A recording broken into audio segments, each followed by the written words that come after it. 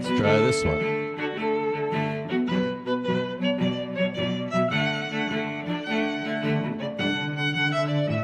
Oh yeah, that one's working. Ooh. Dude, like update days or might be the worst day of the week.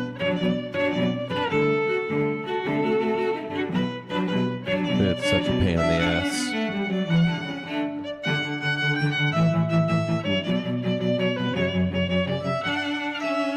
I realize that nothing communicates with each other afterwards. Automatic. There. What's going on out there? How y'all doing? Good morning. Sorry for such a late start. I'm getting a late start. We got a lot to talk about.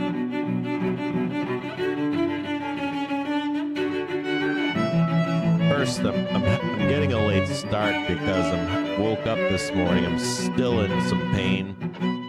Let's start there. Let's start with medical stuff. Hold on. Let's just... I gotta get into the Discord, too. I'm like kicked out of the Discord. I don't even know why that's up right there.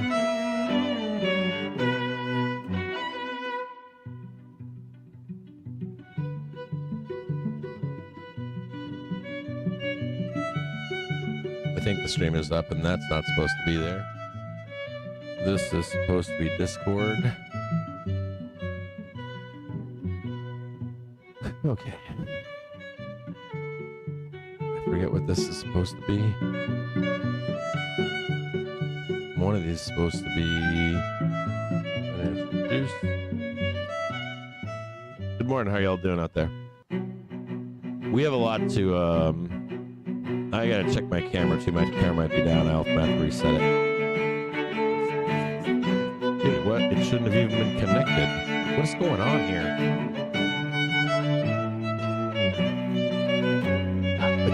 All the communicating stuff on like Streamlabs are whenever I get yeah, look at that, my camera. Hold on here. Now this is down. Let me reset this again. This is like the third, fourth time I've reset this morning.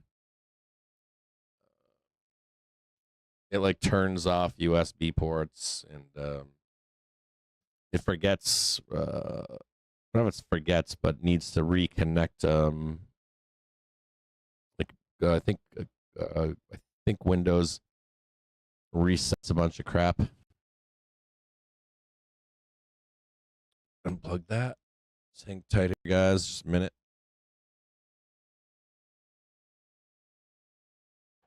If that works. Come on now. Deactivate, activate. Deactivate, activate. Come on. There we go. Oh. We're back. Sweet. We're here. I think we're here. Okay. Good morning out there. How y'all doing? Let's start at the beginning here. Okay. So let's start at square one. I always feel like I'm herding cats. That's okay. It's part of life. So I broke a tooth and didn't know it. And that tooth got infected and I didn't know it. The infection spread to my bone in my jaw and another tooth. And this weekend I broke off a tooth. I didn't even know I had a second one. And it caused severe pain. Pretty bad. Almost unbearable. And I have dental insurance and stuff. So I'm like, I'll just go to my dentist on Monday or whatever. I couldn't get into my dentist. I thought, or I think, or I know that I couldn't get my dentist, but I couldn't get into a dentist in my network, supposedly. So my wife made me an appointment to go to the dentist on Monday morning, and it was cash out of pocket.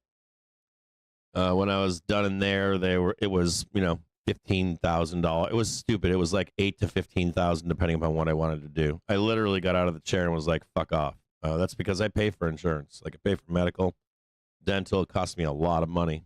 And it's not that I can't afford it. It's that fundamentally, why do I have insurance? I can put my money into the stock market and just use that as a fund to pay for all of my medical bills. So this is absurd, right? So I get out, like literally get out of the chair, freak out, try to find another dentist that will take me quickly. So I get like another appointment, I think on Monday. They cancel it on me in the late afternoon, but they say, don't worry, I think it's Tuesday in the morning or something like that. So I show up there in the morning. They find more damage than expected. So yesterday, I have to go back yesterday in the morning. Had emergency surgery in the morning yesterday.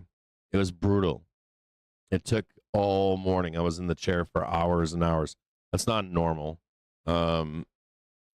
There was more decay than they thought, and it like spread. It like grind out a bunch of stuff in my this side of my mouth right here. Now, normally, if you get a root canal on its own, you might feel some discomfort or the pain should immediately go away. If you have more pain, it means they haven't gotten everything. But there should be some discomfort afterwards. But because of the extensiveness of what they did, I'm feeling it like it's pretty bad. I feel like I got hit in the face with a hammer or something. So it's a little bit worse recovery than I was anticipating or expecting, and more damage than I was expecting. As a matter of fact, my crowns are still not in. They spent so much time doing this repair work that I still have to go back for the actual crowns to be put on in a week or two or something like that. Now, the dentist did mention to me that it could be insurance, like the front desk or whatever. She was like, she was like, this is a lot of money, and your insurance company is covering a lot of money. So we just want to make sure that first payment comes in or whatever. And I'm like, I understand completely. I get it. So that could be a partially why I didn't get the crowns too. She was like, I don't know about that. Maybe it's like they're rescheduling you for next week or whatever. Whatever. It's what it is. So I want to first let you know that when I woke up this morning, I'm in more pain. They told me I wouldn't need any, like, I don't know, Tylenol 3 or anything. I needed it. So I called them late yesterday afternoon and was like, get me a prescription for that stuff. I'm going to take it. They offered it to me twice before, but I don't like taking that shit unless I absolutely need it. So I like denied it on Monday, and then I denied it yesterday. And then they did write me a prescription that I can fill today or something. In the meanwhile, I ended up having some left over because I don't take that stuff. Like I got a prescription, I just throw it in the cupboard. So I did take some yesterday, and I took some this morning when I woke up. Now, I'm not high or anything. I'm in real true pain. So it's working as it's supposed to. But I want you to know that I'm going to be slow today. My voice is kind of fucked up because they put like dental dams in me yesterday. It was so bad. Like I've never had that before. Like they had like a wedge in one side and then a dental dam on the other side. I don't know if you ever had one, but they're brutal. It stretched my mouth out really big. So I apologize to you baseline this morning, okay? That I'm not well. I'm sick. And I'm trying to recover right now from what I just went through. So let's get that out of the way. Okay? So if you aren't aware of what's going on with that, that's where we are with that. We're going to go into PPI today. And I feel like it's hurting cats with PPI. Or I only want to remember what I want to remember. A lot of that too. And then a lot of projection about PPI and what it means. So they're like literally this morning, there's rewriting of what's going on again. And I don't know how these guys deal with this stuff. The people that actually understand this stuff, they must just like shake their head and walk away. Because it's bizarre. Some of the takes on this shit. And then it like sets a zeitgeist and it's not true. And then they forget the hindsight stuff that was already known. That's even more weird. And then there's some new information that doesn't project into what they're projecting it into. Does that make any sense? If it doesn't, I'll explain it more to you in a little bit. Now, as far as price action goes, we have a little bit of that going on this morning too. And I want to like rewind a little bit here because of how important I thought it was to explain this yesterday and on Monday.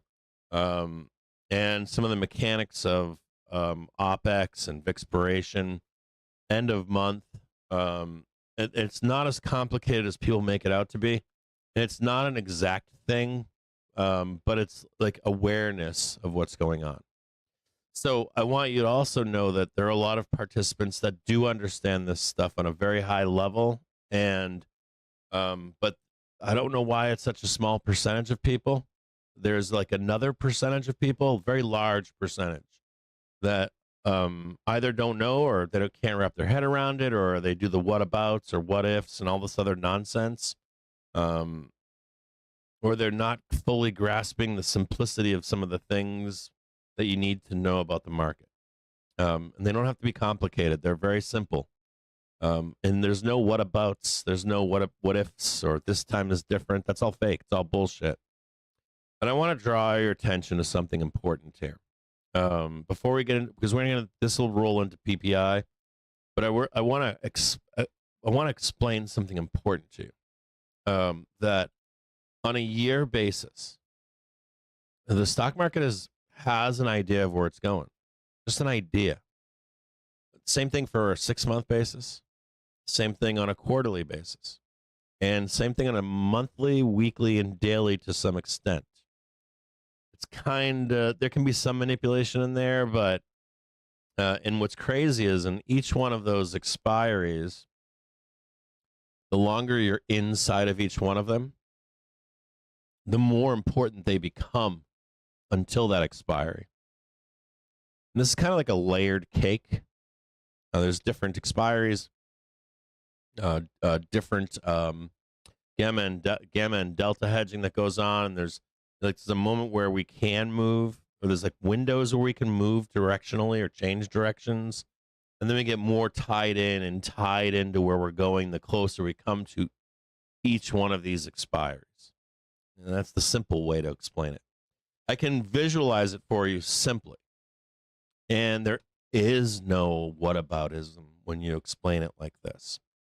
So if you were to just simply, let me see if I can show this over here. We're going to get into this deep today. And there's a lot of people that already know this. They don't need me to tell them that. There's like literally people who watch the show, like 70% of them are like, oh God, we got to go over this again. And that's okay because this show isn't really geared towards them. This show is geared towards you, the trader that always loses, or the trader that doesn't understand the market in a very basic, simple way, so that you can make money in the market. Like ultimately, we're all here to make money in the stock market. And what the biggest thing that I find is that people disregard or don't have simple things to invest and trade with that are consistently have an edge. Like they have an edge. We don't talk about anything in this show that doesn't have either some kind of an edge or a second, third order tool that helps you come to that same decision on the edge kind of stuff. So we turn this off really quick. And we're going to go back in time. And we're going to look at, go back down here. This is kind of like a teaching day. It's not fully a teaching day, but we need to cover this sometimes. Like I always forget that we don't cover this. Like you cover something repetitively, and then you're like, we've covered that for 3 straight months. But then you don't cover it for a year or 2, or 6 months or something, and there's new people here, and you kind of have to get everybody same page. There is no what ifs about this stuff. This stuff is like in stone, and I want to explain some of this to you. So bear with me if you've been in the market forever or whatever, but sometimes this can even help those people. You know, this is 2000. This is the COVID crash, and I remember when this was going on. I remember sitting in. I think Bill Ackman was like credited with like God Save the Universe or whatever. That was false. Not only that, leading up into the drop in COVID, I think this was like a day or two after an NBA game or something. Um, but the weeks leading up to the drop, it was already known that we were going to dump. It was already known that the country was going to close. I had already spent weeks taking my kids out of school. Most of the kids stayed in school. I was the very small percentage of that school removing my children. As a matter of fact, um, what is it? SPS or something? Like Child Protective Services was called on me. That's not kidding. I had to be interviewed by the state of Michigan because I was removing my kids from school, and school thought I was fucking batty or someone. I don't know who turned me in or whatever. And within like weeks, school was then shut down. They were homeschooling. I was already in a homeschool with the kids at that point. I actually got an apologies from the school sent to me. We didn't know. We're sorry. Now, what the masses do or whatever doesn't really matter. But this was already known before we got there, and we didn't crash. Why didn't we crash? Because we hadn't had our OPEX and expiration yet. The market was so wound up that it was destined to go where it was going to go in February based on trades way back here. And the market was going to get their print come hell or high water, even COVID. And there was a window in here where the market's dynamics could change. New bets on the market, right? And the market was able to unwind and change direction, but not until that time period. It wasn't shaken here. It wasn't shaken here either. And those are important things to remember when you come into these OPEX cycles, whether they're monthlies or quarterlies. At some point, they get so wound up, there's nothing you're going to do to change the outcome. Then you hear people say unwinding, right? Or window of weakness, window of movement, whatever that may be. There are those windows for these trends to change, but the market becomes locked into where it's going. If you think that PPI or CPI is going to change the outcome of the fucking market when COVID didn't, do you understand where I'm going with this? You look like a fucking lunatic. This time is not different. You understand? If COVID was one of the last big ones. Now, there are things that can change some of this stuff briefly. Unknowns, like terrorist attack, war, that's really unknown, like nobody knew. You should think about the banks, not in a conspiratorial way, but you should think about the banks like the CIA.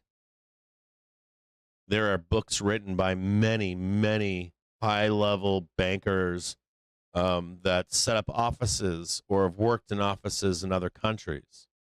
Like Goldman Sachs will try to keep an office in a war-torn country. You might not believe that, but they do.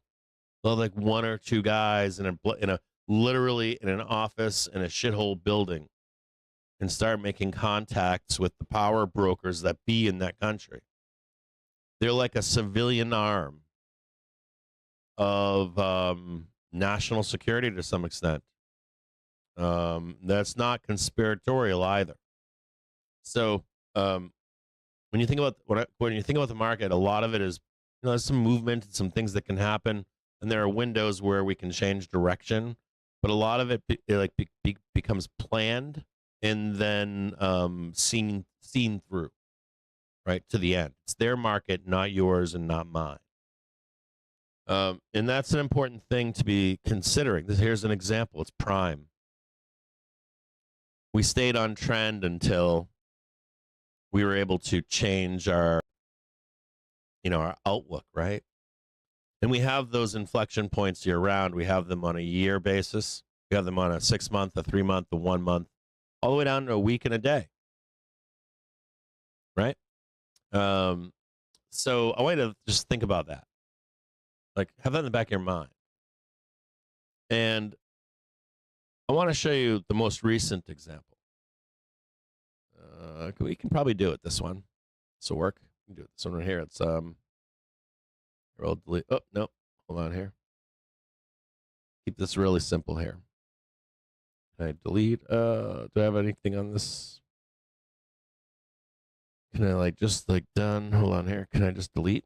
I'm not really familiar with this kind of stuff here, so I apologize. I don't use Webull for too much.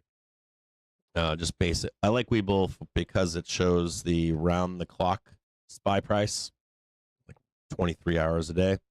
So we're going to go back here, and I'm going to show you the most recent example. It's fairly easy to see. And this in particular is a good one to look at. This is hold on here. I'm the wrong one here. Way wrong place. Come on now, get over there. Okay. So this is actually as clean as it comes. I mean, I don't know how much cleaner it can be. Now I'm not going to look up the exact dates. I have done that here in the past. This is actually where it is, right here, right there. I'm not going to give you the exact dates of when this stuff went on. You can do this on your own. Sorry if my speech slurs. I apologize. Probably after effects of coding and shit. And I'm fully fine, functional, and 100% or whatever. My brain is fine. So this is this year. And we're coming into expected seasonal weakness in about mid-February. In some years, we can extend bull or price. We want that price. We have not that price, but let's say it's this price. And let's say we're down here, so we extend a little bit to get there, maybe like mid-March or something. Like the expectations, right? And every time we come into we kind of see potential seasonal weakness, sometimes we keep going higher, right? Extension in March, but it doesn't matter. We still go down there and do that, don't we? Sometimes it's early. Start rolling early if we hit a price that we need. Sorry. Or we come into an OPEX in a prior month and we get a little bit more bearish than we expected early, right? Maybe we have COVID earlier, where it really matters, earlier to everybody. But the greater point here is that each quarter, each month, there are opportunities for trend change in the market. And we normally stay in some kind of a tractor beam on quarter, on month, closer we get to the end of it. And then the last week or so of that month or quarter, and possibly even the week after, there's a window of weakness. That normally coincides around OPEX, or excuse me, expiration OPEX, then month end. And the new month flows in the first week of the next month or quarter. Okay? So if we're in a downtrend, let's say we're in this downtrend here, you'll see an attempt from the market at OPEX. If we're now in this case, we're in a downtrend, right? That last or that coming into that monthly or quarterly OPEX in a downtrend, you'll see price go up normally, or finally capitulate. There's that outcome too, but normally you'll see capitulation, then an attempt to break that downtrend, even if it fails. Okay, and they'll do it again, even if it fails, and they'll do it again, even if it fails. And what they're trying to do here is find out if we're going to, in that window of weakness or movement, or window of strength in this case, be able to break out of trend enough to change sentiment and the landscape of the options market, basically. Change sentiment, real money selling, real money buying, and then also hey, we're going to break out and start going higher. Let's start buying calls, in this case at least. When you can't break out enough, you get sucked back in and down. And some of you have been around here for a long time, so you know for sure that I've sat here in these time periods and said, let's just see if we break out. Let's just see if we break out. Let's just see if we break out. Hey, Cap, what are you looking for? Well, I'm looking for this to happen really fast. I'm looking for new highs and higher lows. And I'm looking for a little bit more like price action, in this case, up to escape that trend. Okay? And of course, along the way, you've got targets, right? You got like known major supports all the way down, right? And you can actually see the breakout in a way here. And you can see what the trend has been since then. Right? You can see it right here. It's clear as day. So, I'm not really a fan of traditional charting, but I like to know it. And I like to know where we're at with traditional charting. I like to know where trend is, that kind of stuff.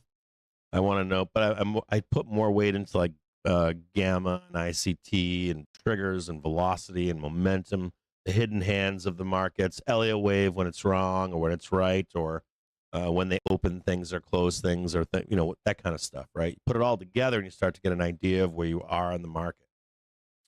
And you have to be kind of aware of this stuff. So let's just look here. You've got this big, huge, major trend right here, right? That's kind of obvious to see, right? Not too, kind of obvious, right? Now, if you're looking at this major trend, and you're looking for like, hey, top of the market's in, you're kind of looking for, price to go down here, like that, kind of like that, right? We got a new trend, don't we? Right, convincingly going this way now. Make sense? And you get these opportunities to do that at different points. You had an opportunity here on the 23rd of May. Another opportunity here on the 24th of June. Interesting, right? You have another opportunity here on August 1st. Notice how these things kind of coincide with like end of month, beginning of month, right? Just going to make sure we're not going to change over here. It's the easiest way to explain it, right? Are we done here? We're going to start fading this. Done here, start fading that, You kind of need to see that to begin to entertain that trend change. Same thing applies here.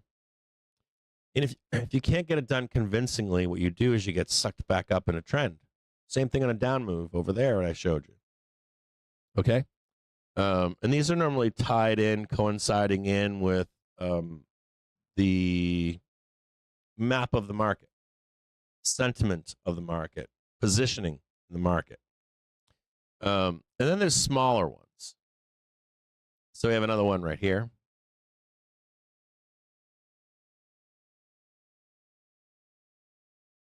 You got another trend right in here. A couple things we can look at here, but you got that one right there, right? Trying to tell you no. Hold on here. You got another bigger one, though, from down here, right? Big, giant trend over here, right? Big, major trend or whatever.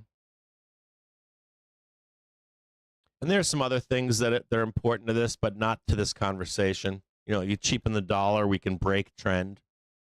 People will be like, this trend line's been going back since like 1901. And you're like, yeah, why? It's going to crash, bro. And it breaks above, and they go, why?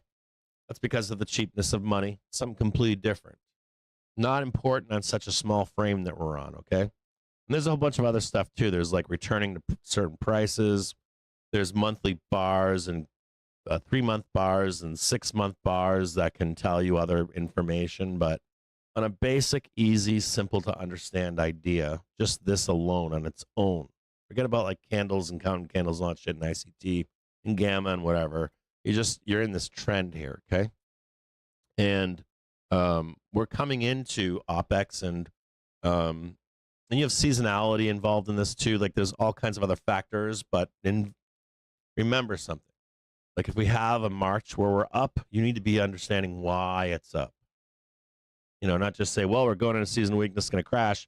Then you get market goes vertical on you, and you're like, well, why is that happening? Why didn't you see that? And you do see it. And this is one of the ways that you can tell if that's going to happen. So let's say you're like, we come into seasonal weakness in February, mid-February, and then we go vertical in March 30th. Like, hey, we're heading into seasonal weakness. We should roll, or there's a window to roll in mid-February. But we don't know yet if we're going to. That's the key thing, right? Are we breaking that monthly trend? Are you breaking that quarterly trend? Matter. And can they get it done in this window? Up or down doesn't matter. So let's just look at this really quick here, okay? We've got I want you to look at this like look at this like melt up, then you finally get the dump. Right? You come into like VIXI OPEX month end. They're either going to try to hammer this then, or then. There's going to be an attempt. It's hard to know when that happens, but we know that until those dates, it's likely to not happen. And even if it does, before those dates, it's likely going to get sucked back up. Like it's not going to break. So you have like volatility within trend. Okay? But you can't unwind from it fully until you hit normally these dates. So let's look at this trend right here. It's an intramonth trend, right? We go all the way down. We didn't break trend, did we? We talked about this when it happened. We said that looks like top. We don't know if it's the all-time high or not. We haven't found out yet, right? We go down here, and we're looking for this door to be open. We had an opportunity to do it that Friday. We had an opportunity to do it that Monday, and it didn't happen, did it? And that was a key sign that the market was not done going up, and there's potentially new all-time highs ahead. Why, though? It could be just a quarterly thing. It could be that they're taking profit up here, and this is a larger version of distribution.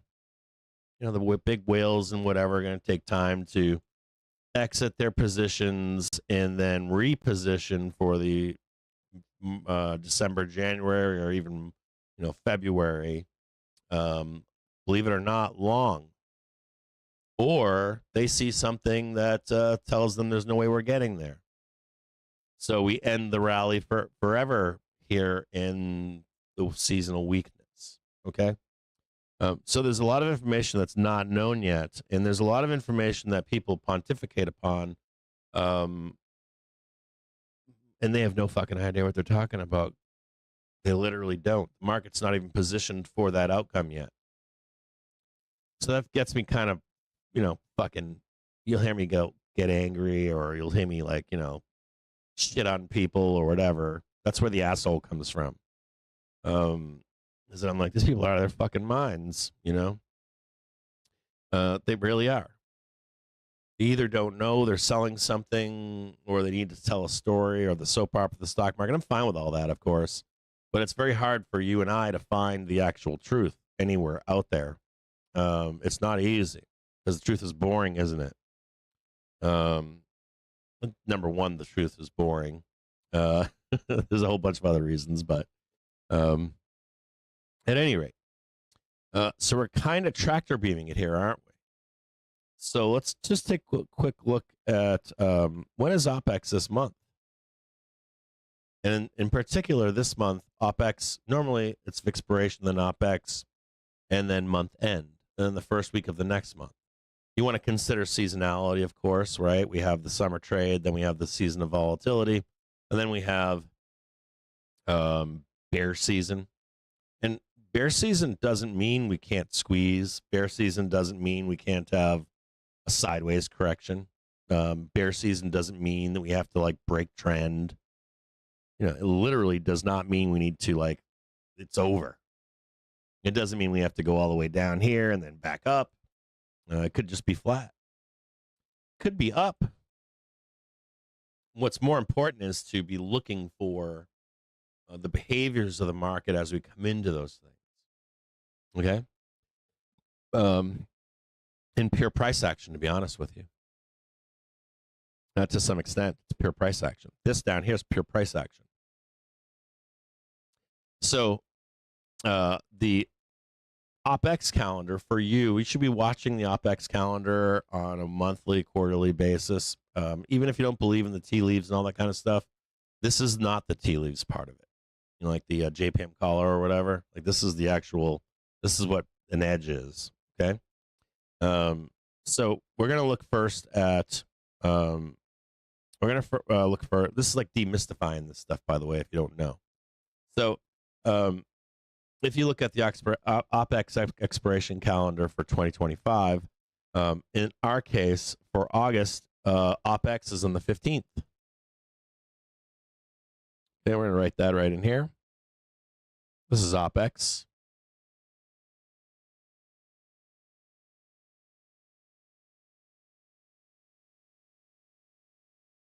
This isn't any kind of like, this is how you get crystal ball. There's no real true crystal ball. There really isn't. There's nothing mystical about this stuff. A lot of people will complicate it, overcomplicate it. There's a guy out there, Vol Signals, that I really appreciate because he's a very smart guy, right? If you like listen to him, he can explain every little detail about market. And then he was honest we interviewed him here on the show, and one of the most honest things he could have said was, I can explain all these outcomes and why we should go here right now, but then some guy can come in and put a condor in the market and hold it up. It was beautiful, to hear that. So when you're a new trader or a trader that's dumb or a trader that's, I don't know, whatever, you're just a retailer or whatever, and you're like, I don't fucking understand what any of these guys are saying. Just note that, they might even know it all and could be wrong. You know what I mean? So you need to find like the way to simplify it and use it to your advantage for an edge in the market. That really is what matters. So we have a window of what here? We have a window of movement that begins right around the 15th. Now, if you speak like a Vol guy, if you speak like Vol Wiz, like Scott or something, he probably knows or more of the mechanics of this stuff than I want to spend time with you on. Like, hey, we have a better chance of probably unwinding on Vixpiration than OPEX, and Vixie is in reverse this year, so we're kind of fucked. We get tied into past OPEX to Vixie, or it might dump on Vixie or on OPEX. But you want to know for sure that there's the window that's coming, right? And the closer that we get to these dates, the more locked in we are on a price or a direction or a trend. And in our case, we're in an uptrend, aren't we? And now I want you to think about that, right? If you've got these potential unwinds, let's look at the Vixie calendar. It's next Friday. I already know it, but I want you at home to look for a Vixpiration calendar.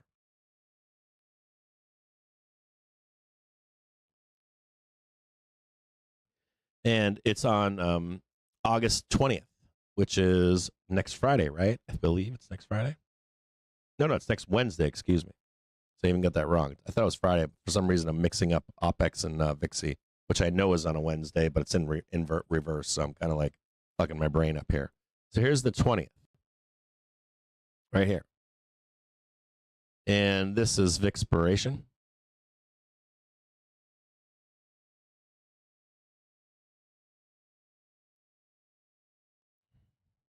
Right. And then we've got month end over here.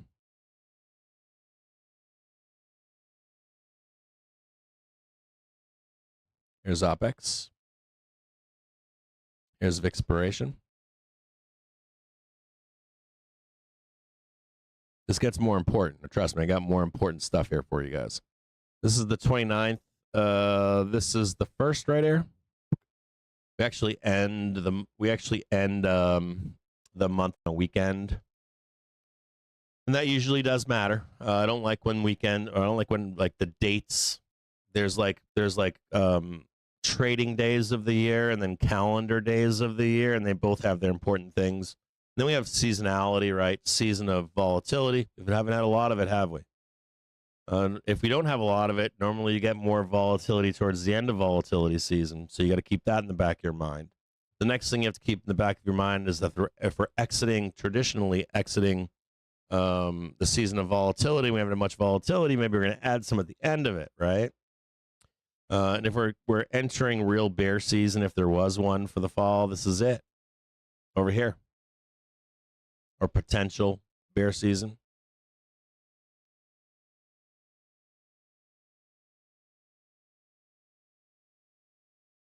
But again, we don't know, right?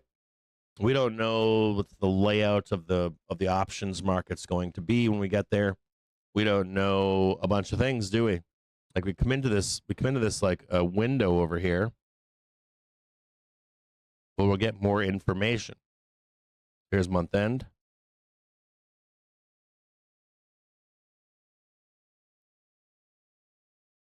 Over here. And we can extrapolate some things, can't we?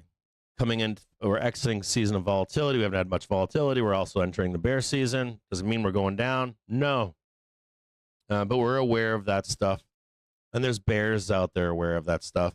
And as we get closer to this OPEX, the ability for us to have more movement increases. Even below. We can literally unclench right now. Wham. In OPEX, believe it or not. And that let's say we unclench OPEX, right? Straight down, but we hold it. And then all of a sudden we're blasting up over here. Like that was your chance. You know?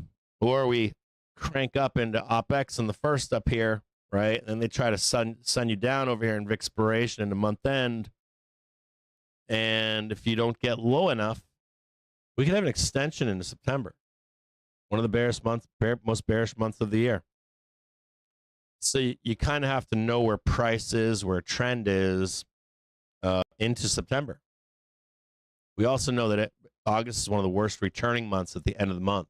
Like the closing price for the month, it's not bearish, but it's not bullish either. It's very it's very much like a neutral month. So you're kind of anticipating some kind of a giving back most of August at some point too, right? You don't want to forget these things. So we're already saying this is potential and possibility and all that kind of stuff, but price action still matters. If you're breaking down and underneath into month end, that's a little bit better right there, right? Hey, or maybe we're breaking free of this trend up here. That's good. I like that. All right, let's go up there and go down there into, October. Awesome. But I'm telling you, you can't predict this until the price shows you the way. And that's another reason why we say, you want to be selling like the hourly trigger, the daily trigger, that kind of stuff, only when it happens, improves itself, right? You break below these supports, you start making new lows, use triggers and velocity. Hey, are we waning in velocity? All the seasonality stuff, trend stuff, what we're locked into and not locked into, and that kind of stuff. So, as a base case, we already know that we're heading into volatility. You don't have to. Doesn't take a rocket scientist to know this. If we were in a downtrend right now, you would expect an attempt to go higher. If this wasn't a downtrend, or down, down, down, as we come into this stuff over here, you would expect an attempt to break out from that trend. And I think that's the easiest way to simplify it, that between like now and end of month, maybe the first week, because we are in an uptrend, you're going to expect an attempt to change trend to the downside because we're in an uptrend. Now remember that we are kind of locked in over here. And there's some other fascinating stuff. You have over the course of quarters and months, traders, investors that place a bet on where the market's going to go. And we have dealers that want to, or the idea is that they facilitate that, what the market wants, right? Now, along the way, those dealers simplified. They will chase you as long as they have to. But once they're done or you're done, they will stop chasing you and they will literally counter trade your ass to get neutral. They don't mind getting priced to where you think or want it to go, but not before getting neutral and likely along the way destroying that chain. However possible. And I always call it like the dangling sausage, like from the Game of Thrones stuff. Hey, bro, we're going right here. You're all betting we're going right here. And so what they need to do is like, and you're betting on it, so they murder your options. And they're going to try to murder them as best they possibly can. And along the way, there's two other things going on. They need like another round of bag holders. So they need you to roll even higher than what they promised you over here. They promised you this. They need you to actually roll higher than this. They need to murder all those options and then hit that target when they're dead. Last possible moment. Last possible moment. And you need to have rolled higher. And there are moments where they trigger that buying. Whenever we're like up here, you'll see people rolling calls, in this case, higher. If you look at a gamma map, a net gamma map for SPX right now, there's a little bit of growth on 6,600. Not a ton, but there's some. And we're coming in a seasonality where you're not looking for that to happen. You're looking for people to like rein in their expectations, not roll to 6,600, flatten us out, and roll us down. So you're paying attention to the options chains, sentiment. Does this market still have legs or not? Does it not? What's the zeitgeist on that? That sentiment is important. And some hard data is important in this too, as new trades come into the market after OPEX, after quarterly OPEX, not in this case, and then of course new month flows and that kind of stuff. There's a bunch of different mechanics in this stuff that you don't have to really pay attention to. You just can watch pure price action. Just to be aware that we're entering volatility, and price action will tell you more than you need to know, or as much as you need to know, believe it or not. Just kind of like this down here. The moment that in and unlocked that, the way was higher. And I want you to think about that. We didn't lose it here, did we? So if that's the case, then the way is higher, right? Here's the prior high. Here's the other high. And when we came up here yesterday, I said something important to you, I think yesterday or on Monday, which was we're likely in some kind of a distribution for the moment here. And when we come up here and hit this high, right, we've got a new all-time high in the market. So there's likely some kind of a distribution pattern that we're going to be in. And we just need like 640, basically 640 to hold. I think right now I've got 637 and some change or whatever, but and what you'll see is it's like a jump point. Wham, wham, wham. And then some kind of a fade. Now, this fade could happen on OPEX. It could happen this could be pushed out, to where you're like wham, wham, wham, and then the fade. Or it could be, believe it or not, all the way over in month end. Kid you not. And then wham. And then from there, we just wait and see. And there's a moment here where you can just write some simple rules for yourself. As we approach OPEX, I think I already told you this on the 15th. I said to you on the 15th to the 17th, right? I think I said the 17th. But this weekend here in particular, I think I said the 17th, which is right in here. Like as you approach this, you start going risk off. It doesn't matter, especially if you get the price. Like if you nail the price up here or something, you're risk off. You did what you needed to do. You just go risk off, and doesn't matter if it trades sideways. Doesn't matter if you get an extra one. I don't care. You're just waiting for that eventual unwind, whatever that unwind is, whether it's huge or small, doesn't matter. You're like Johnny on the spot after this, waiting for that drop. Make sense? And remember, we're kind of tied in here. And remember that they've been promising that 6,500 print. And remember, you got to think about the future. So if that doesn't always have to happen, but you kind of want to see like, hey, there's 6520 on SPX. Even if we go all the way down there, because what it's telling you is the end of the year, we're going to be higher, right? Like inflection points. What's happening on those inflection points tells you a story later on. Make sense?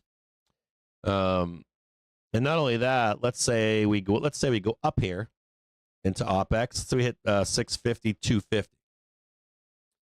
And that begins to get people to roll their calls to 6,600 to where it's the most prominent gamma bar. And let's say we come down here and we don't lose trend. Now you have your seasonal correction, trading sideways. We haven't lost trend. You hit that high up there, get that melt up into, end of September, end of October, or end of November, even January 1st. We don't have to wait for February, right? And then we get a big bloodbath the first part of the year. So seasonality plays into this, but price does too, along the way. Okay? So, in particular, right now, it's important for you to realize that we're entering or in volatility season. We haven't encountered any. We have official start of bear seasons here, first week of September. And if we get the price that we want, you're kind of looking for risk off. I'm looking for risk off. The closer we get to OPEX, that's 2 days, right? Vixpiration. If we can get those prices, I'm looking to get out of market and look for a low or not to buy. We start blasting down here and don't show a new high, right? We fill that new high right there. We start going down. I ain't buying that. Just let it do its thing. Come back in, buy it over there. If we come back here, get the new high and start going higher, what about that season weakness cap? Fuck you. I'm going to take that long. We're out of here. It wouldn't be here. It'd be like farther. It'd be over here. But you get the gist, right? The price action or the gist of all of this. So let's think about where we are right now. I've had a cool comment. I think Tippy said it earlier today. Like we're pinned. He's kind of right. It depends on how you look at it. We are pinned in. You could say that we're not pinned into. You could say that we have a tractor beam high, or at least in the OPEX, probably more than likely. Trying to hit a target up here. We could literally bloodbath down. I kid you not. We could like jackknife down here and still swoop all the way up here, and it'd be normal. Normal. We could grind all the way over here, hit this. Normal. We could fade all this, swoop down here, and then finally hit the target. All we know is there's this target higher. Okay? In the market, and so far where we are, we haven't lost time yet. We haven't lost sentiment yet. We haven't lost gamma yet. And that gamma hasn't died yet. We haven't seen major like doom gamma or put gamma, real money selling any of that stuff yet. We know that already that this money, it's like people taking money up here, right? We also know that we're looking lower as time passes, right? So it's like all these different variables as we continue on and up and whatever. So let's just take a look at this really quick. We're going to look at something else now. So just price, like what's crazy too is, let's look at yesterday. So yesterday, I plotted this for you, this down move. I moved this over. It was actually a perfect tick almost. It was like right over there. And we were on this low yesterday. we were on this low right here. And as we came up into, we don't want any hindsight trading around it. We want to like look at this stuff. So like we blasted up into the close, and I was like, yeah, you could probably short this here. I was like, I wouldn't buy puts. I was like, we're going to go down, but I don't know if we're going to go down and recover before we get to 930 or not. It's not guaranteed. I couldn't put an edge to it. So the first thing, well, my first concern was we would go up here, right? Slam down overnight, then come into like 8:30, and the market would just whipsaw up before we got to the cash market open. So when I thought about this yesterday, I thought to myself, well, probably the trade with the edge for me was short the overnight with futures into this event. I didn't like puts because I didn't have an edge on being able to close them in cash market. How many times have you bought a call or a put and you get to, like 9 a.m. or something, like it's like, I don't know, it's mooning right before 9 a.m., right? And you're like, fuck, right? And then it's back up again in cash market, and you're like, God damn it, that sucks, right? Same thing in the inverse here.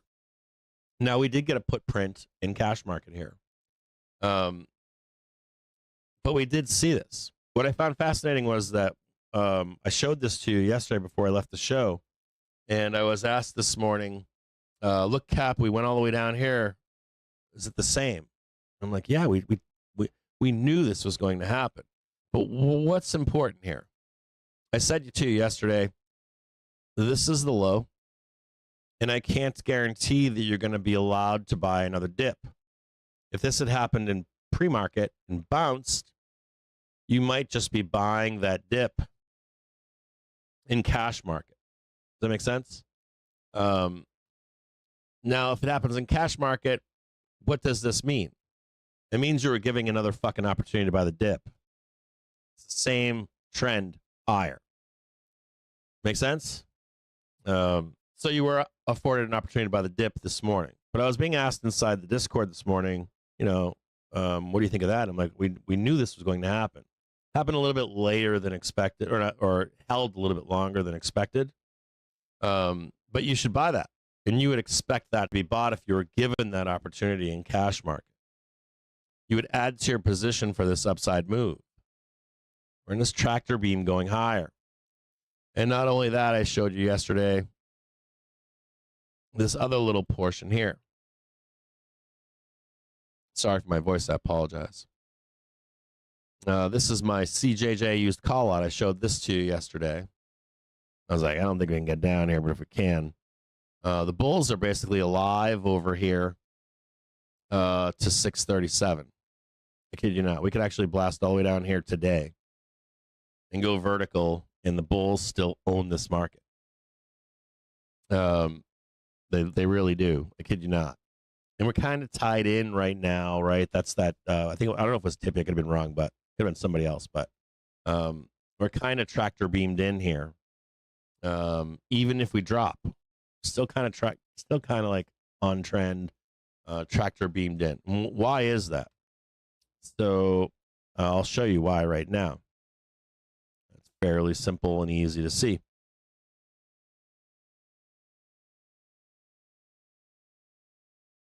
Tighter.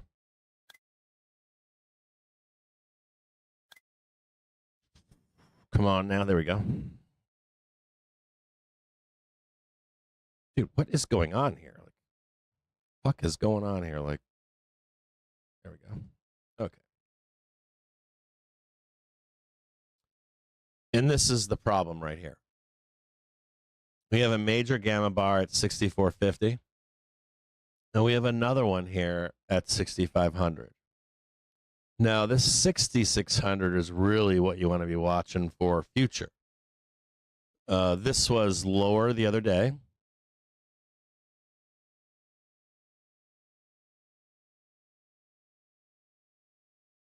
And this was lower. But because of where we are in OPEX, people are adding these in the money calls. So they're growing. This was as high as it is here the other day, but it's not growing. So this is growing, this is not. Okay? This is very common price action, gamma action into the end of these OPEX cycles to see this and the way that they're moving and stuff like that. You want to be paying very close attention to as we get closer to OPEX and month end. Are people roll? Are we getting high enough price for people to roll into 6,600 or not? And as this gamma comes off, this becomes more prominent. You might even see this one go up a little bit over here, right? You start to get some more prominence in this stuff over here. This stuff goes away, and all of a sudden, you've got extension on market. If you don't see that happen, you can kind of begin to think that we might begin to roll. And you're looking at seasonality to roll or whatever, and you start to see maybe these bars get bigger, right? Bigger and bigger and bigger. People are turning to the downside. So right now, the important one for you to be remembering here is 6450 and 6500. And dealers will print that stuff. They just don't want to. They won't print it if you're not rolling higher for a new bag holder, i.e. 6600, or if your sentiment shifts over the next monthly OPEX or quarterly OPEX, depending on where we're at. And then also, they will print like this one right here, the 6450, if we're not rolling higher, and only when it's worthless. You're either going to get that like at 4 p.m. on OPEX, the Monday after OPEX at 9:30 a.m. I kid you not, or like the last day of the month, or like the first day of the next month. All right, so like all your shit expires worthless. How many? This is like when you hear traders say like, "Oh God, I bought this and I opened that. I opened this, or I bought this, or I sold that." It doesn't matter what you're doing. Buying, selling, and opening doesn't matter. And it hit my target like at the last minute of expiry day, or hit my target one day after, or the moment my shit died, it started going up or down again. Right? It's a trader adage, right? And that's because everybody's in the same shit, right? And dealers are counter trading you all the way. You might be like, you're up for a little bit and you're down, unless it's like event or event driven, something event driven that doesn't outside the expected move range or range move or something like that. That's why you can actually beat that stuff. Binary events, even if it's only temporary to get the print that you want, even though it comes back in line with the actual trend later. Okay. So let's look at a couple other things here. We'll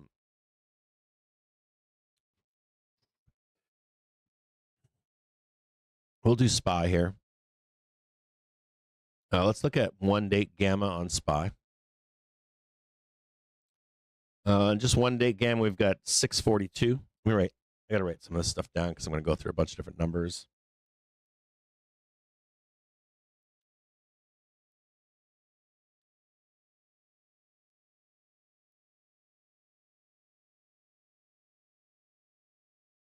So 642 is the primary bar here for today. Okay. On the upside, 644. So 642, 644, not a lot of movement, right?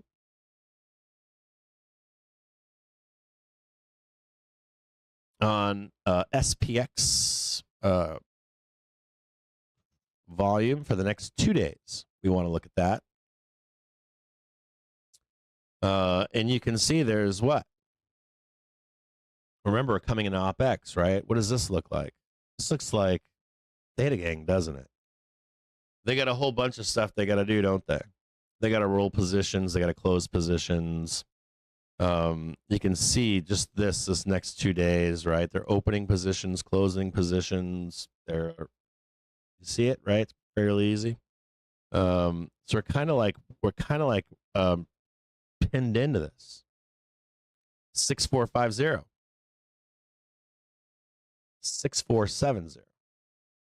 Now let's say these positions are closed, or the gamma doesn't matter anymore. The gamma is dying, right? Your option is going home to die on what? expires. Expiration's a VIX expiry, right? OPEX is an option expiry, end of month. You ever notice when people are putting on trades, they're like, yeah, I'm going to do it for 3 months from now on OPEX, or I'm going to take this trade for a month. When is it dated for? Month end. If you ever go to an options calendar, when they open up new options, they normally open them up slowly over time and interest in those options and dates and expiries and stuff, right? And they normally open options farther out in time for when? On quarterlies, monthlies, right? Normally on OPEX and end of month. And then they expand those offerings as more interest and it comes closer in time. So you also see a lot of trades around round numbers, either 5 or 0. And you see a lot of the heavyweights, the banks, right? Placing trades farther out in time on these 0s and 5s and on these important dates. When a dealer no longer has to hedge that bet, they can send price there, can't they? Right? Market wants us to go to fucking 6,500. Okay. Do I want to pay those fucking assholes? No. I'll get us there at price, but not before annihilating this options chain before we get there. Does that make sense? Maybe a little bit. So you've got 6450 and 6470. And this is SPX. I should have done SPY, but let's check SPY really quick. Right. We also have in SPY the Condor spread is 645 and 643.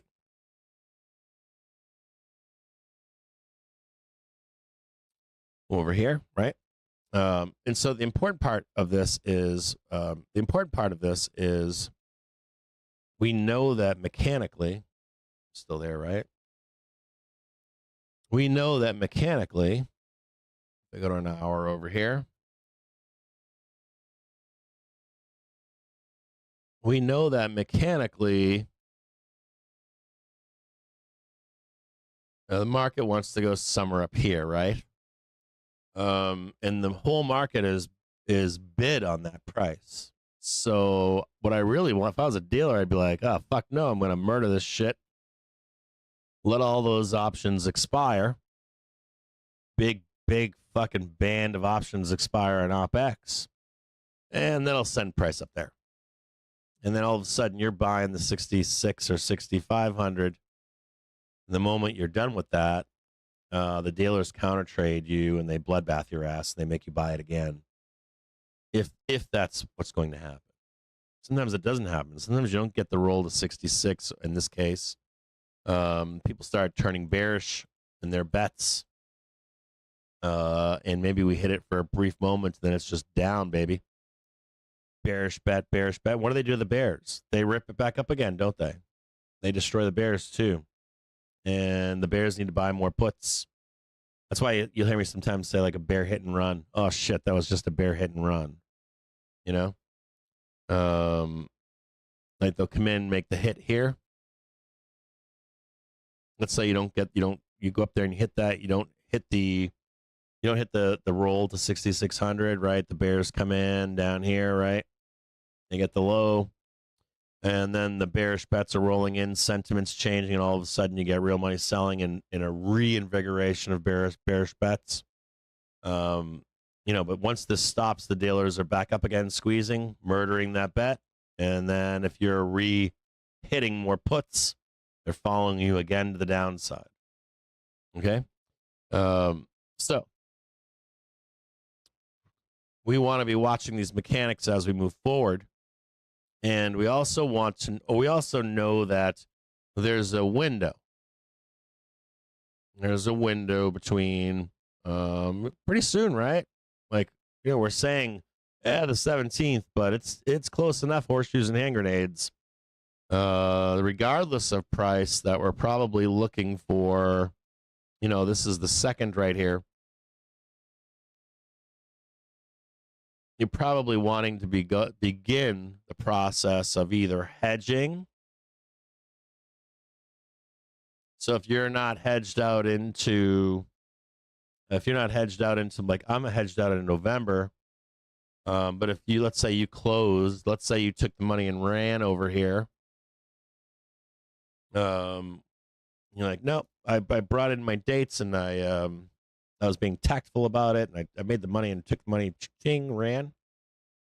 If you're no longer hedged and you want to be, it's a good place to be.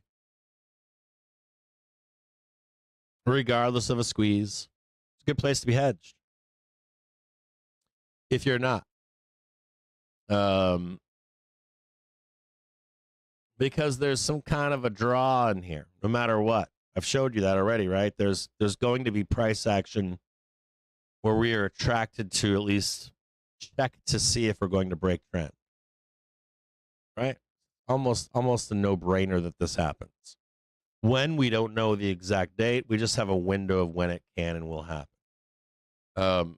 So you want to be hedged in here. If you're not hedged, you don't have to be. If you're like, if you're long the market from the fucking bottom, or if you have no skin in the game, hedging is not something intended to make you money either. It costs money to hedge. Let's say we do something where we go up here and we bounce around the daily, start going higher. You have to have a way to be making money on another outcome. That's why hedges cost money. Your underlying would print that in wash price of that hedge, or if you're getting long in here, you can like have a hedge on and go long. You can do both. You can have puts and calls on. You can sell calls and sell puts. You don't have to do just one or the other. Like the whole bull bear thing is bullshit. Hold on here.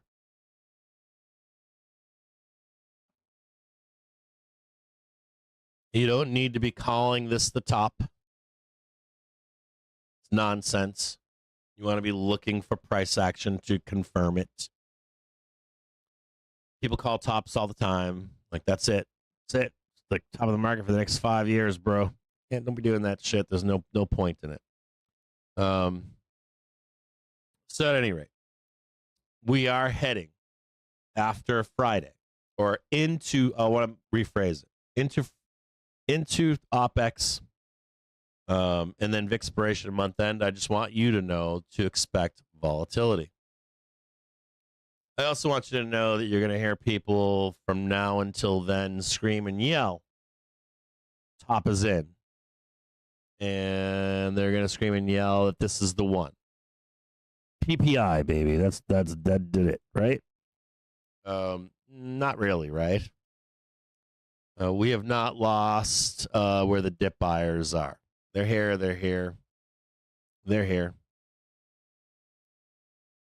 There's a little bit of door unlocking down below here, but we didn't unlock the below 21 yet. The 17 one hasn't been unlocked. This one right here has not been unlocked yet, but sorry about that. I don't know what I just did there. What the fuck I just did there. Hold on. Like moving shit around. I mean, I know what I did, but so we're not quite there yet on losing trend. What you want to be focused on is, where are we? Right? If this is support, we're in an uptrend. Make sense? So you're just trying to buy dips until we either hit the target price we want, or we go into a downtrend. Start unlocking doors to the downside. You're then hitting your stops, and you're becoming bearish, and taking more bearish trades. Right? Make sense? So we're not quite there yet, are we?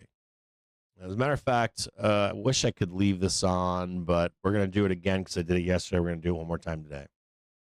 So let's look at SPY here for where we are. And we're just going to do this again together. And we're going to look at just a monthly basis here.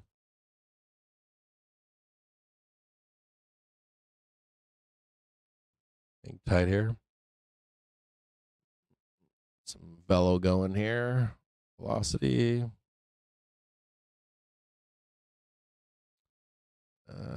right there. Premium discount.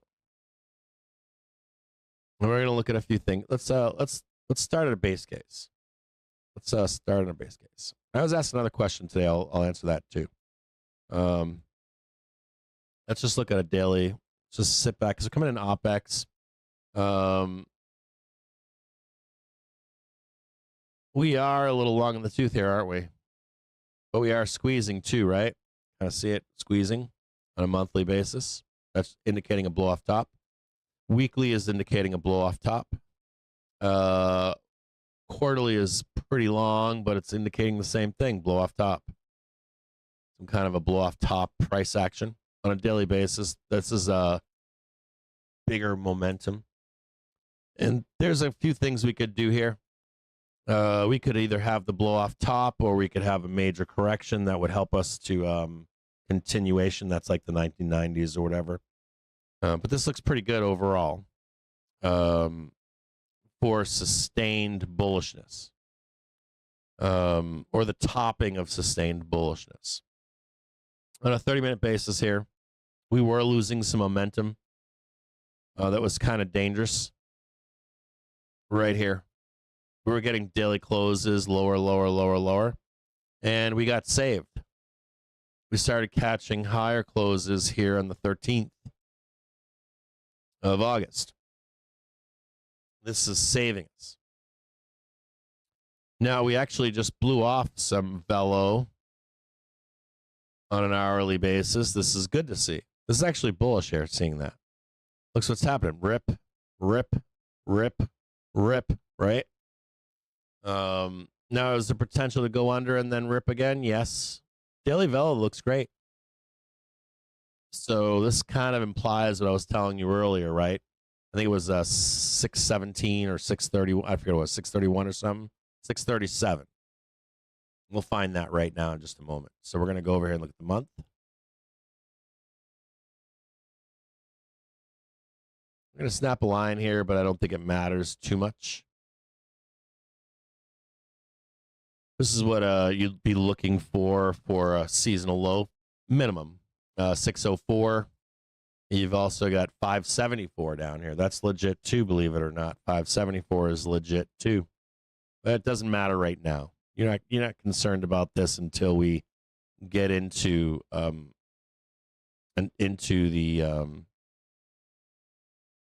potential unwind.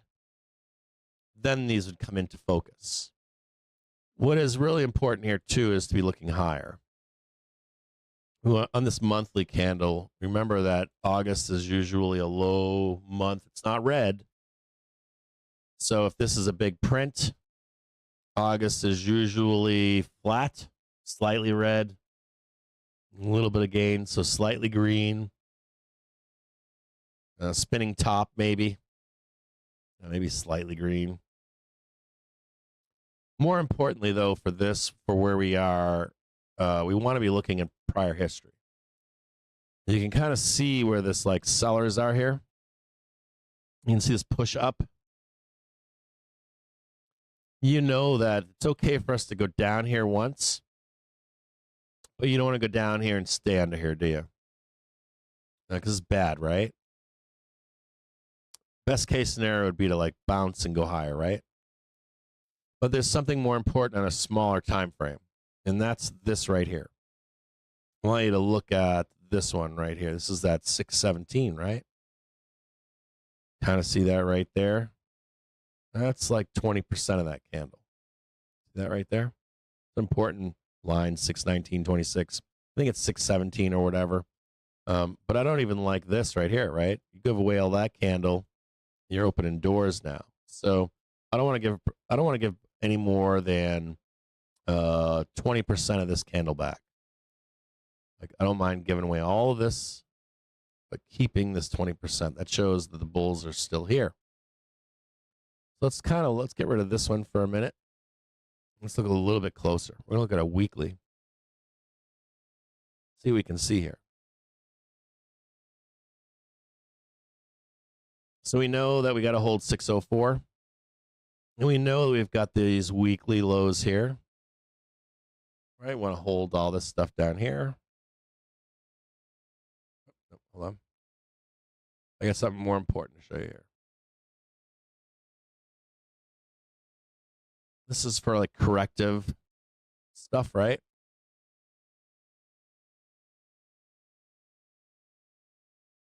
But more importantly, right where we are, heading into OPEX, heading into expiration, we're heading into month end. Like, what's more important than that? On a weekly basis. There's a story being told here, right? No, right? All of a sudden, yes. Okay, that's important. We know that we're coming into a window of weakness or a window of movement, up or down. We know, too, that this is important. We know the bulls are alive above this. We know this is important, too, don't we? We know that the sellers are telling you the way is lower here. We know the buyers are telling you no, it's higher. And right now, the pain trade is on, isn't it? Right? If you backtest this and hold it, there's going to be more fucking pain. These buyers were right, and these sellers were wrong. Or maybe the sellers were right. Up here, we get underneath here, and that opens the door to the downside, doesn't it?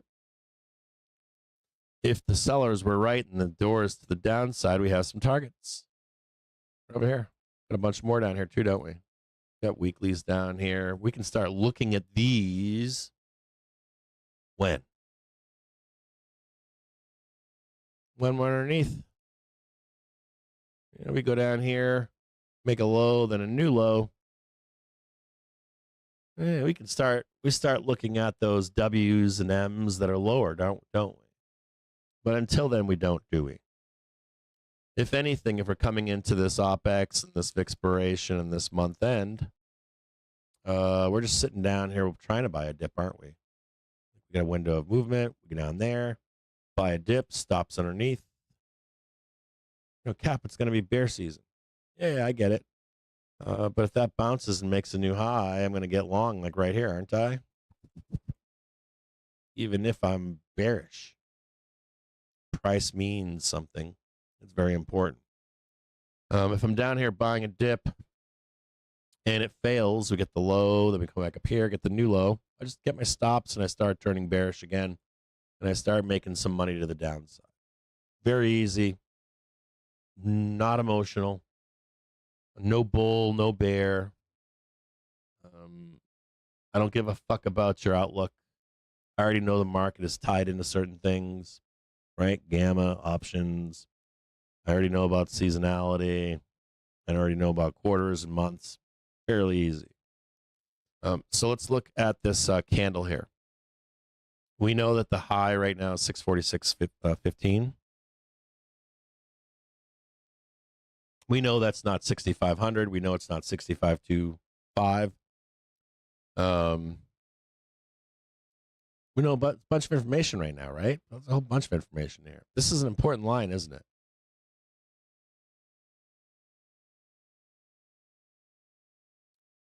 So we're going to now go to a daily basis. We're going to take a peek in here. Fairly easy to see, right? No, yes, oh yeah, baby. We already know that you're going to get some selling price pressure over here. We already know that we're going to slam up, and then look for where the buyers are. Well, where are these? Who are these fucking guys? The fucking guys sent us all up here. I want to be with those guys over there. Those guys made that market move. They're trying to get prints. They're trying to make money up here. So where are they? I don't know. Well, supposedly they're down here. Supposedly they're right here. We got this one right here.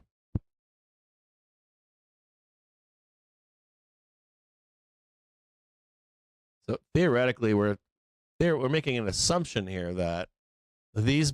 Sorry about that. We're making an assumption here that this group of buyers is right here.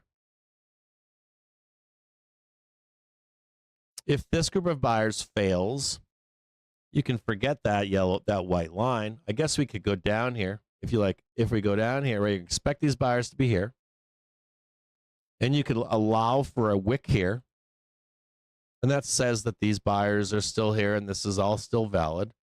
But if we are here to buy a dip and they lose this and they break this and breach this, we know we're going to begin to look lower, right? Hit that one down there. We're in Correctionville, right? So for right now, have we broken that? The answer is no. No. Are we in a place where we can unclench? Yeah, we're starting to get there. We'll put a D there. We know the move's already been made. We know that the move is right here, right? In reality, we just want to know where those buyers are. Are they here? Are they not here? Fairly simple and easy, right? You don't need to be a bear. You don't need to be a bull. I know I use those that terminology in the show, but you guys already know that I use it as like a heel. It's like a wrestling term. Do I really believe in bulls and bears? No. I don't think traders and investors trade like that make money. I think you can personally have a thought or an emotion of being a bull or a bear, or you can trade better on one side or the other, or maybe you're bisexual or bi-curious and trading both sides. And whatever you're better at, you can trade like that. It's fine. But the market doesn't really care about that shit, right? We already know that. Whatever you trade better as is fine too. At the end of the day, it's making money. So let's go now. Look at some more information here. We're going to look at. Remember, we just did Velo and momentum. Momentum's not negative, right? Momentum's not crashing down underneath. As a matter of fact, I think I told you on Thursday or Friday on Twitter, I said there's some momentum coming up from the depths of hell and get the fuck out of its way. You remember that? You can go on Twitter and look. And what did it do?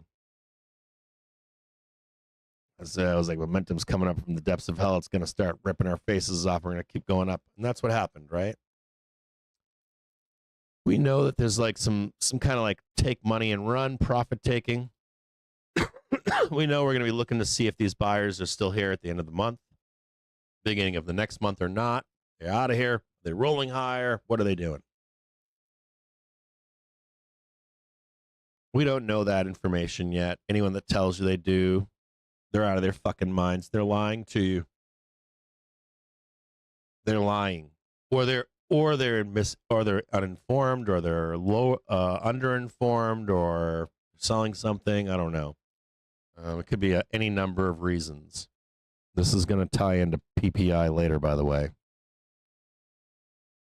because I read some stuff this morning that made me want to rip my face off. I was like, this is a disaster. This guy just wrote a bunch of stuff that a lot of people liked, high follow count, and he's writing a narrative that people believe that is bullshit. Now, it doesn't mean bad things aren't coming. We already know that, but not the real reasons why. It's kind of like the employment thing. Everyone's looking at the wrong fucking place and not the right place. Nor the outcomes and the length of time it takes for those outcomes and the implications of those outcomes. And is it tradable right now or not? And predictiveness of it. It's kind of like the jobs numbers. As a matter of fact, the BLS numbers for jobs and unemployment, those revisions you probably already know, they're continuations that go on for ever and ever and ever and ever and ever for a multitude of different reasons, including when people get back to when they finally report those numbers, and then when they get more numbers, blah blah blah blah. But within those revisions, there's actually predictability too. We start to see like those wide-ranging revisions. It's because historically if you stack like 3 to 6 of them up like that, it does impart bullish and bearishness down the road, but it's not something for today. So, anyways, we'll talk more about this later. So, here's the day here. Here's the 4-hour here. This is what needs to be held by bulls. Okay. We're on a 4-hour basis right now. Oh, wait a minute. Yeah, that's 4. We're on a 4-hour basis right here. And we're on a 4-hour basis right here. Okay. And what are we seeing on a 4-hour basis right now? Seeing wicks, aren't we? What does David AMS tell you about wicks? Tells you that wicks do the damage. And the bodies tell the story, right?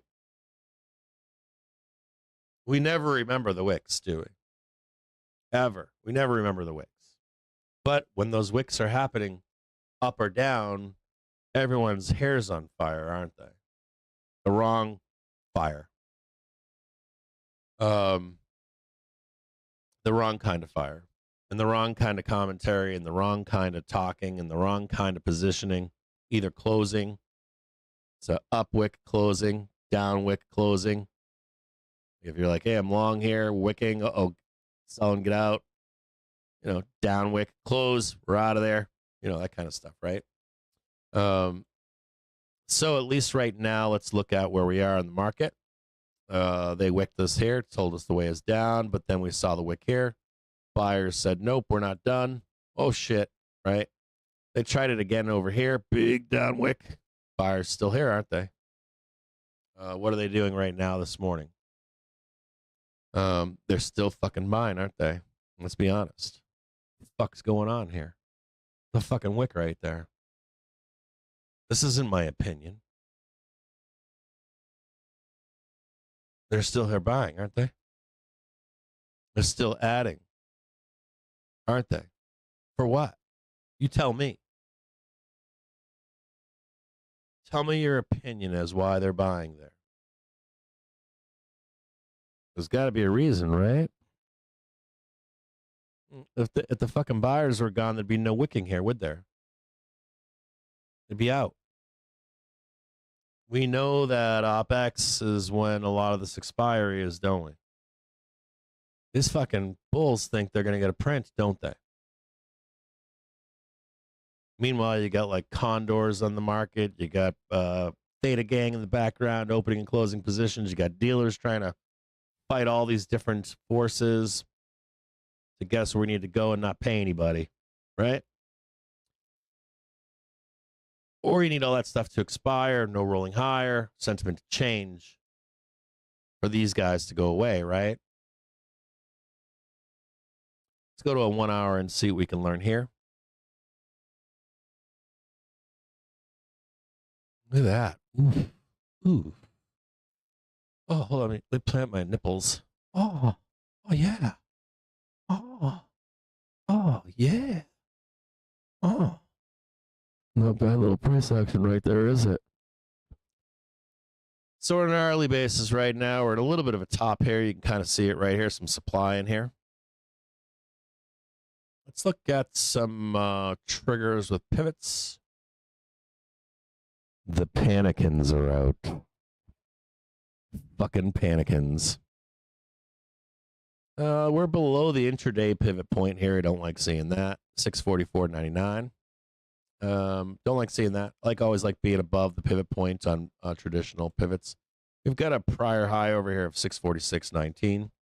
Let's go down below and just take a look at the target. And we got a window, don't we? We've got Monday here. We've got Friday right here, 1600. And I want you to think about the dealer. There's fucking beep, beep, beep, beep. I mean, I'm beeping after saying the F word. I had worse ones. But dealer's like, oh, God, I don't want to do this. I'm going to grind him. Fine. There you go. Bye-bye. See you later. Right? Something like that, right? All your options are dead. Suckers. Kind of a thing, right? But we know that this is where sentiment is looking. Not only that, there's some mechanic things here. We haven't hit 6,500, have we? We haven't ticked it. The market is positioned for it. We haven't even ticked it. We got told no, not here, but over there. And we had that correction, didn't we? We didn't unlock the downside, did we? If we didn't unlock the downside, that means the way is higher, right? So no one fucking little tick up here for new all-time high is not higher. You guys want to show you that? Right here. There it is, right here. All right, we got it. Yay, everybody's awesome. Let's get out of here. Wham, wham, wham. Did we unlock the downside? No. So if that's the case, maybe that's not the high, right? So what do? We got to go up then, right? To get the new high. Okay, you got the new high. The way is down. No, that's not how this shit works. Not like that. Not like you got a new all-time high. We're going to make an all-time low now. That's not how the market works. We know that, right? You're not getting like a 3.5% fucking down move and then like a 5% up move. And then, I don't know, a fucking 8% down move. It's not, sometimes it does, but not most of the time it doesn't, right? Beer's like, we go to zero eventually, it doesn't go up. Market reset austerity. I'm like, yeah, you've been saying that since like 1896, bro, but it's been up to the right. So the bulls have an advantage here, is my point. They have an advantage. And not only that, the bulls are not just looking for the 650. They don't care if they get above it. They just want to see if they go, oh, yeah, there's the tip, bro. Oh, and by the way, there's 65.25. We're coming back. We'll be back, bros. You know, do I think you're going to break out from there? No. But like they're looking for that.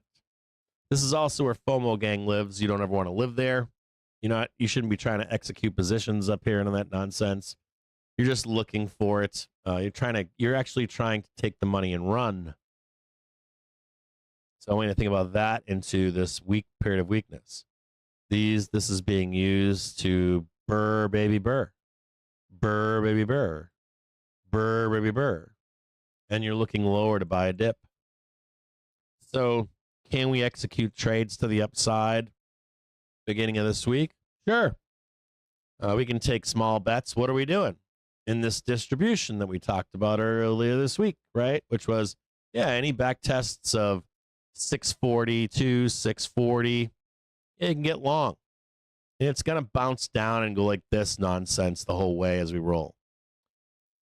I think I said to you yesterday, the best trade is a call spread on any low above 640, 642. If you catch print at any point along the way, great. If we begin to lose it, then you can institute your stops and start to look lower for a trade lower, right? So you got cut up, took a couple little banged up bruises or whatever, or you're like, hey, Cap, I've got this. Hey, Cap, I'm buying these dips with a call spread, and I'm trying to get a print. We failed to do it. Right? What am I supposed to do, Cap? Well, we're still in sport. Yep. Okay. All of a sudden, they ramp it up, and you catch your print. So you take your money and you walk. If you put enough time in that call spread, just in case the dealers try to fuck you into Monday. Right? You still haven't lost this, have you? So you're just adding with either time, if it's just single options, if it's calls in this case, not naked puts. Or more in the money, maybe rein in expectations. So if you're like, well, Cap, what if we print this big fucking 652 up here? Bring it in rein in your expectations a little bit. Maybe you're looking for a print here and here, make extra money, even better, right? And you're also aware that the closer that we get to this month end over here, this is make this over here. This is, I believe, Vixpiration. Here's Vixpiration. Here's month end.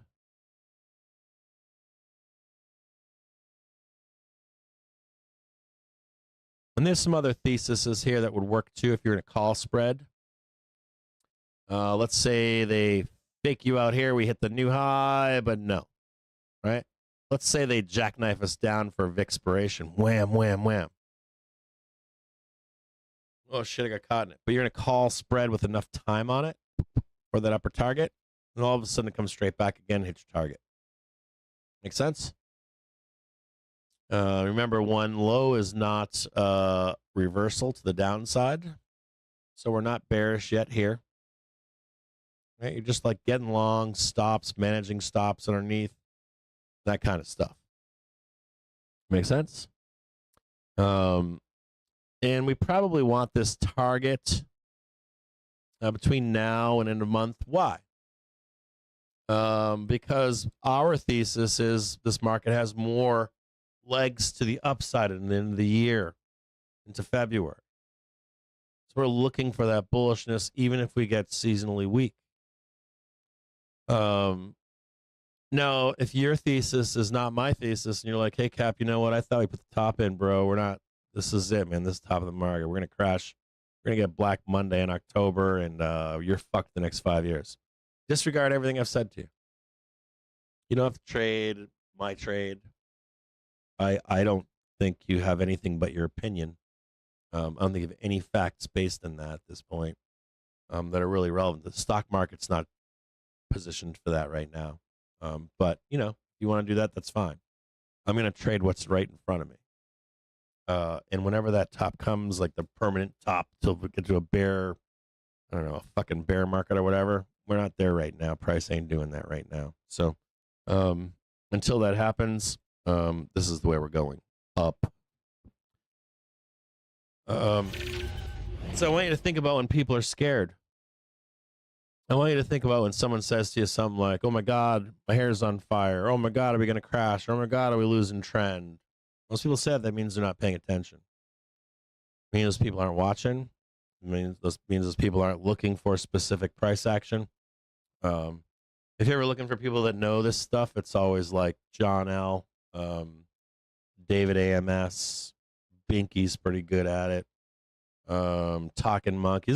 There's more than that too. I should probably I should probably do a poll at some point and find out who knows about this stuff very well, because those people, they know. They're just like, what are these motherfuckers doing right now? Like Winky, he knows. Why are they not editing right now? Why are they afraid? And they do the same thing in tops too with wicks and highs. They're executing longs, not, you know, taking the money and running. Make sense? So let's go back here and just take a peek at where we are into tomorrow. Be aware of all the stuff. You don't have to. I am. I watch this shit like a hawk. I watch this shit 24 hours a day. That's all I do. I watch SPY. I watch Qs and IBM and DIA and currencies and all that other shit, but I'm like fucking, I'm a hawk. Well, I'm just watching. Maybe an owl. I don't know. Owl, maybe. I'm not the best at it. There are people that are better than me at this.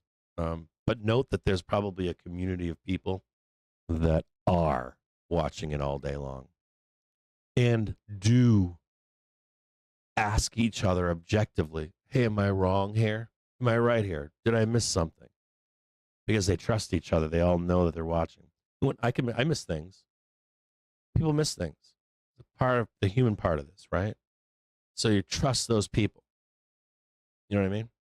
Hey, man, I think, did this happen? That happened? Should we get long here? You know what I mean? Because you make a lot of money when you do that. Or when you add when you're supposed to add on those fucking wicks down there. We didn't have an edge to print that low in cash market this morning, but we did. Were you thinking I need to add right here? Or were you thinking, oh my God, my hair's on fire? We already knew we were going to hit it, either in pre-market or in cash. The edge was likely pre-market. We did hit it in pre-market, didn't we? We didn't get the recovery. Did we? So you had an opportunity to buy a dip this morning. Did you buy it? If you didn't, you got some work to do. I'm going to be honest with you. You really have some work to do. You know what I mean? Sorry, my tongue is like, I'm not like slurring because I'm high or anything. It's my fucking tongue is like fat. But I want you to think about that. I want you to think about like, what are you doing in those situations? You know what I mean? Are you following your rules? Marked bottom, new high, start counting on the way up, right? And when it's lost, be like, shit, they opened the door, man. You know what I mean? We're gonna go up here now and find out if we reject and start making our way lower or not, right? Kind of stuff. So, anyways,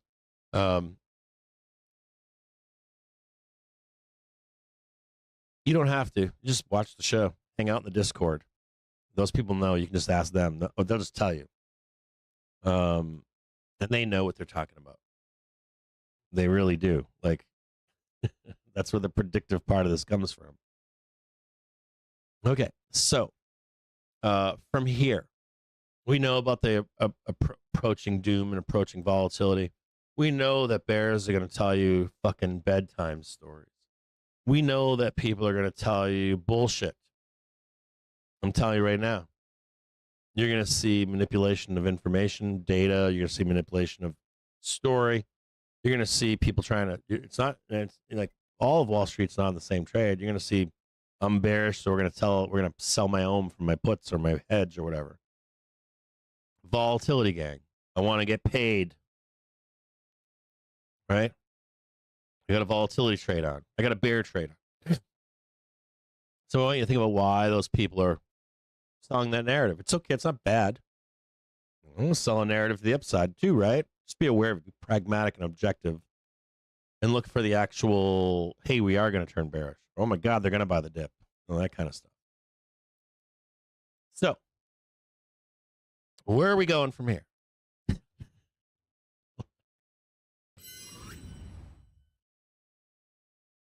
Hopefully you had the chance yesterday to buy a dip. We couldn't guarantee you'd be afforded an opportunity to buy the dip in cash market today, but you were. This is your second chance. Did you have the chance and the opportunity to add to your long? Hopefully you took that opportunity to add a long. If you have not had a chance to add to that long, I want you to think about, you didn't add there, you didn't add here for this upside print. Okay. And, if we miss the window at some point, if we get into OPEX or expiration, we haven't had the print, get past the end of the month or whatever, didn't get the print, we can always counter trade it, hedge it, and even look for that print after the first of the month, believe it or not. First week of September, I kid you not. Might still be there, but we have to wait and see for that gamma information to come out and see what the playing field looks like.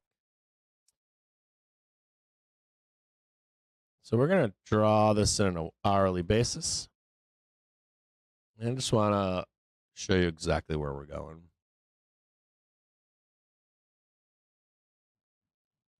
Thursday. There's 10 a.m. They're trying to sell it down here, right? 12 p.m. buyers step back in again. You see that, right? You got the low. They came up here to 10 a.m. They're trying to sell you back down over here to 12, right? Buyers coming back in again. They want to print this right here. I'm in pain. I'm in some fucking pain. If you want it like on a closer basis or whatever, right there. And somewhere up here, Friday, where's 6 p.m.? Or 4 p.m., excuse me.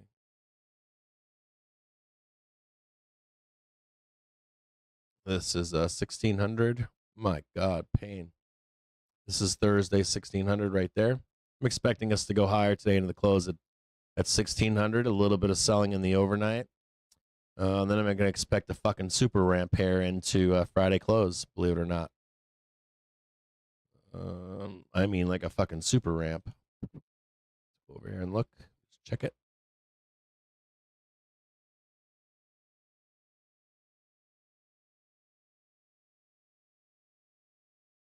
We're about there.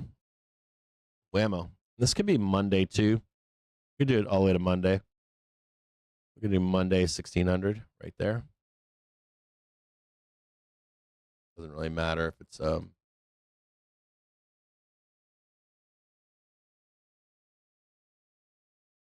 Friday or Monday. It's time or price. Pivots. This is the current trade that's on. We want to get that high right there, or that failure, and then a new one.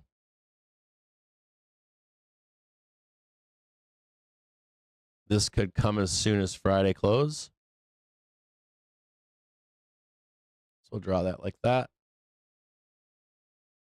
We're going to draw it just like this. Monday, 1600.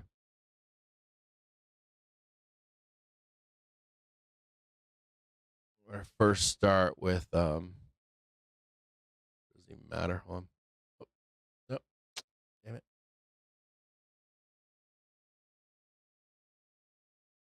Draw it just like this.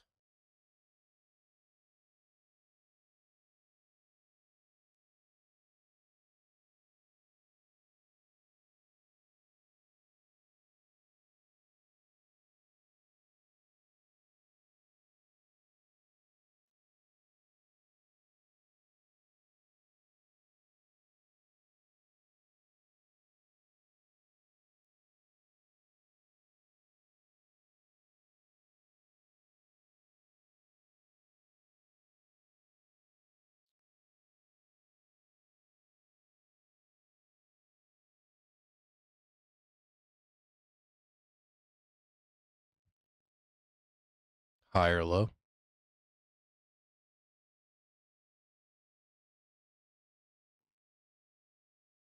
Go all the way down there if they want to. This one right here.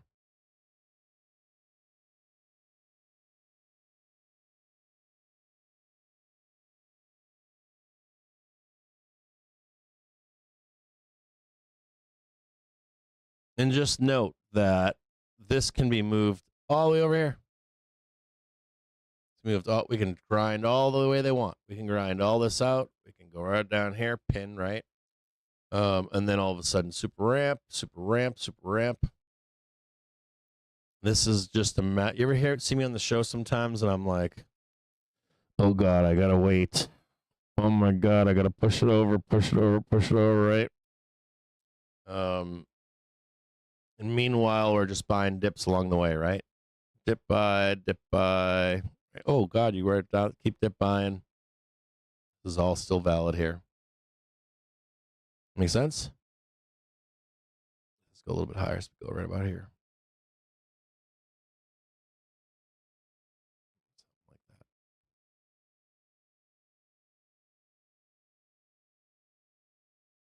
See that right there? Ramporama. Back down trend. Maybe you get a little bit more. Possible. But still Ramporama.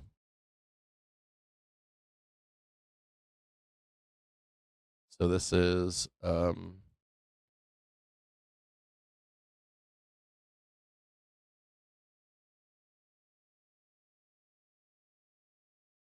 CJJ. Used call lot.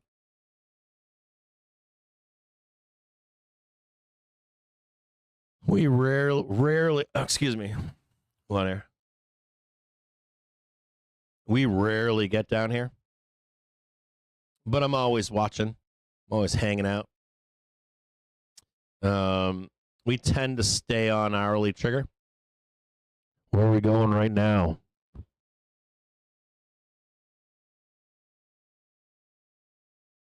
Where are we going? Which way? Where are you going, Spoos? Fuck you going? So, and I do think you get the new high here. I do think you break this high from 10 a.m. This intraday high. I want if we don't, we'll look lower. But I do want to see it. I just want to see the tick. You like right here. That's all it has to be. About there.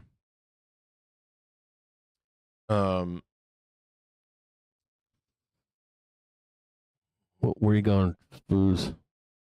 Fuck you going? Oh God. Oh yeah. Oh yes, Booze.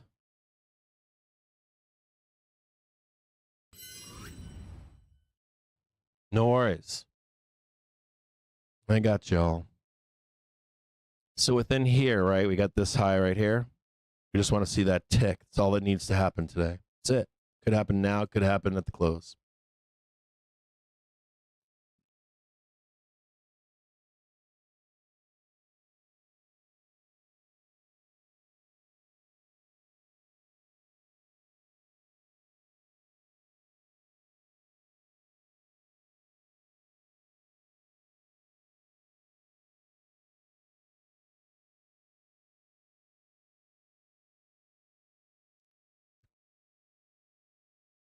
There you go.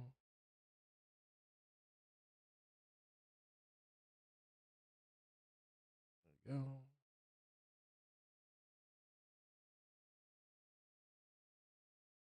There you go. Does Cappy bring you calm? My older daughter says that I help her calm down. Just a couple of things we got to know here, okay? We're not going to get past this easily normally. We could easily like come up here. Hold on. Hey, come on. You know, come up here, reject this, come back, hit that one, right? Then fade it. And then the ramp to the high. That you're likely not going to get this one and likely until the close today. Remember that today is Thursday, so they like to get prints on Thursday too, right? They can do it early too. Start wrecking shit right now.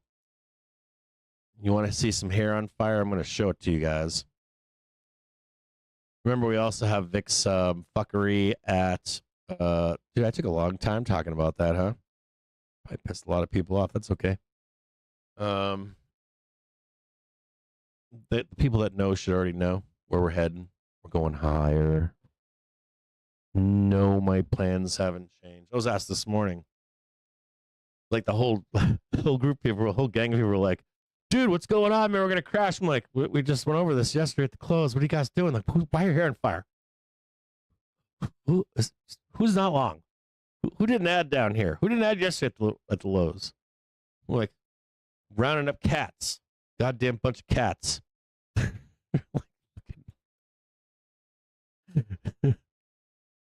kind of comical, I got to be honest. Already trading a high today of 645.54. That was at 10:30 this morning.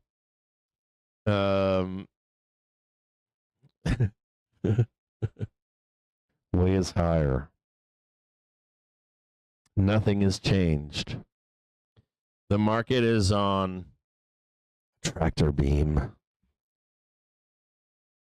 Remember COVID. Are we in COVID right now?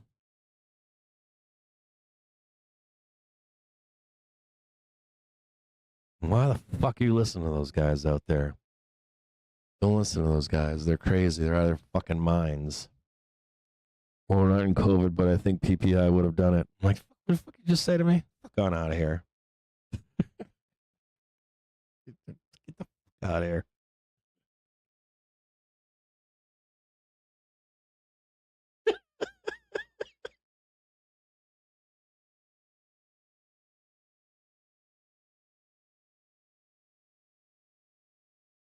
Are you serious, long call, Silver?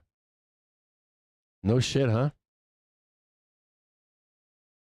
Jesus Christ. Okay, so, well, I got a bunch of stuff I got to do over here. We got to talk about PPI. I don't know if I want to talk about PPI. I will if you want me to. My head almost split open this morning from the pain that I read about PPI. It's just like constant fucking regardation. Like, there's this guy out there, and I reposted his shit. I'm sorry, I got no followers. This guy's got like fucking. What does this guy have? Fucking followers. This is like one of the problems. This fucking guy right here. What's his name? No offense to this guy. He's probably really smart. The post almost reminds me of the political stuff. Like, when I hear like politics entering like data, you know, I don't know. Trump tariffs didn't cause inflation. And then you got like the Democrats have their own little group of people, and they're like, look, it did, you know, and you go like, it's like, oh God, none of this is worth anything. And this guy's trying to prove his thesis here. He wrote, this is really bad for inflation.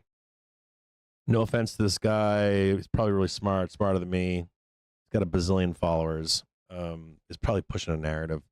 Maybe he just doesn't know. I don't know. Maybe he's looking to prove a thesis or something. He wrote, the U.S. PPI numbers are out. They're much higher than expected. They are. But that doesn't mean anything. Now let me explain why this is so terrible for inflation. PPI is basically wholesale prices of goods. Yep, that's true. CPI, the common gauge for inflation, usually lags PPI by 1 to 6 months. Yeah, true.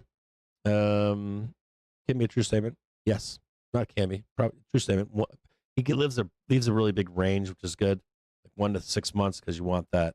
You don't want a knee-jerk reaction. You want about 3 to 6 months of data to get a trend.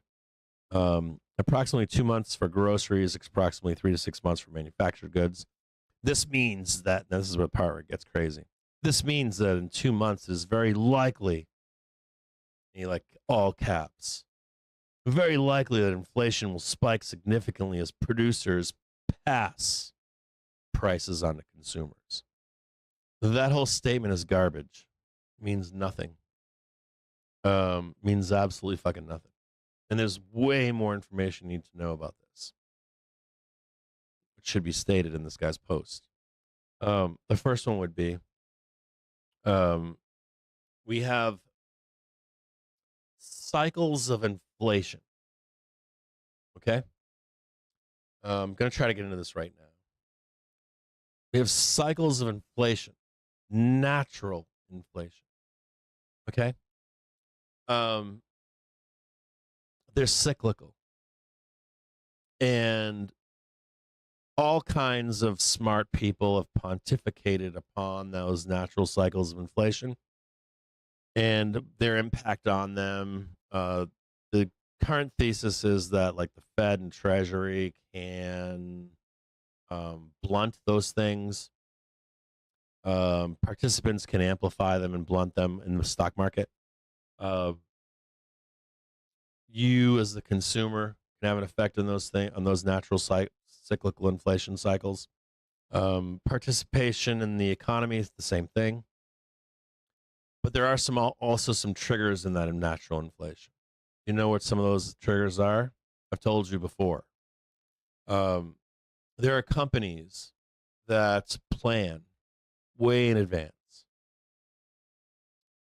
So I own James Market, and I sell eggs and I sell beef. I sell ground beef, and right now I'm getting, as an example, say I'm getting $5 a pound. And once a month I get $4 a pound, and once every 3 months I get $2.50 a pound. So, and that's my brand new pricing. So people look for that consistency.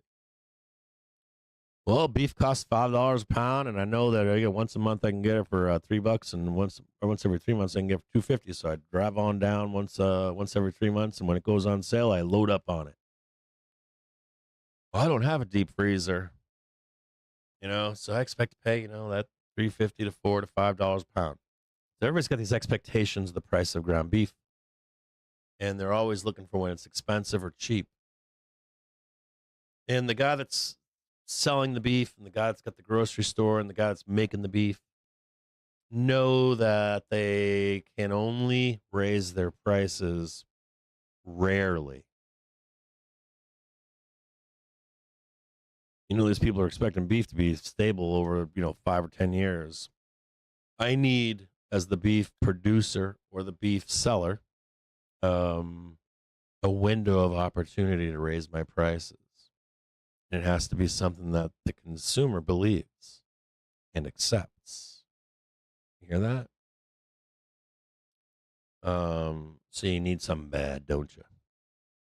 COVID. I don't know, trade war, something. So when these sellers of beef, ground beef, plan in advance, 1 year, 5 year, 10 years, 20 years, they're waiting for these events so they can raise prices because you won't have anything to do with it. You're expecting that consistent price, regular price. You just won't fucking buy beef if it goes above that price. So they wait for these windows for themselves to raise those prices. So let's say let's say on average they can only raise the price of beef, once every 5 years or so. If they get that opportunity, they're going to crank it. And they're going to make lots of profit in the beginning of that 5-year period. That's greedflation, right? Now they know they can't raise prices again for another 5 years. So the ass end of that, they're losing money. Believe it or not. It could be anything, erasers, pencils, kind of why people will not begin to restock and try to sell old stock first to keep them making money, right? They can't raise the price of pencils right now, but it's been 5 years, but they did order those pencils a long time ago, still making that profit. They haven't placed an order for new pencils at the higher prices yet. All those things are calculated and come into that equation, and that's called natural inflation. And it's cyclical. Okay. And we have cycles of this natural inflation that take place. Well, along the way, we also get unseen or unknown events, don't we? So you might get the natural cycle of inflation. You might get something happen in that natural cycle of inflation that prompts that bottom and rising of inflation. Other times you have unnatural events that come to play. And that might be, in this case, tariffs. Unnatural. Not in that cycle. A little bit early, to be honest. And where we were in the business cycle and the economic cycle and the stock market cycle, we're just exiting COVID and crazy spend. We're just getting all the numbers back in line again, getting all the cycles back in line. There's this small window where we can get some cuts. And all of a sudden comes along tariffs. This guy says this means that in 2 months it is very likely that inflation will spike significantly as producers pass prices on to consumers. Listen to that closely. Because we already have data right now that suggests that producers are passing those prices along in durable goods, and the consumer is not paying those prices. So who is absorbing those prices right now? Corporations are.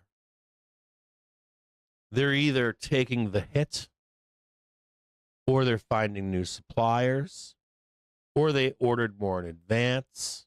And you know that the company that's selling you these products will do any and everything they can do before they actually eat those profits.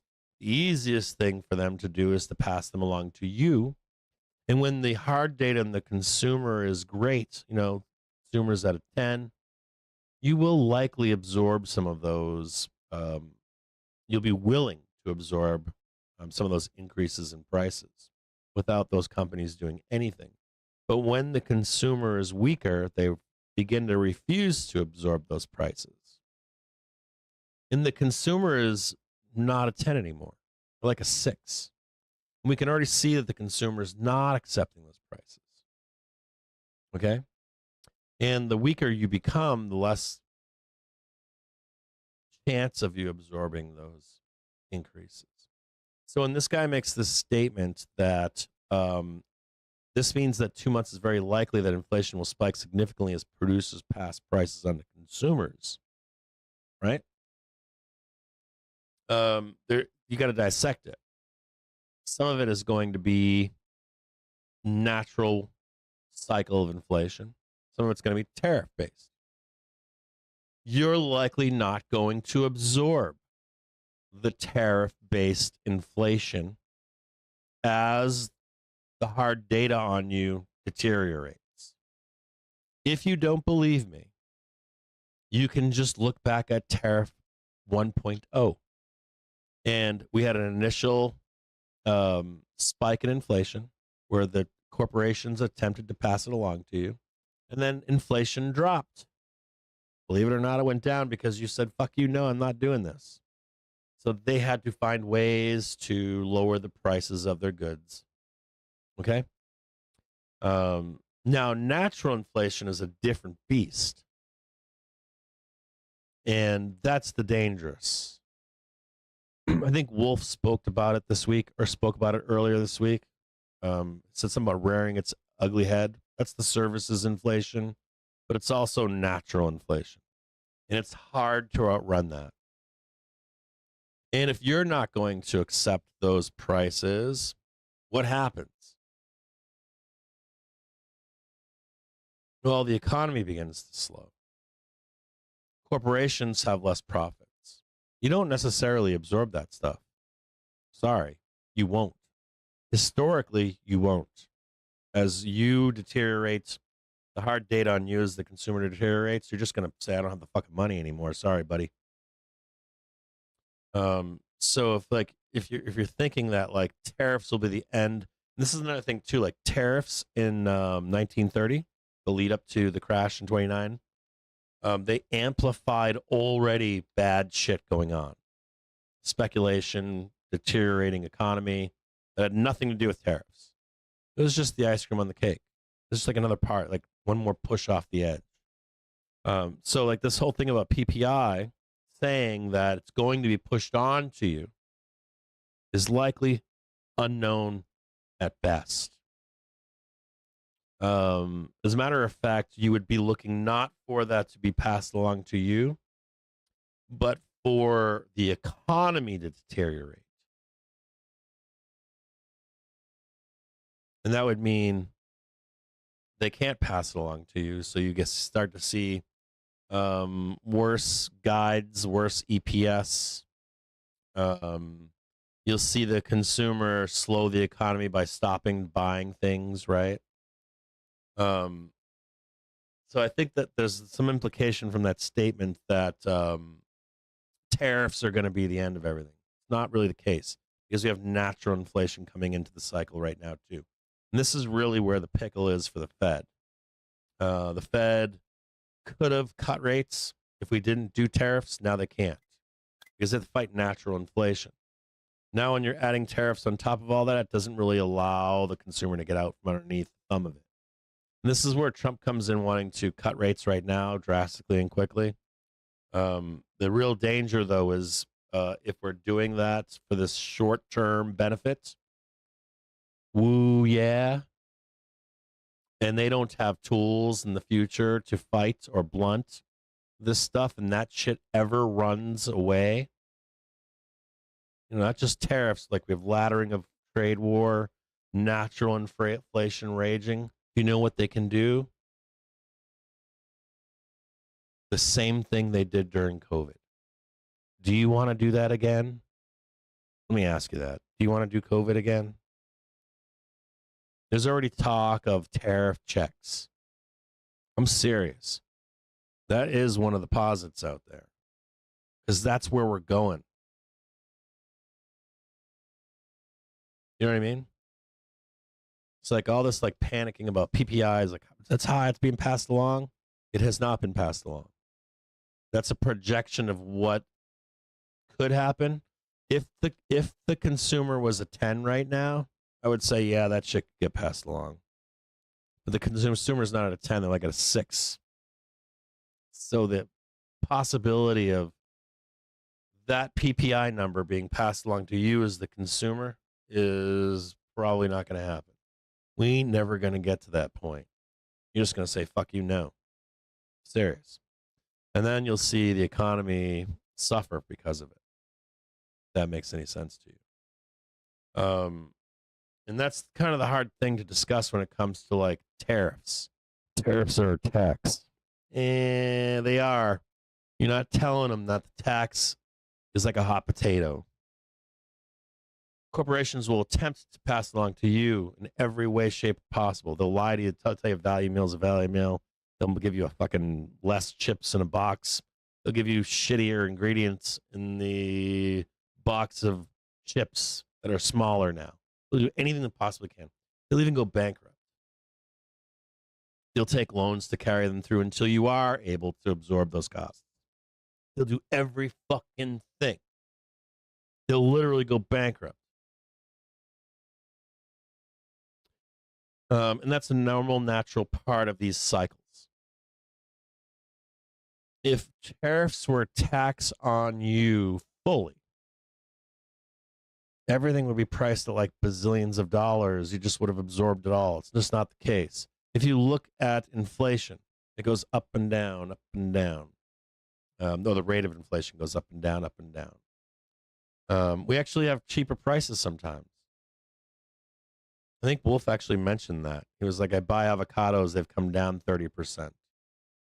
There was something else I was looking at recently. Someone said this is through the roof. And I was like, no, it's not. It's been coming down for like 6 months. Big time. Down like 30%. Coffee is down. People are purporting that coffee is up. It's not up, it's down. Been down for like 6 months now. It was priced in before we ever got. It was all those tariffs were priced in fucking October, September, October, November, December. So it's like bizarre reading and watching this stuff in public. I'm like, what the fuck are these people talking about? Are they pushing a narrative? Is it politics? Is it they believe this would happen? Is it they're consuming this stuff? When I go on Reddit, these fucking Redditors say that they're anti-corporation. They're for Luigi. And yet, they regurgitate a corporate policy. You go on Reddit, and a Redditor says, tariffs are a tax on me. I'm like, no. Only if you allow it. The moment you say no, what do? They go bankrupt. They lower prices. They listen to you. They find a new supplier. They change packaging. They don't want to, but they will, and they do. We see it constantly. Kmart goes out of business. HQ goes out of business. GE goes out of business. You get a replacement. Walmart, Home Depot, a new airline. That's what you get. That we cycle these companies in and out in these cycles constantly.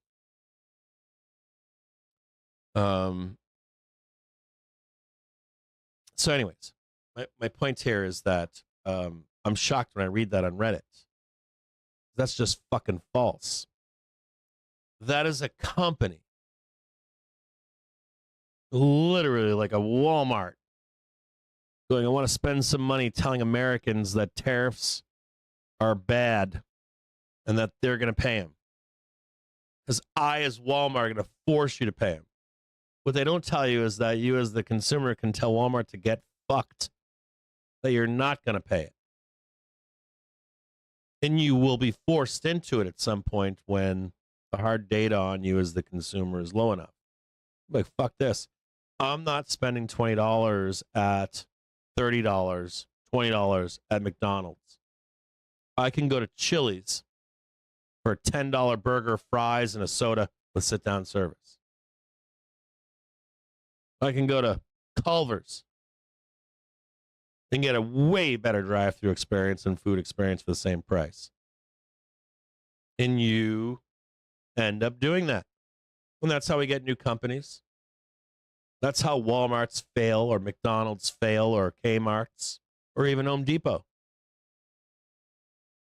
And meanwhile, they're literally telling you on Reddit. Why? So that Amazon and Walmart don't go bankrupt. The companies you already hate.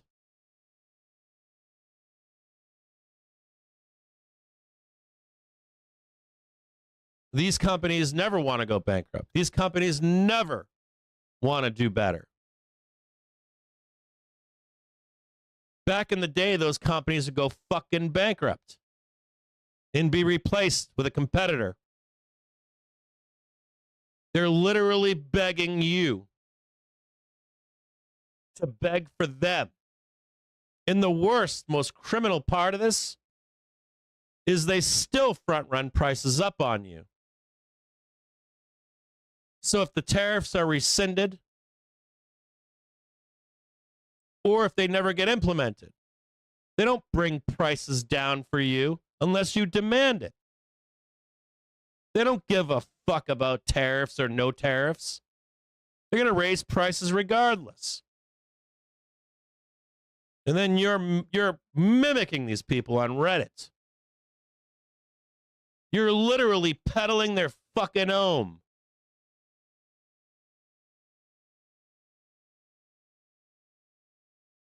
Mostly unknowingly.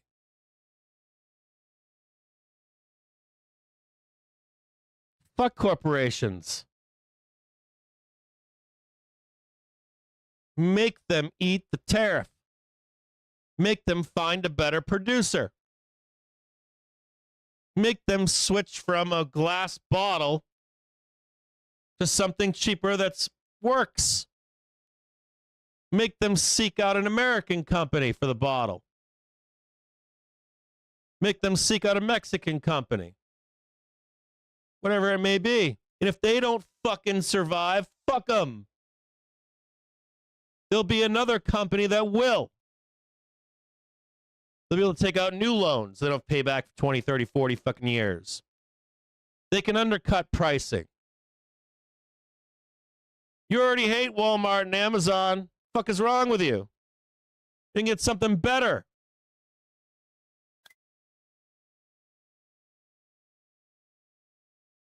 And instead, you're being brainwashed into fucking regurgitating what a fucking corporation wants, unknowingly. And the worst part of all of this is you're telling each other that tariffs are a tax on you. Further brainwashing you to accept it. Well, it's a tax on me. There's nothing I can do. Fuck it. And we're not even talking about natural inflation. The more you tell yourself that, every fucking time one of these guys tries to throw a monkey wrench in, what are you going to do? Just suck it up?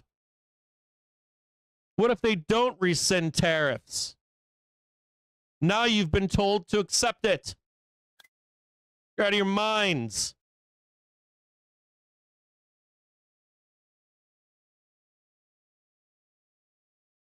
And if you're not going to do it while your data on you is good, where you're at a 6 or a 7 or an 8 or a 9 or 10, pick up your bootstraps. There's nobody out there anymore telling you as a fucking adult.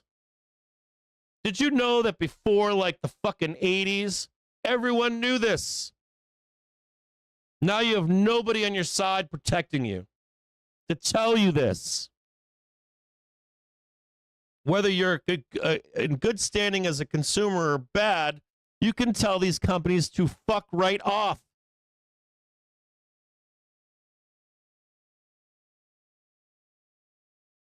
It's that fucking simple. And if you don't do it when you're in good standing, I promise you, you will once they've sucked everything out of you. And it's not just them.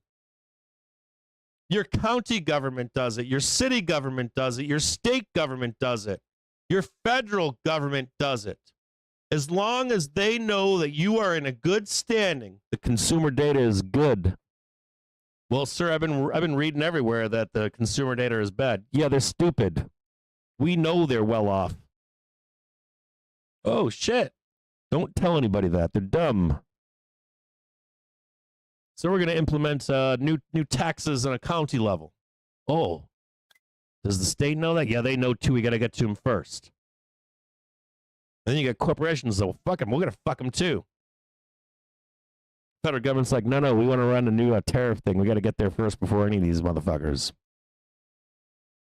We're going to beat these consumers down and take all their money until they can no longer take it. But it used to not always be like that. I've never in my life, I'm getting old, I've never in my life watched a fucking mass of Americans say, I have to accept tariffs as a tax on me. Regurgitating that garbage for these corporations. Fuck those corporations. All day long. Stop shopping there.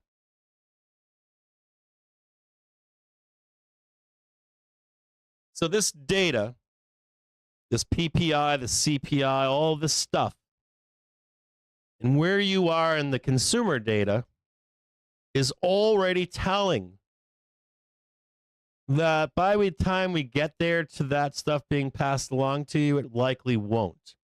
And it won't be your choice. You'll be at a point where you just say, I can't fucking pay it anymore, bro. Sorry.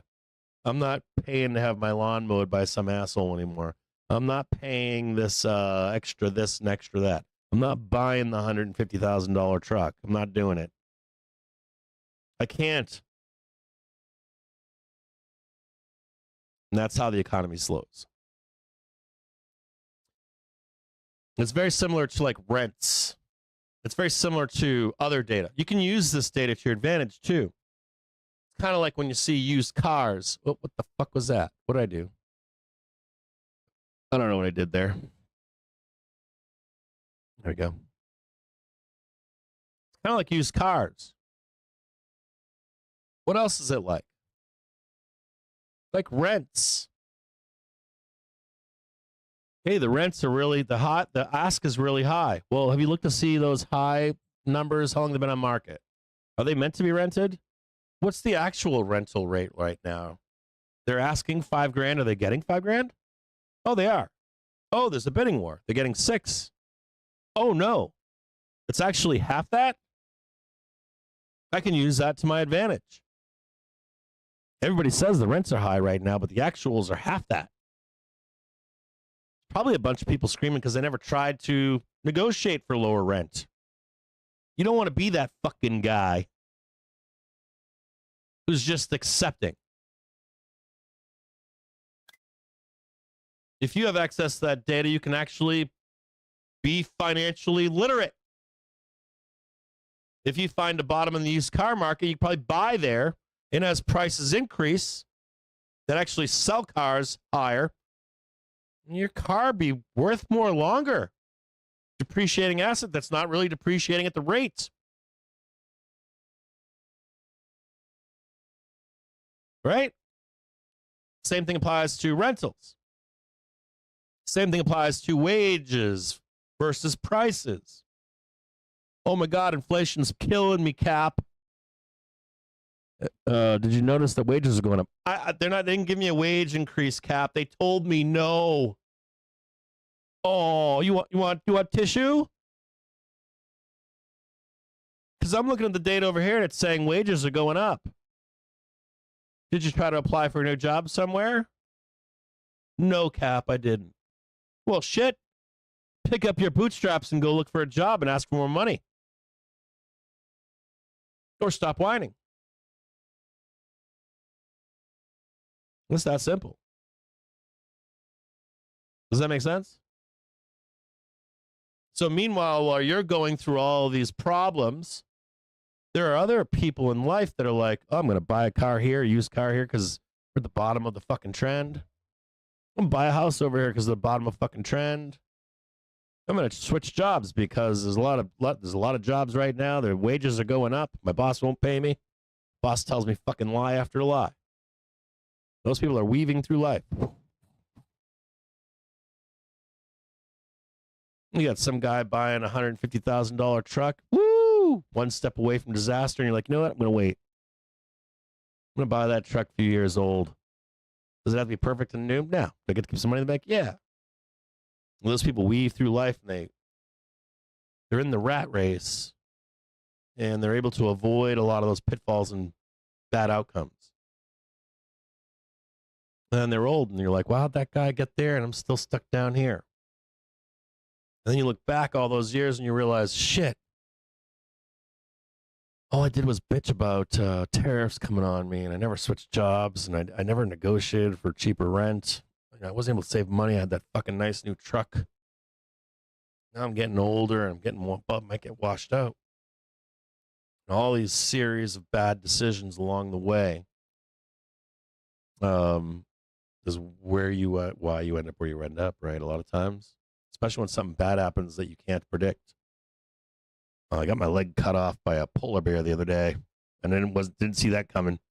You know what I mean? So same thing goes with PPI here. Be very careful with the PPI numbers right now.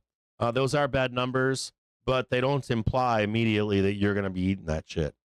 They're going to try, but I don't think you as the consumer, as of right now as the consumer, I don't think you'll be prepared to buy those fucking things when we get there. We've got natural inflation running from one side. We have unnatural inflation that could or may or may not be sticky or persistent. Inflation from tariffs tends to be more persistent when the consumer is more well off. You're not as well off as you were about a year ago. You were prime. You're still good, but you're not as good as you were. And if the economy deteriorates over 1 to 6 months, you'll likely see full go fuck yourself from the consumer. I don't have it anymore. So be careful with the PPI numbers. Be careful with the PPI numbers this morning. As a matter of fact, we hit our target this morning. We happened to hit it in cash and not in pre-markets. Nothing unexpected happened. Be careful with the spin on PPI numbers. I did expect them to be a little bit lower. And I gave the benefit to the bulls in this, but even that they're there, it doesn't matter. It's irrelevant. They can fucking try to push that shit on you all they want. And whenever you see somebody telling you that they're going to push it on you, that person is fucking anti-American in my view. The person should be telling you, fuck that, we can't and won't pay it. Or by the time we get there, likely, that ain't going to be passed on to you. Just that carte blanche, like, tariffs or tax on you and I is patently false. It can be true, but it's not 100% true. We have many instances of that being true. Go back and look at Trump 1.0. Initial peak of inflation, and then you said, fuck you, I ain't doing this, and we went straight back down again. And we're not talking about unnatural things. Flooding the money into the system, that's unnatural. Like tariff money, printing money, that's unnatural. You're going to get inflation from that because they know you're well off. Tariffs are unnatural. You know, all these things are unnatural things that hit the tape and hit the system. So anyways, there's my take on PPI. What else? Look at the PPI I did this morning. Tomorrow is OPEX. Sometimes we trade sideways into it. I would expect us to try to fight this stuff today into the close. And then I would expect sideways action tomorrow, and then a fucking ramp up into the close tomorrow. If not, they'll ramp that shit up into Monday. It'll be like last minute kind of stuff. 2 p.m. right now. Thanks for bearing with me today. I'm kind of still fucked up physically. Give me one quick second. I just want to check something here.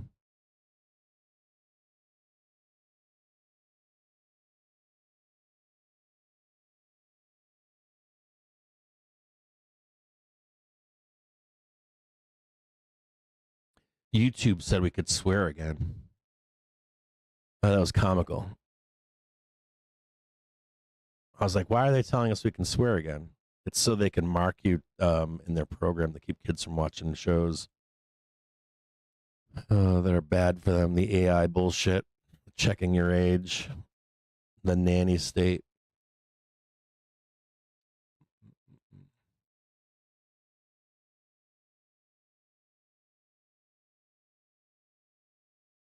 We can't have nice things, can we?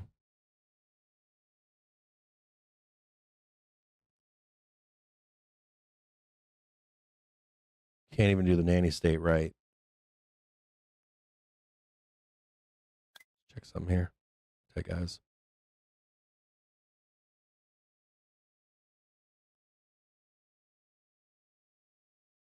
Check this right here.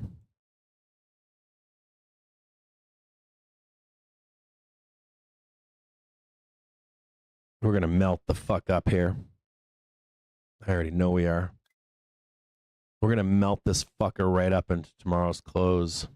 We're going to melt the whole fucking... If you're a bear out there, we're going to melt your face off from now into tomorrow. How's that feel knowing that?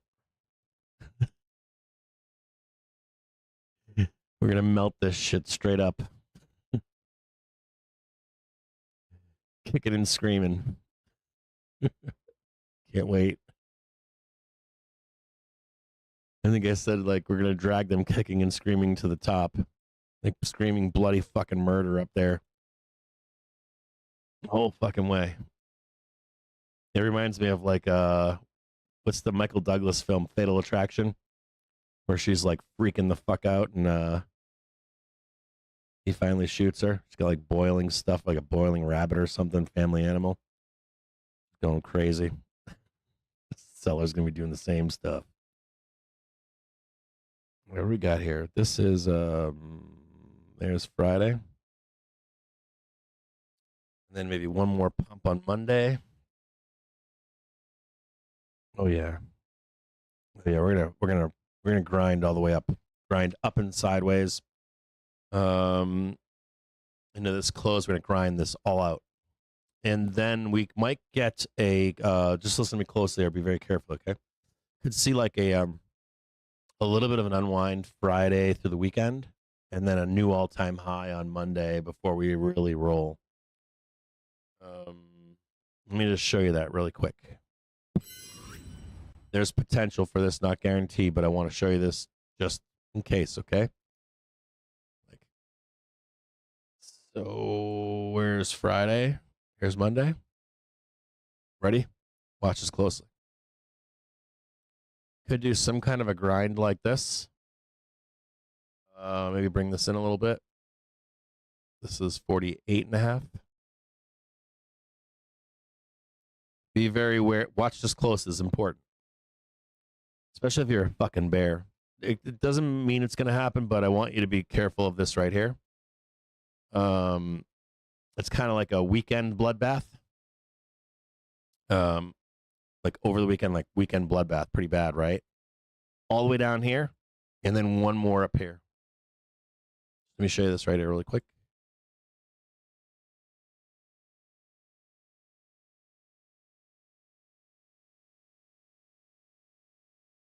Not guaranteed, but let me explain it better to you.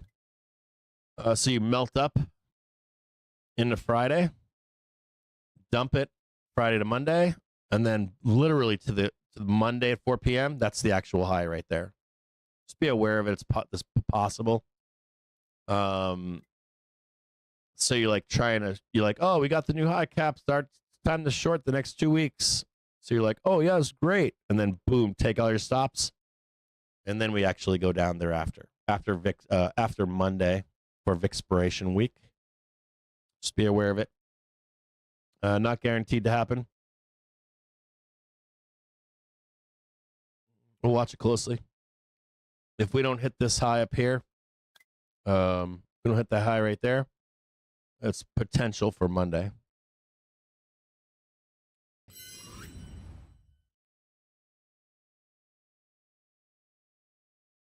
You really want to you want all the stops, okay?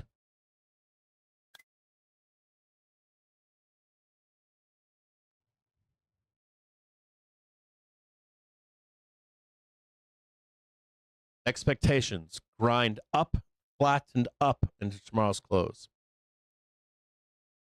And we got a bunch of shit up here to mess with along the way.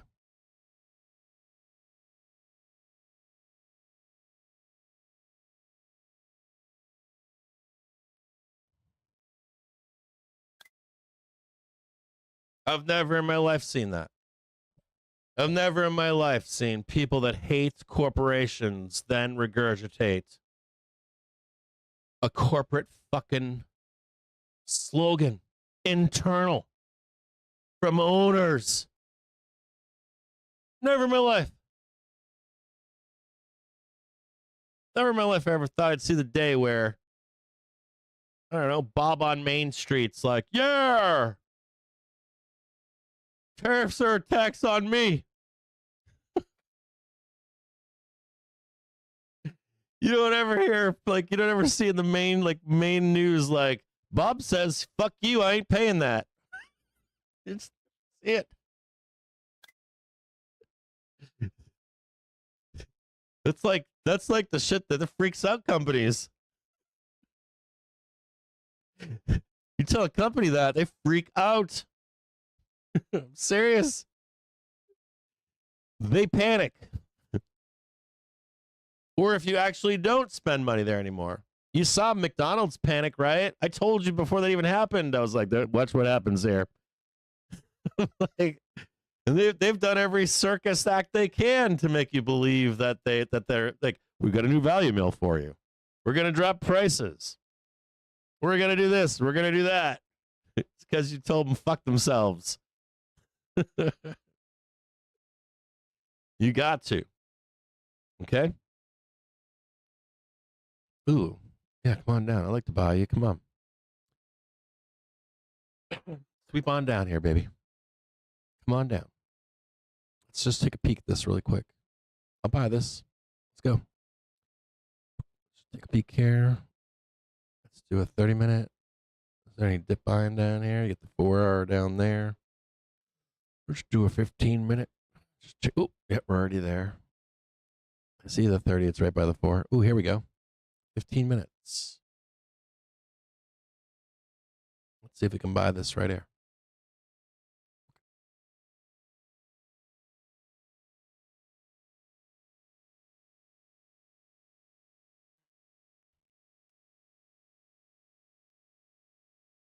There we go. Come on down. Let Daddy have some of this. Come on down here. Right there. No, a little bit more. Come on down. No, don't be afraid. Come on down. Nah, there's nobody here, man. There's no buyers here. Come on down. Come on down. It's 2 o'clock, man. It's gonna be party time to the downside. There ain't nobody there. Trust me, dude. Nah, dude. There ain't no buyers down there. Sell it, dude.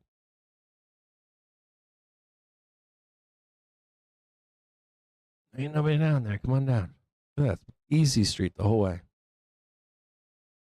Yeah. Ain't nobody down there. I'm down there. Come on down. Come on down. A little bit more. No. A little bit more. Come on down here. I know it's so bearish. Come on down. Yep, it's totally bearish. Market's over. Risk off, bro. TPI numbers. That's it. We're fucked. We're doomed. Not to mention the fact that it's going to take a long time. Not to mention the fact that we know that the market or the economy is likely going to get weak as fuck going into next year. Not guaranteed yet. Oh yeah, come on down. Can you trade that today? No, you can't. Market's wound up. We'll look at that in the spring more than likely. Come on down. Come on down. We might not even be in a bad economy. I mean, you got like Supreme Court overturns all this stuff. SC comes in and says, no, tariffs, can't do that. Sorry. Flip the midterms. You know, there's some recourse here by the big boys, especially if you don't accept it. Just imagine, like, corporations like, damn it, we went too far with the consumer. They're no longer buying my my bagels. Can I get a phone call to the Supreme Court so we can strike down these tariffs? You'd be shocked at what they'll do when you tell them to fuck themselves. You'd be shocked. Come on down here. A little bit more.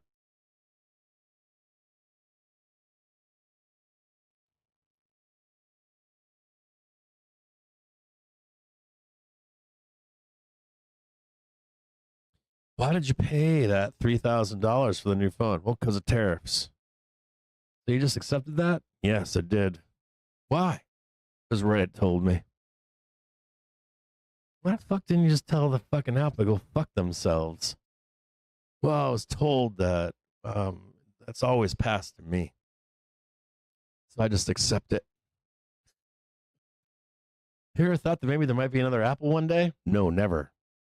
Apple's here for the next 100 years. What happened to GE? What happened to pets.com? What happened to, there's a whole bunch of them out there, right? What happened to Yahoo?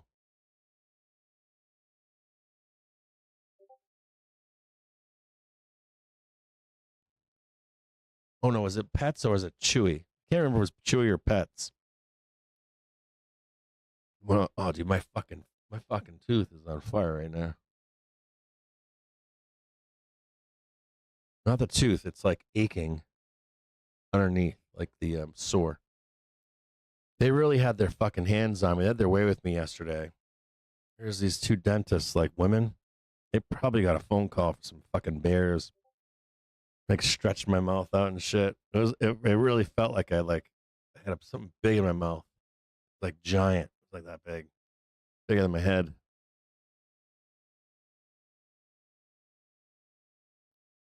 We're gonna melt them up into the clothes. Trust me. We're gonna grind them out.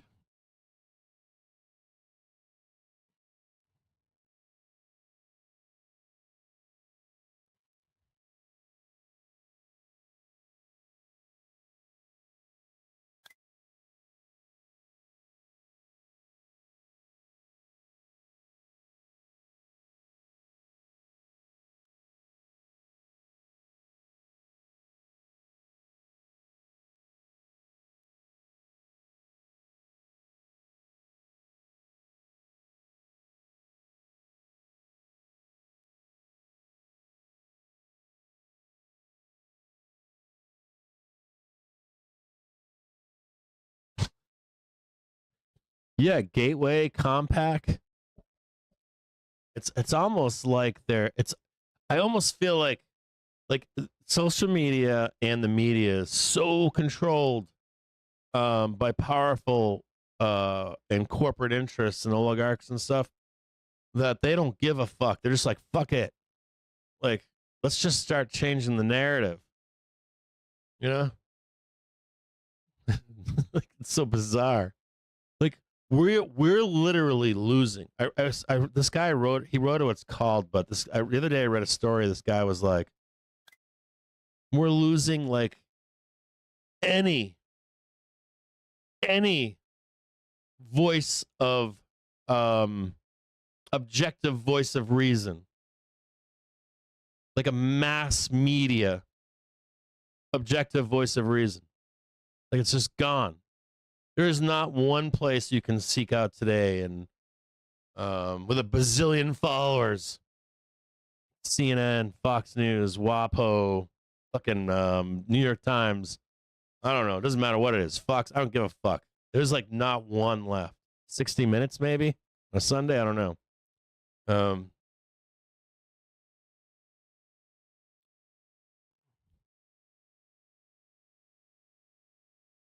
Now you got like even like where even when you think you're in the right, you're being force fed bullshit. No matter what your party is, what your thoughts are, it's like we'll just tell them what they want to hear. That sounds good to them, doesn't it?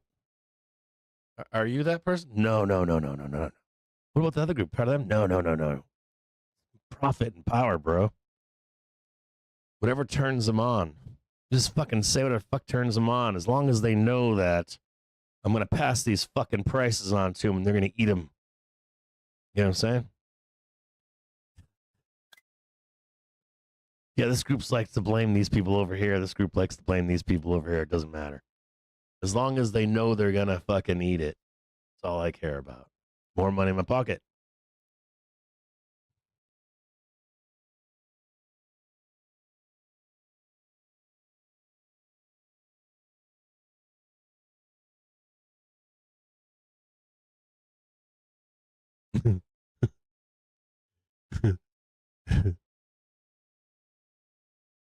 It's so crazy. Matter of fact, yesterday, did you guys see that Wolf Richter responded to us yet? I felt bad for this guy yesterday. This guy was like out of business. He's like, he made a post about inflation. And he was like, this guy's like, I own a business and I had to raise prices. I tried not to raise prices but I was forced into it. And he's like, there's nothing I can do. And he was like, it's coming at me from everywhere. And Wolf like stepped in and like started talking about it too. He's like, it's glaring as fuck. You know, it's all services. It's natural inflation. It's everywhere. It's the fucking. It's like all started back in like fall and shit, like pricing in tariffs from companies that didn't even have them, and then in turn that turns the wheels of everybody having to raise prices. Right, last man there, bro.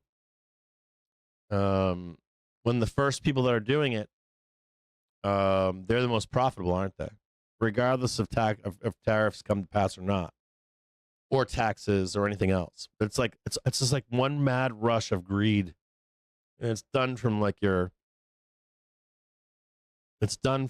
state, local, county governments, federal governments, and companies. And then you've got the natural inflation cycle too on top of all that shit. The Fed is fucked right now. To be honest with you, they're kind of fucked. I was thinking last night, I was like, maybe you get a cut or two this September. We're pricing that in right now. If you do get that cut, it's a bullshit cut.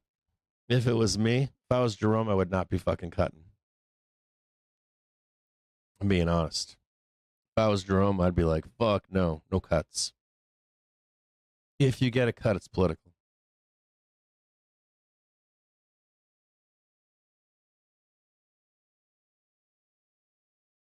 See if we can keep on riding up here in the close. Yeah, they were gonna cut before Winky. I'm with you on that. Yeah, had we not so it's all greed, right? Greed. I need the money. I need the money. I need the money. I need the money. I need the money. I need the money. I need the money. You know what I mean? Cuts. Fuck the cuts. Let's hit the consumer. Like it's uncontrollable greed to strip money out of the consumer, or get something done, right? Well, we want our IP theft. We want manufacturing back in the U.S. because of AI and robotics. This is the time to do it. The consumer can handle it. That's part of that going on too.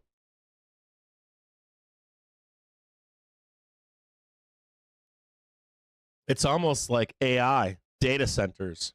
I got no problem with data centers. I got no problem with AI, but you know that they want us to fund it, right? They want you and I to fund it. Did you vote for that? I didn't vote for that. Let me ask you that question. Do you think that a corporation should fund the development of energy for their data centers? Like as a community, you might be like, yeah, okay, we're going to vote to build a data center. We're going to give tax breaks to this company to build a data center. We're going to do this and that for that company. Okay, that's fine. What about the power? The power of that data center. Are we voting on that? No. Most power companies are not private, are they? If you privatize those power companies, all of a sudden you have a vote. Meanwhile, you've got public-private partnerships and private power companies like, fuck it. We'll just pass on along the cost to the consumer. They have no say. There's no competition. So you as a consumer have to foot that fucking tax? I would be outraged. And there's no outrage in this. You're outraged about tariffs, but you're not outraged about funding the development of energy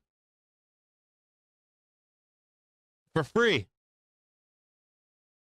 These companies. To boot, you have corporations running AI and robotics, and they want a free open to do this, right? What if you were to privatize power companies? And you make a rule, you say, you know what? If you're even associated in any way, shape, or form with these AI companies and robotics companies, you can't even build one. We own the keys. Hey, and guess what? You're the voter. You can let them do whatever they want, but if they ever step the fuck out of line, what do? Turn the power off. Data center, AI company wants to put solar up, do it all themselves? No.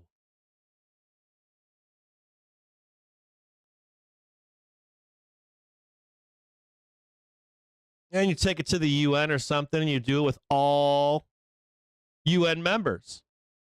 I would love to see. I asked someone from Google or Grok if they would want something like that. They'd be like fucking vampires in the sun. Then you tell them that no nation can they put their servers in none of the UN nations' countries without those same controls. They would have a fucking meltdown if you told them that. But we're for your best interests. You lying motherfuckers. If you can't regulate it like nuclear power, might as well regulate the power itself, right? Nation states controlled all of nuclear, right? You just do it with power now. You ban them from developing their own power, and you have the keys to the power as a country. You'd freak them the fuck out. Their whole model would probably implode.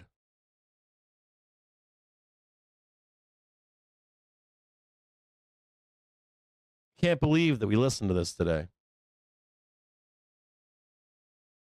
I can't believe we accept this. Like AI companies should be able to do whatever the fuck they want to do. Fuck's talking there? Is that you talking, or is that the AI company talking? Like, who's talking right now? Is this your well-formed, researched information, or are you just regurgitating some shit you heard on like a news article or something that's owned by this company?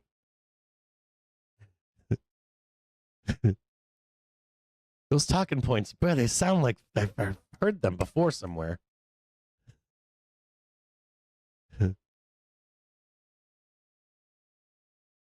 Oh yeah, that's corporate speak behind the closed doors in the C-suite.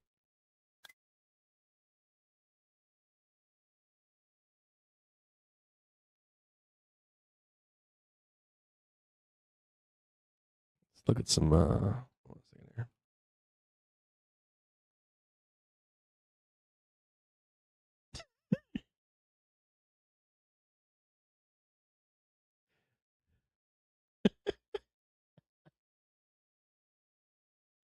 Yeah, post-truth era, right? We are in the post-truth era. We really are.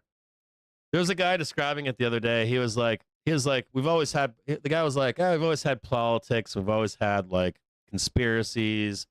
We've always had this and that and whatever. He's like, but there's always been like some way to find the truth. Or some semblance or idea of the truth, or at least know where your talking points are coming or something. This is like decades ago. Even his point too was like, he's like, there's a misnomer today where people think that we've never had this misinformation. We always have had this misinformation, but we did also have a truth button somewhere. That's what's going away.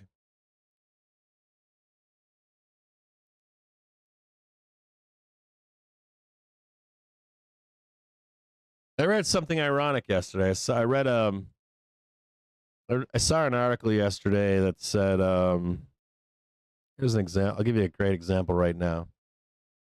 Where the fuck did I see this? I read an article yesterday that was titled, it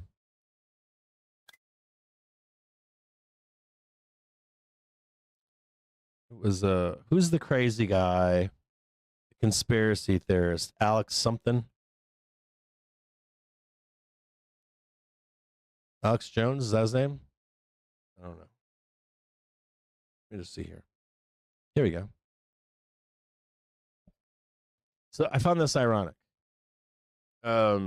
This is how polluted it is. So this is from NPR. Like NPR is known as liberal, right? The title of the story is InfoWars conspiracist Alex Jones loses another legal battle. And I was like, that all sounds right. And then they added in the battle part. And I'm like, wait a minute. I was like, there's no battle with a conspiracy theorist. It's like a battle with a conspiracy theorist. Nobody battles with conspiracy theorists. If someone tells you the earth is flat, do you battle them? Is there a war going on between you and that person? If you're rational and normal, you don't battle them. It's like, oh, that fucking crazy person over there is trying to pull some shit. I thought that use of that word battle, like, there's no battle. You're being fucking brought to justice for conspiracy theories. And you're expected to lose. There's no fight. It's a search for truth. That's it. Or to expose you for your lies. You know what I mean? It's not a battle. We're here to expose the conspiracy theorist Alex Jones. Alex Jones is losing. Or his conspiracy theory is unraveling. There's no battle, there's no war. There isn't. They don't get that. They don't get the same stage or the same soapbox. But of course, they write that sizzle in there, don't they? Even they do. Battle. A battle against conspiracy theorists. That just sounds so crazy.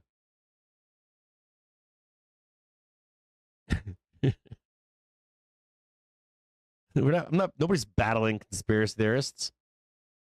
You don't give those people fucking the same fucking stage. They don't get a seat at the table. But I guess now today we do. Give him a minute. He's trying to explain his position about why the earth is flat. I'm like, fuck no, fuck that guy. He doesn't get a seat at the table. Wasting space. Why are you even reporting this guy?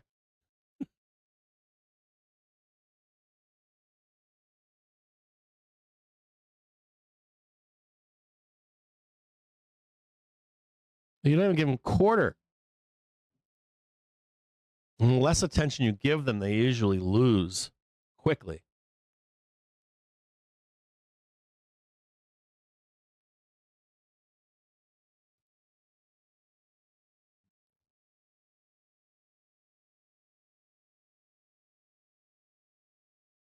I'm trying to buy a dip in here for a ramp into the bell.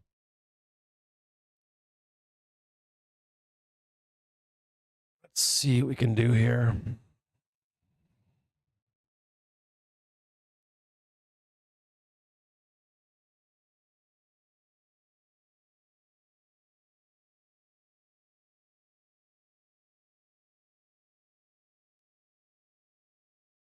We should ramp this bell all the way up into the close. We're going to catch this high up here. You can see it.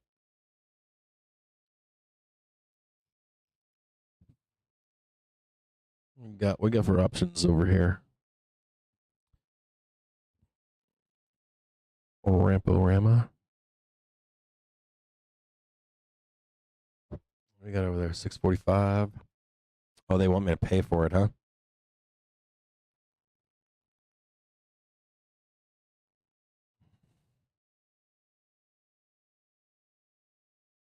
me check something here for tomorrow instead. Hold on.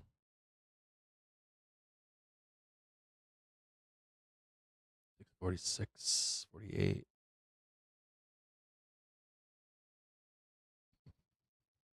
Ramp the close. Yeah.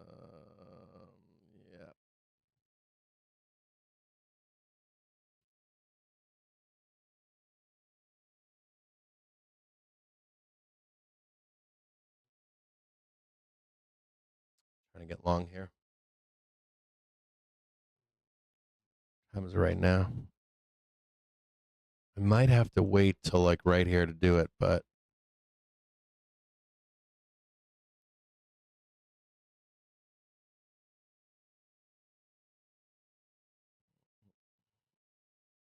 just a few minutes there.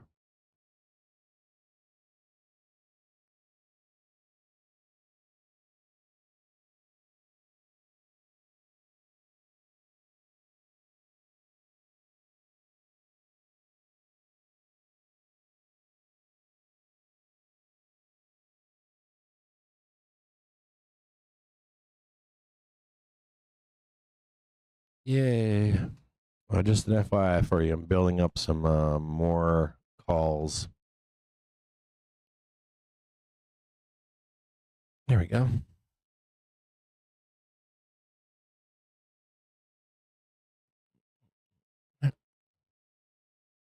Oh, should I add some more calls? All right, hold on. Yeah, I'll do that. I'll get those too. Yeah. Oh yeah, there we go. Some more calls. Quiet. Don't tell anybody else that they're gonna buy calls for the close. There might be one more low at 15:30, but I don't think so. Straight up here. There could be one more dip. There, okay.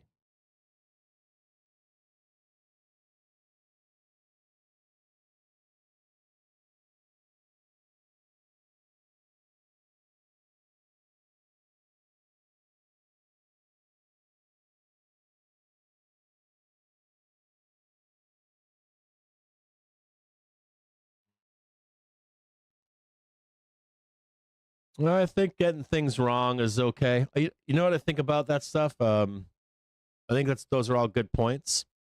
I think it's like those points come back to you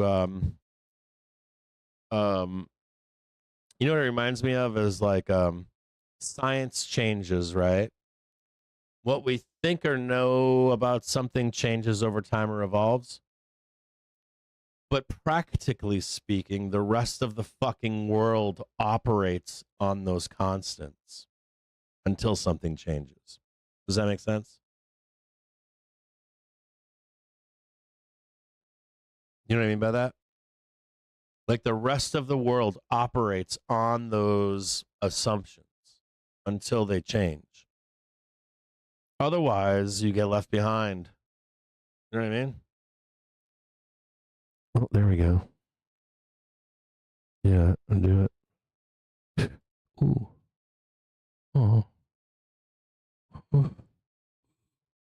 Choo. Whoa.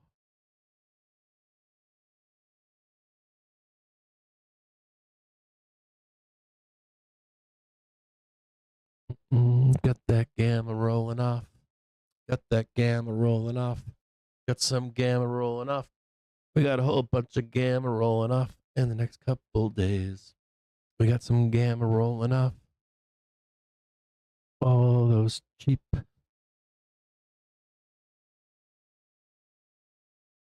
I think it has to do. You know who talks about this well is Joe Donut. He does a great job of. I think we were discussing one day avoiding taxes, and he was discussing how like you can find a way to avoid taxes or avoid this or avoid that or whatever, or you live within like whatever these numbers are. things will just adjust to that. Whether you're either trying to avoid something or if you tell me that, let's say you're like, hey, July's numbers are 10 and I don't like that, they're 20. That wouldn't automatically mean that the market reacts differently to that 20 than that was used to be a 10. They'll just like stay in line with the new number. If that makes any sense, but you get the gist. Like the world operates practically on constants or knowns or consistency.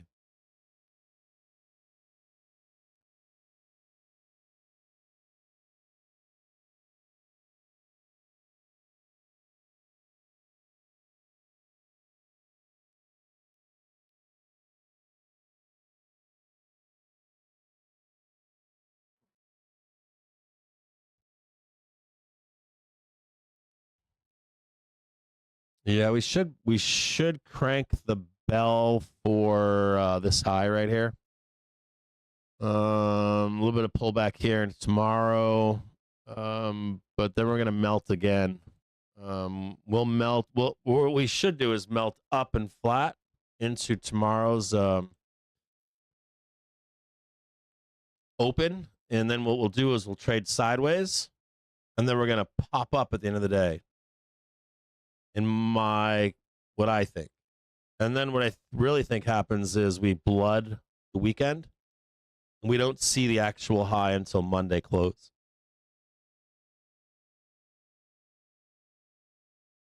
Let me show you an example of it. What it looks like. You'll get it.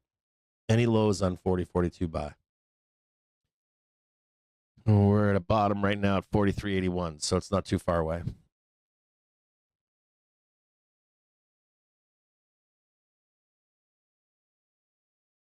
Couple notes for you. Didn't get these to you today. I've been having a bad week. Reddit's cranking, A-Lab's cranking, Thames cranking. Noteworthy here. I'm going to post one for you that I've talked to you about in the past. It's happening again to this one.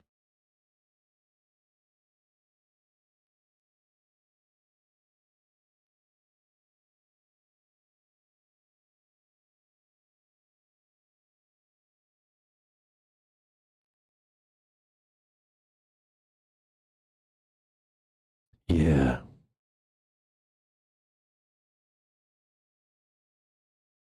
Do you guys have it now? You read it inside the Discord? Because I don't want to say it publicly because I'm going to post something publicly.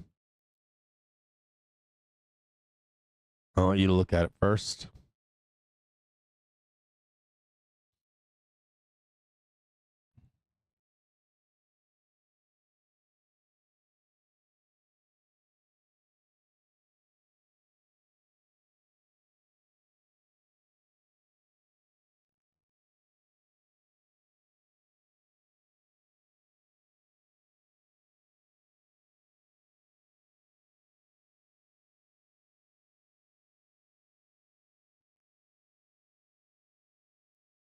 I'm watching BBNX for a breakout. Okay. Been watching this one like a hawk. Buying dips on BBNX.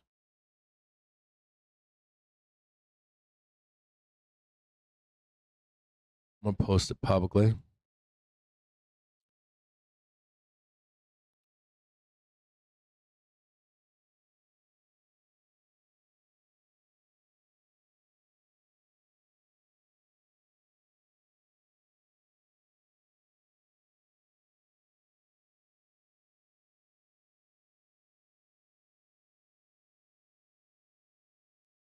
Nice. Citibank raising end of year targets.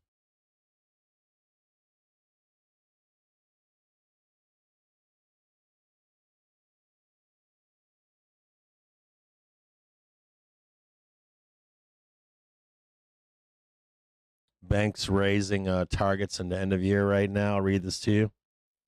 Citi, let me read a few of these things to you guys. Hold on here.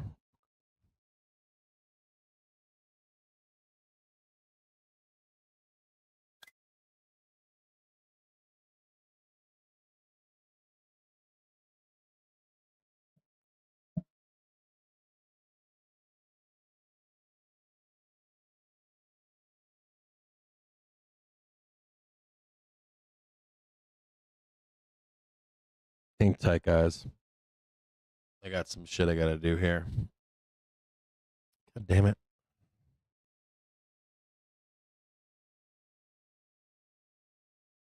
I got a bunch of white paper shit I'm gonna drop to you guys right now. Hold on.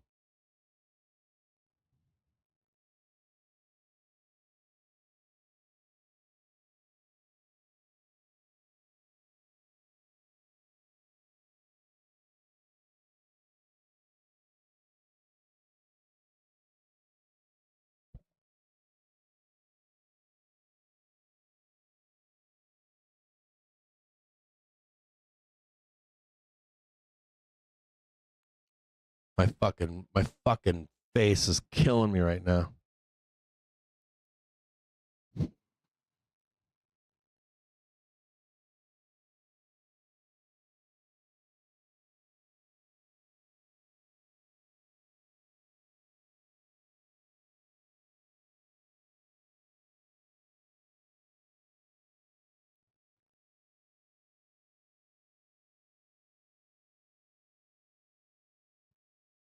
Oh my god, my fucking face. God damn.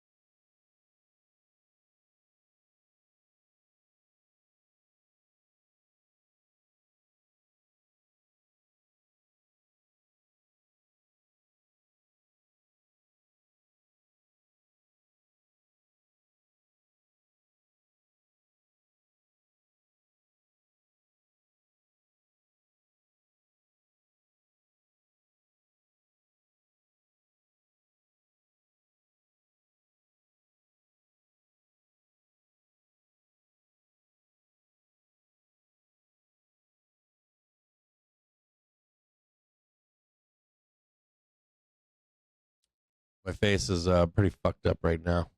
Like the pain's starting to kick back in again.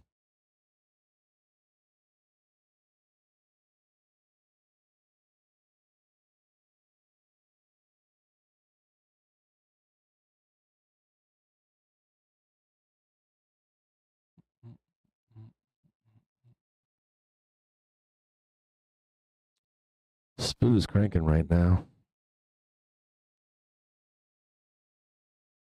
Oh, yeah.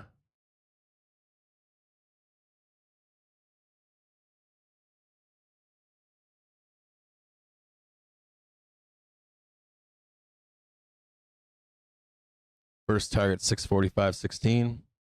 Slightly higher.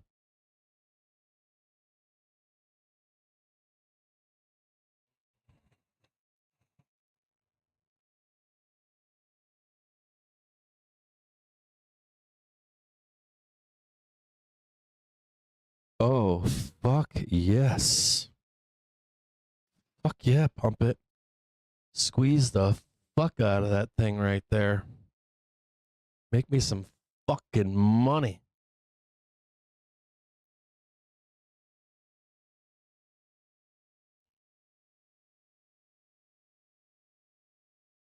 Squeeze it.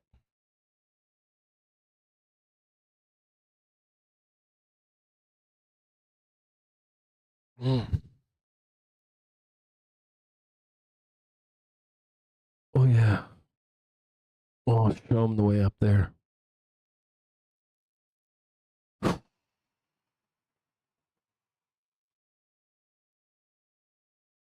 Higher.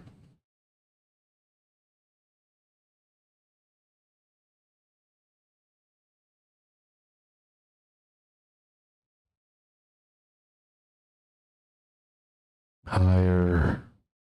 We know you have to go higher.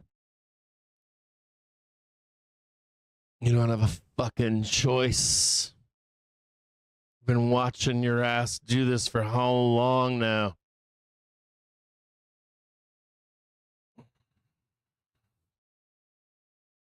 Months. Been talking about fucking 6,500 for fucking months now. You got days, bro. Dealer's like, God damn it. This is what I'm looking for here. Just that tick right there. Just looking for that tick. Nope. This tick right here. And a nice little pullback right there. Whoopsie daisy up there.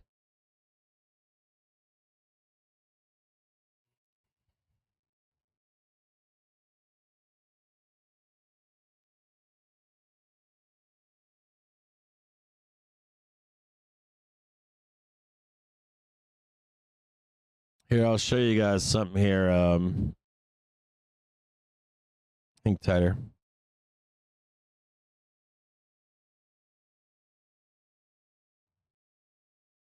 Tight.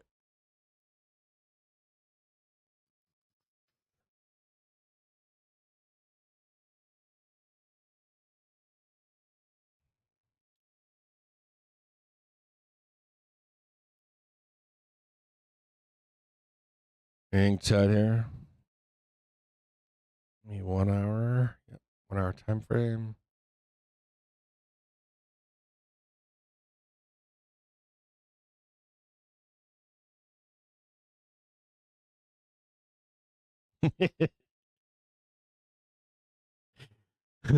Like what Volwiz just said.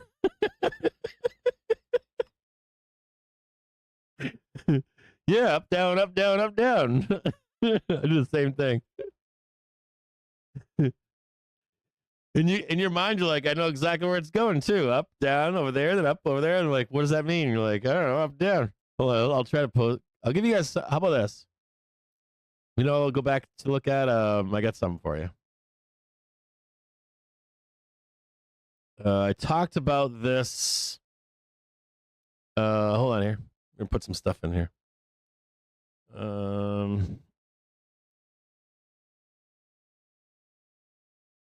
I got some crayons for you.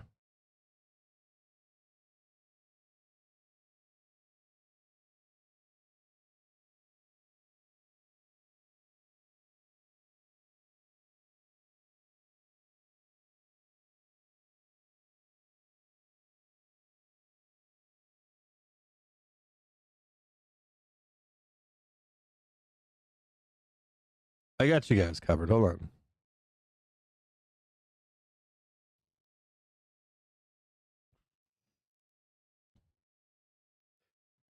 Thursday or Friday? Thursday?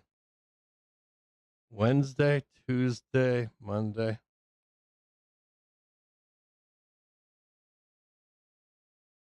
Monday, Tuesday, Wednesday.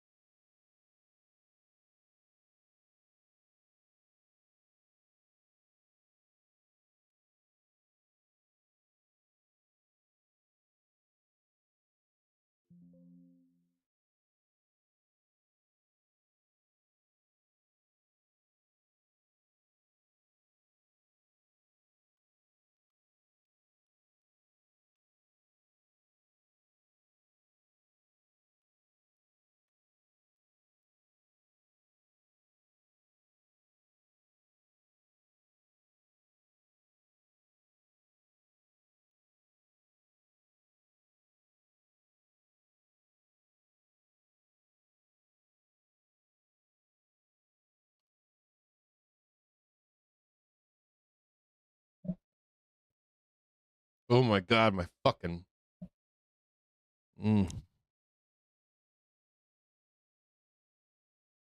It's just sore. That's it.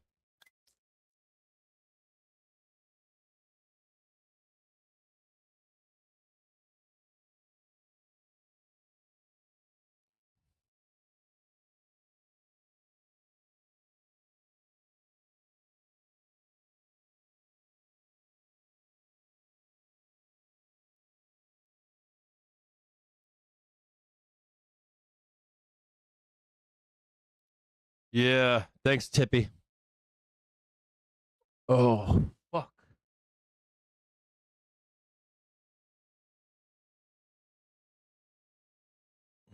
Thanks, brother.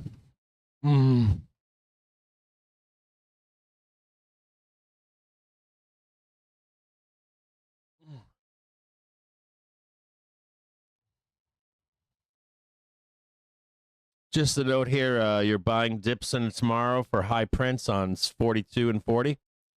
We're buying dips currently right now down below at 43, but just so you can see it. Now likely into oh, fuck.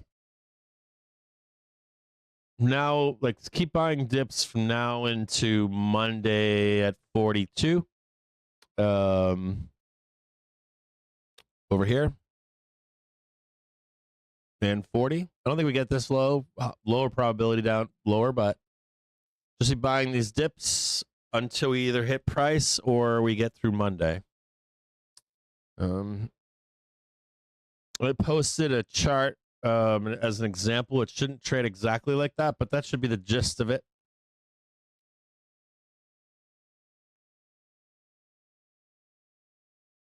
Oh my god, dude. Fuck me. Hold on 1 second. I'll be right back. Give me like 5 minutes. I'll put the new squawker on. I'm in some fucking serious pain. Hold on here.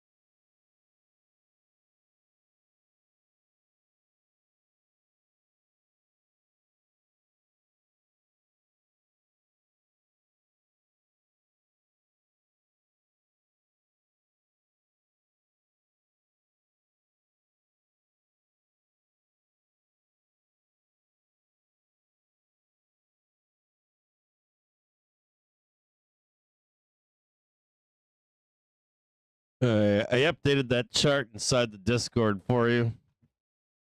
I just popped another one of those fucking pills. Oh, yeah. Needed that.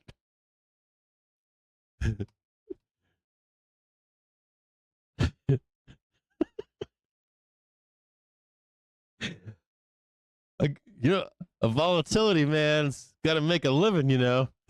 They're not asking for much, right? Just a little bit of vol here and there.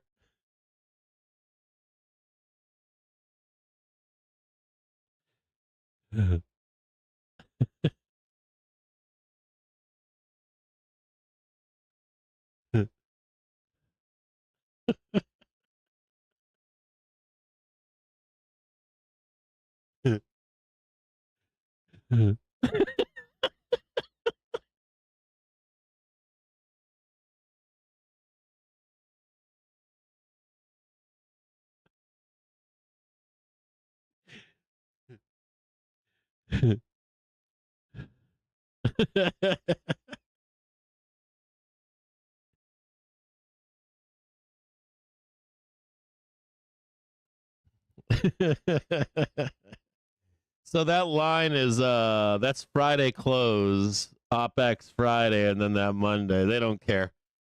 They're gonna be fucking they're gonna come out and be short like this close right here. They're not gonna care. It's like, I'm short now. I don't care where we go above here, Cap. We're getting that fucking roll between now and fucking Monday. You can fuck around all you want on these tops up here.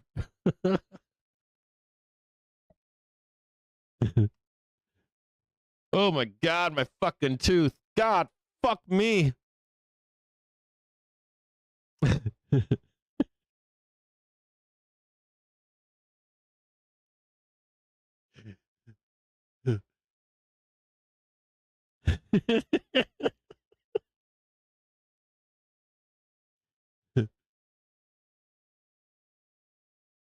Well, I mean, I think if you look at like what Vol Wiz was saying, look at that chart I posted in there, okay?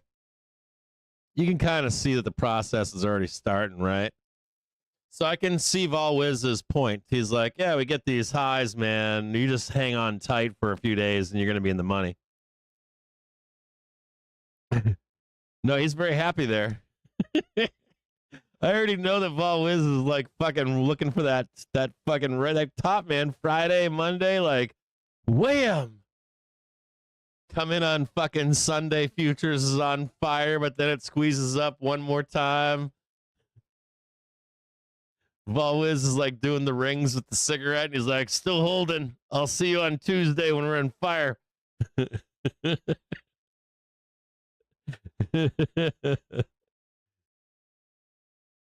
Oh man, I'm in some fucking pain. Hold on one more second.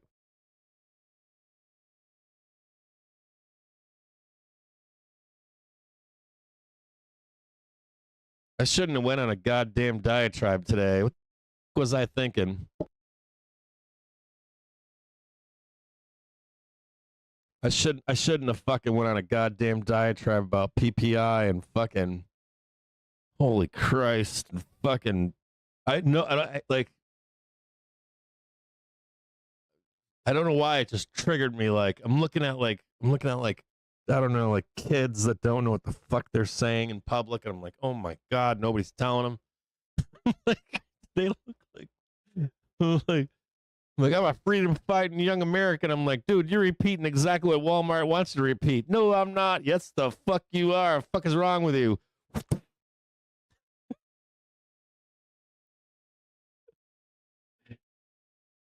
Yeah, I gotta stop talking. Like I need to like stop talking for like a day or two.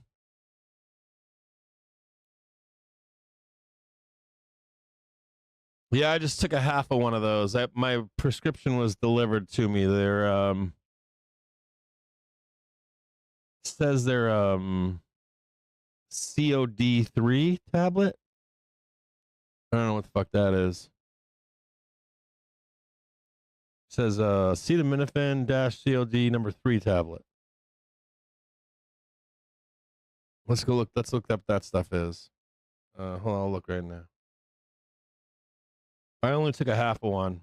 I'm not down with this shit. Like, I hate this shit. I'm in a lot of pain though, like legitimately. That's codeine? Okay. I cracked one in half. It had a little wine on it, so I cut it in half.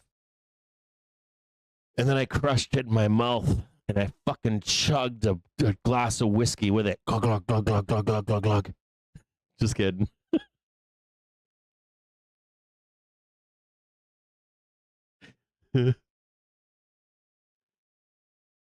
Probably one of you out there is like, oh God, give it to me, Cap. Let's eat them all together right now.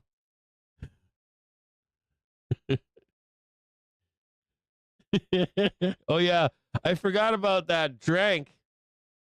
I totally forgot about that. Scissor, right? Is that what they call it? Scissor.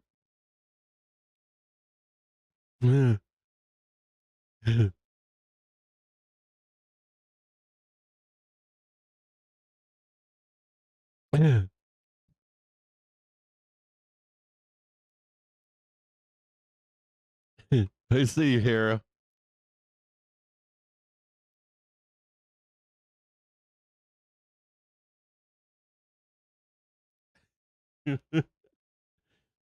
Oh yeah, lean. That's another word for it too. Lean. Oh fuck. Fucking so stupid.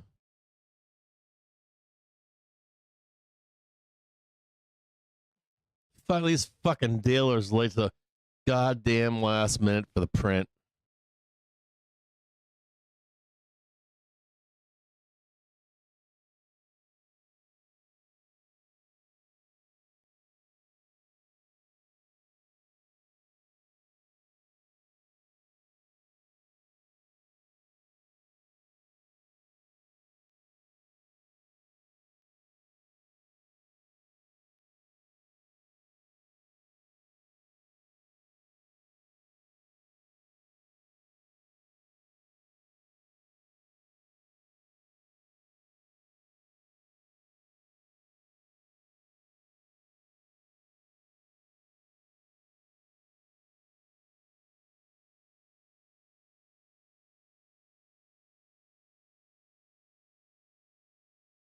I swear, if we if we get this unclenched from now into like the weekend or Monday or whatever, if we unclench like you guys saw where I showed you that unclench in there. If we unclench, right, I'm just gonna go all over Twitter and like I'm gonna suck Vol off for like 3 straight days. Vol called it.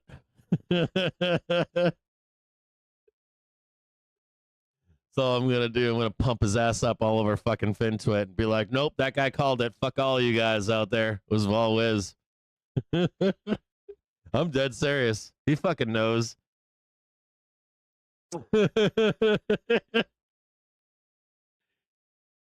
We should pump his ass all over FinTwit. Be like, did you hear about that guy Vol That motherfucker called it to the tick. I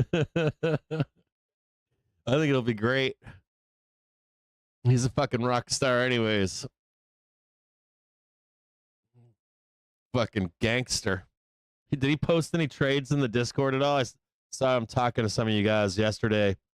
I know he talked to somebody in the pro channel yesterday. Hey Vol, if you're out there, man, I love you, brother. Thanks for helping out along this week.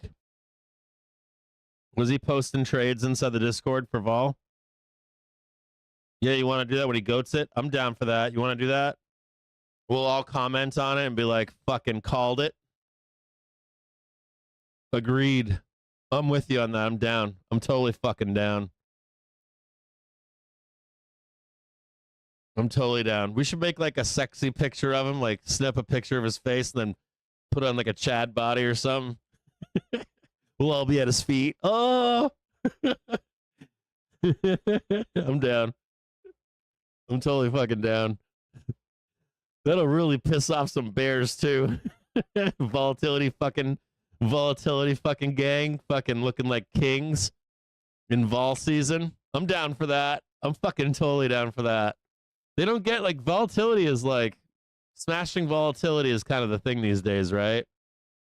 It's just like fucking just suck them off for the fucking gangster trade. I'm down for that. Fuck yeah.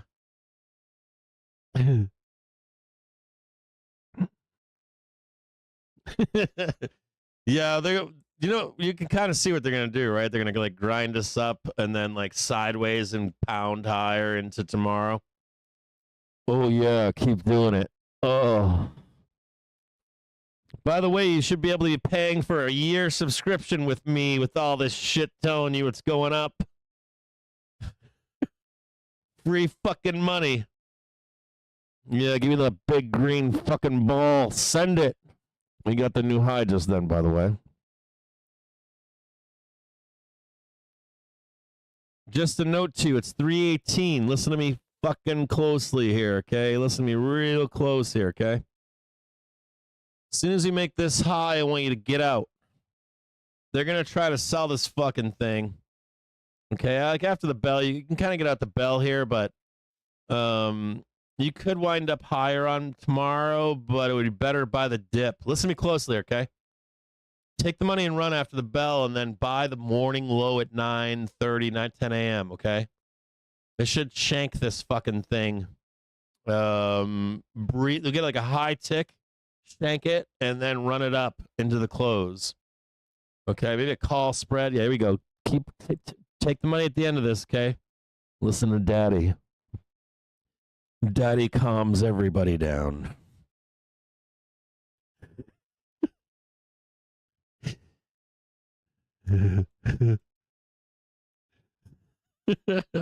Sorry, I'm fucking getting high, I think. Where's my wife? Need to get laid.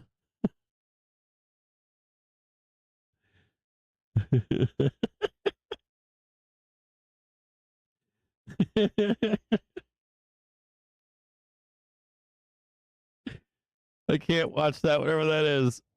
What is that? That's cool as fuck. What the fuck is that? Hold on here. What the?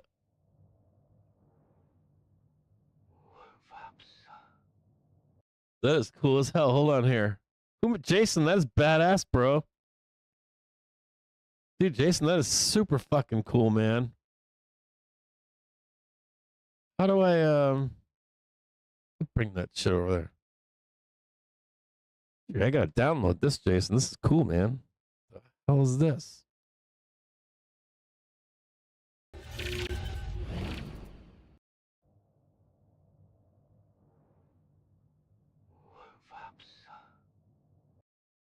Oh, that's cool. I like that. I like that a lot. Thank you, Jason. That was super cool, man.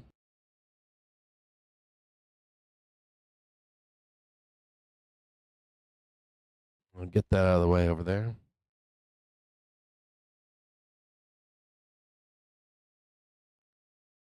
That's cool, bro. That is fire as fuck, man.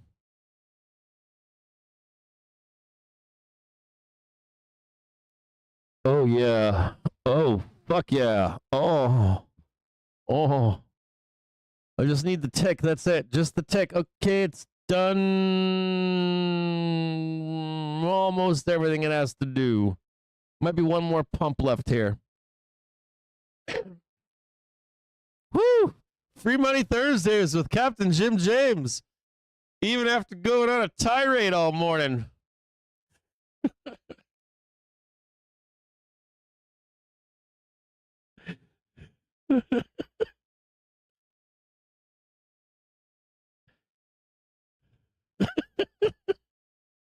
Well, dude, Vol, did you see the fucking did you see the whipsaw on Friday, on that Friday Monday bullshit? Like they're gonna fuck around on Friday Monday. You know it's gonna be a shit show, right? Everybody's gonna be trying to short this shit like tomorrow. All the highs tomorrow. We're gonna try to short fucking close on Friday. You just gotta hold on to the fuck yeah, doughboy. Oh my god. Oh, dude, my fucking face, man. Let's put the pivots on there and see what's going on. Oh, yeah. Oh, where's that pivot? Oh, where's all-time highs? Hold on a second. Oh, yeah. Oh, here, let me rub you all time highs. Oh yeah. Oh yeah, all time highs. Let me rub it. Oh yeah. It's just larger circles.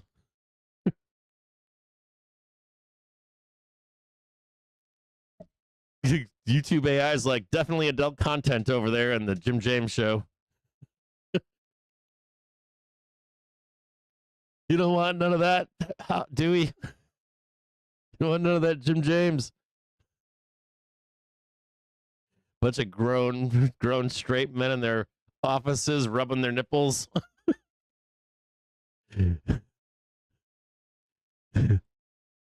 It's alpha, bro. It's sigma.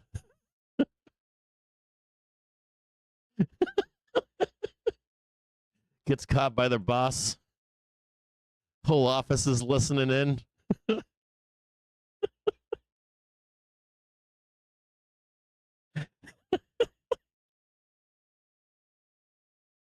It's really hard to laugh right now. It's like I got a lockjaw or something. Yeah. And it's not pain from the tooth. It's really sore. It's like, dude, these like, okay, so here's how it started. Like, so let me tell you the story. So I get in the office, I'm sitting in there, right? And they're like, okay, we're gonna do all this, like, oh, hold on a second. I gotta tell you this fucking story. You guys are gonna like this. This is fucking hilarious. So I'm in the fucking dental chair, right? And they're like two young doctors, right? They're young. I mean young. And two young women. Not that it matters, but they were young. That does matter. And I'll tell you why in a minute. So they got me in the chair and they're like, and like, you know, they're young. So like probably finished their residency or something, and they're taught all like the perfect things to do. And I'm getting old, you know, so I'm in the chair, and I do have claustrophobia. I'm claustrophobic. I think I got it from the army, but I'm not sure. Or fighting. I used to do a lot of fight when I was young and shit like that. And I've always been afraid of like dying or getting seriously hurt or, you know, something like that. But it all stems back from like childhood competing sports. This like fear of no control. I was in a bike accident years ago where some guy tried to kill me. True story. So I've always had this like hang up on not being in control of my life. And so I'm in the chair yesterday, and they're like following all the new protocols. Like, okay, sir, we're gonna stick a wedge in the side of your mouth over here. They put the wedge in, and like, don't touch the wedge. And so I'm like, okay. And then they're like, oh, we're gonna put this other thing in over here. And they didn't tell me that it was a fucking what the fuck is that thing called? A dental dam. So then they got the dental dam in, they got the fucking thing over here, and they're shooting me up, and I'm like, I got a little breathing hole. So that shit ain't working. And then I'm like trying to breathe through my nostrils and kind of like head back, and I'm like, I can't breathe.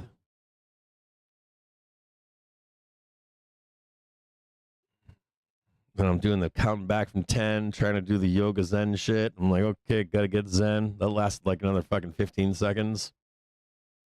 And I'm like thinking to myself, they haven't even started. I'm gonna freak the fuck out and fucking rip this shit out of my face right now. That's what I'm telling myself. So I do. Like, I freak out.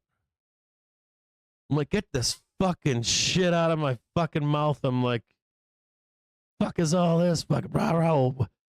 I'm getting claustrophobic, can't breathe. And the young doctor says to me yesterday, she goes, that's valid. I go, God damn it, they use that's valid shit on me. They probably learned that in fucking school. It's these goddamn kids. I'm like, getting old. Sound like an old fucking boomer right now. But she used the word valid. I'm like, that's some fucking human resources shit if I ever heard it back in the day. But now young people don't use it for human resources. They mean it. I'm like, that's a valid concern. We'll try to work around it. So, like, I'm like ripping stuff out, stand up, and I'm like, listen, if you can't do this by hand, I got to be sedated. Or I'm like, the other one, not, I'm like, not anesthesia, sedation. She's like, well, we can recommend to have somebody do that for you. Like, we can't do that here. I'm like looking at her and she's looking at me and she like disappears. I think she went to go see another dentist doctor or something and to ask him what he thought, whatever. So she comes back and before she says anything, I'm like, look, you can do this shit without that fucking dental dam in me. We can get it done.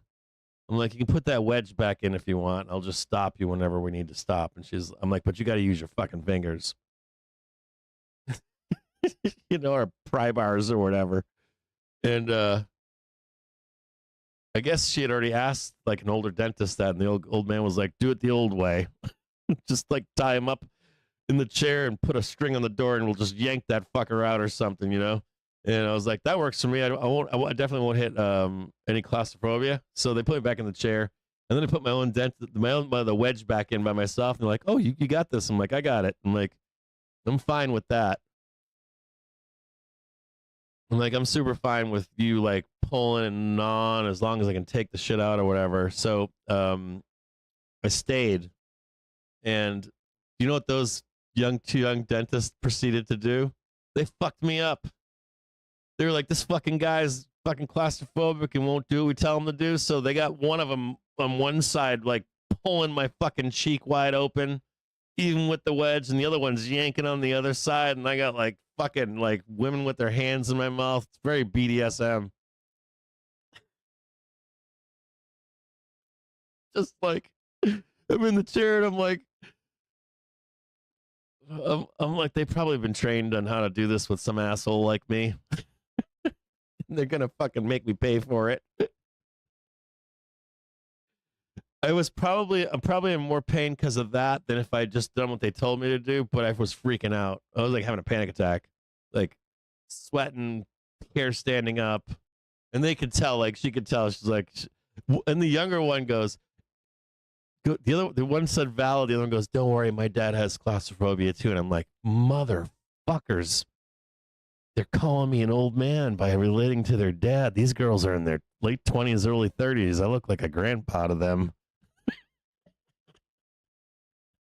I'm serious.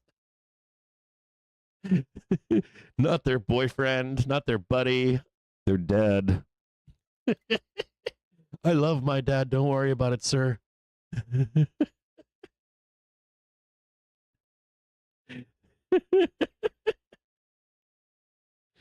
Yeah. They treated me worse than if I like outside of the claustrophobia, they were like manhandling me. I saw that you guys already got out up there, by the way. I saw that in the chat. You guys sold the fuck out of that right there. Can we get one more? I think we can get one more. We got the high. Like, let's look at this really quick. So we theoretically needed this one right here. We got it. Just a heads up. Now we didn't get the new high. That's right here. It's not required. We could get it into the bell though, is my only thing. So I put that a little bit up there. Let's look at this really quick on a 1 minute. Now let's talk about this too. So I want you to think about this logically, okay? So this is Friday, right? I got this like going here, but I just want you to think about tomorrow like this, okay? Listen, look, watch me closely here. This is tomorrow, right? Bang, bang, bang, bang, bang, bang, bang up there, okay? Now it could just be an all-time high. So I remember I told you about saving this part for Monday. Could be more like this, like bang, bang, bang, bang, right? End of day tomorrow, wham, just that. That's it. And then we swing up on Monday, close for the high. We could do it tomorrow. We could do it on Monday. I don't know. But just be like patient and just be buying these dips like I told you earlier, okay? Any kind of fucking noise down here, and he's fucking like, you wake up tomorrow morning, it's some nonsense like that, we're just buying it again. We'll just slam it higher, slam it higher. Expectations haven't changed. Let's go back over here.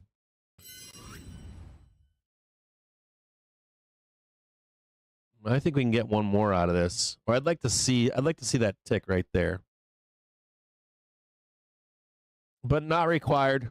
This is enough for today. It's all that needs to be done. Remember, this is an inflection point, so we're going to go back down to the next inflection point before we hit that inflection point. So we could back test this 5 minute, but there's maybe one more nice little rip right here into the bell here. Might be one more.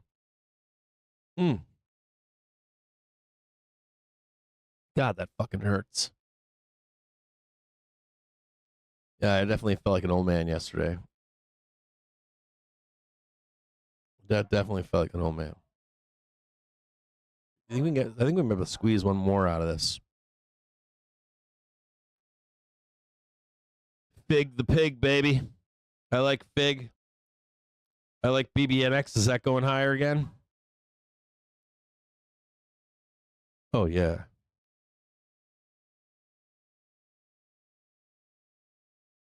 We also got A-Lab just murdering it. Reddit going monster right now.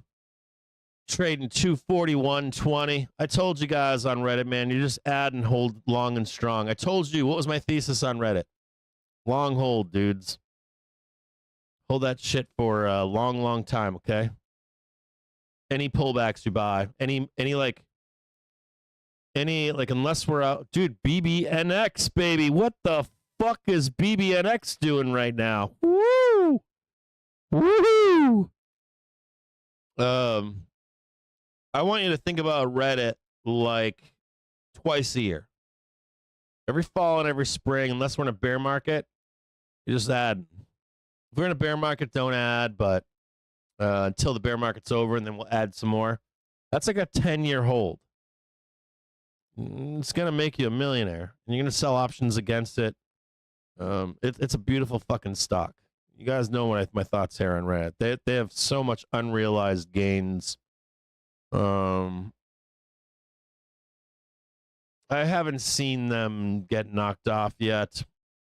I think they're going to be in the social.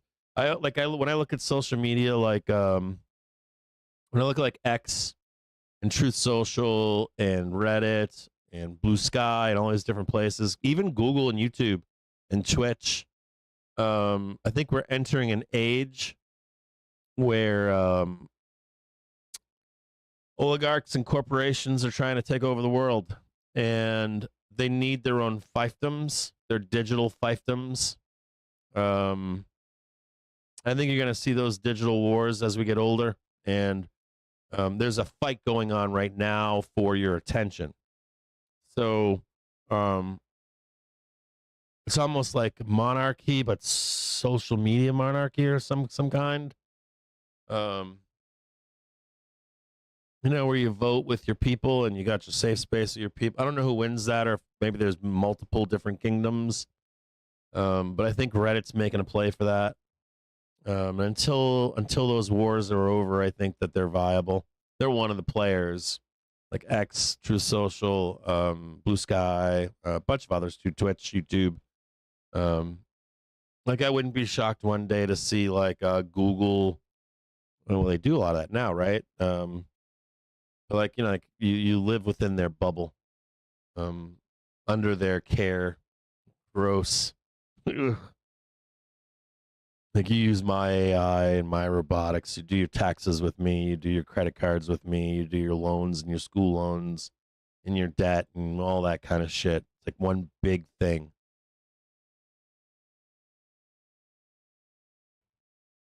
It's gross. But we know that's what they're trying to do. Is there one more pump here? One more pump, please.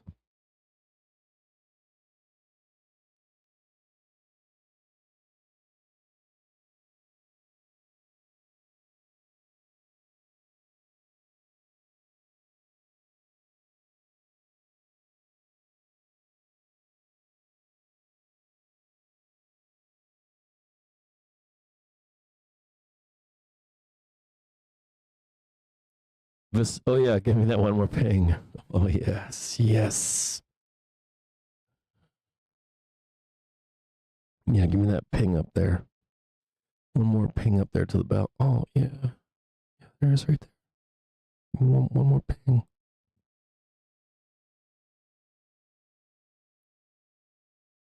Thanks for showing up to the show today.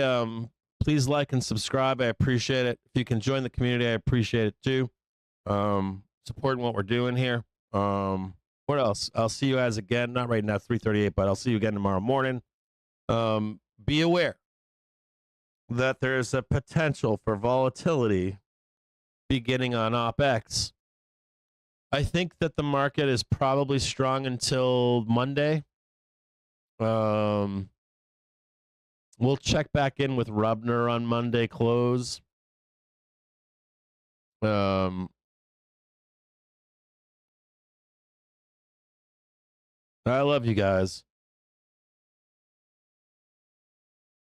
Fuck. My fucking face, man. Sorry to be bitching on the show like this.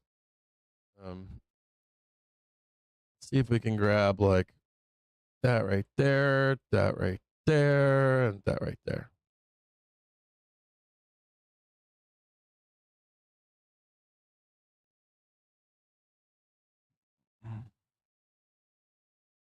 Yeah, no, I didn't take a lot. I only took a half one. It's my mouth is like my mouth is very sloppy right now. It's because of the pain. My tongue is hurting a lot, and my sockets hurt. I'm not even describing that enough, but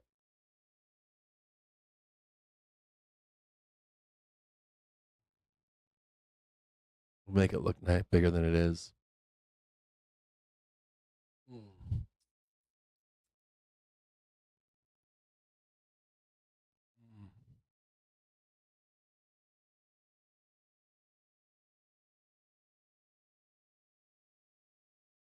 Mind you, if you're long into tomorrow, if you're like in one dates or something for tomorrow, mind you, there might not be any buyers on the opening bell. If you're looking for a dip to buy, it's probably at 10 a.m. tomorrow. Okay, right around 10 a.m. If you're looking for the next dip buy, 10 a.m. tomorrow. Call spread one day into the close, and then we'll try to grab another dip on Monday, maybe. Squeeze out the last of those fucking bears. Give them some pain.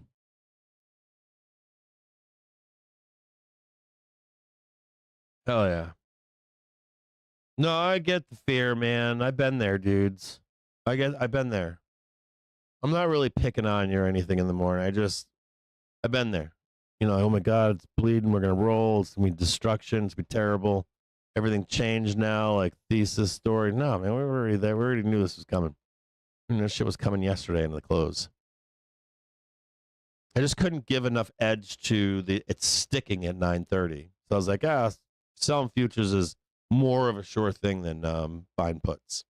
Plus, you got to have buyers for those puts on the open too. There's like mechanics of it all, like, or unless you're in a spread, yeah, you go up there, slap it, good. Go up there and do it. No, we're not done, dude. Just one more. I know they want to sell. I know there's a bear up there trying to sell right now. There's a vengeful bear right here. He's here.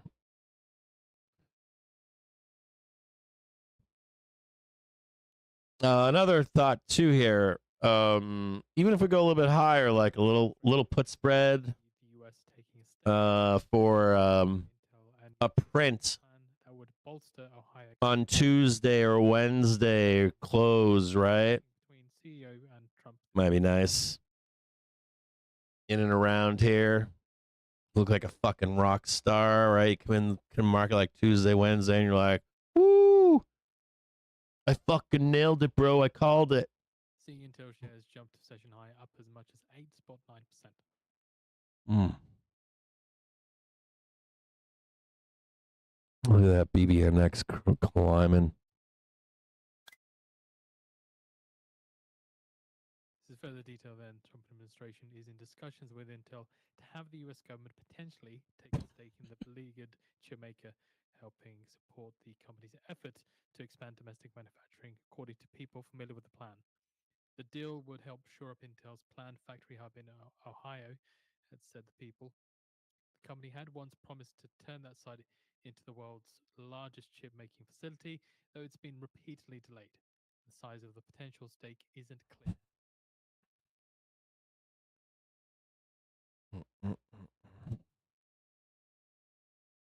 God, BB&X just killing it right now. Oh, yeah. Dude, whenever BB&X breaks out, it's going to be stupid. I got to measure that shit. Like, BB&X is going to trade like, I can trade a lot. And BB&X is like one of those companies, like we talk about them and then like we come back in 2 years and they're like, bro, it's trading like $150.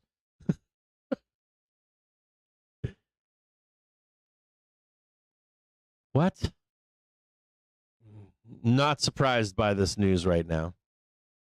You guys have heard me talk about this stuff before, like Seize AI, Seize chip makers, change in our economy, change in our government.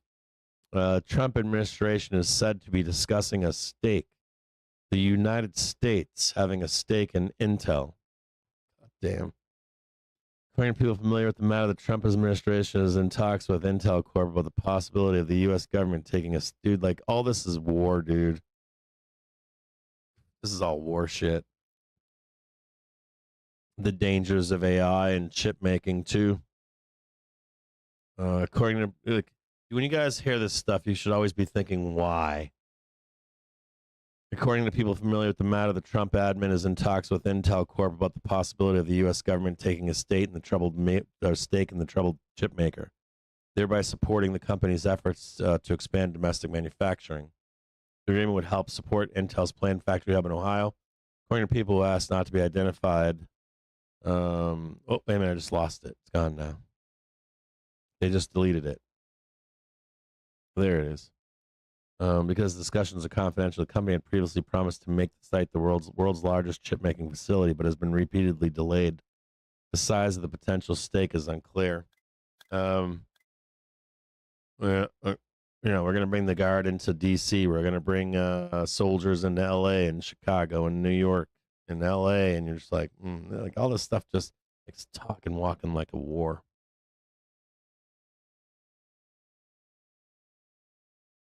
Intel cranking right now off 2280. I fucking hate Intel. I don't think anybody fucking cares. What that big, beautiful squeeze right there, though. They just did an equal high, so look for a pullback here. This is Donald J. Trump. And then another ripper off it. There's another pump here in Intel. Not yet, though. You're behind the markets. You want to see it trade like Real time at Financial Juice 2321.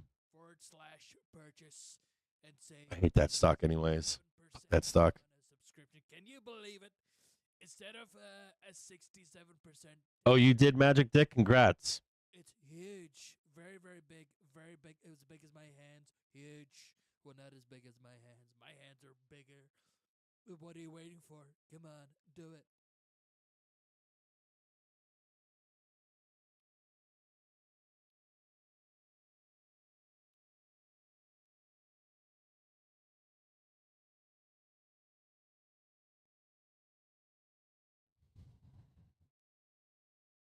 Yeah, should I enter some of that? I'll get some with you. Hold on here. I'm down to trade some Intel. Hold on. I always lose with this, but hold on. Let me just take a peek here. I'm down for an overnight ramp on this company. Hold on. Let me just check really quick and see what the back test is. I don't want to get fucked here in my entry. INTC for an overnight gap up. Hold on. Oh, look at that. Oh, dude, dude, look at this.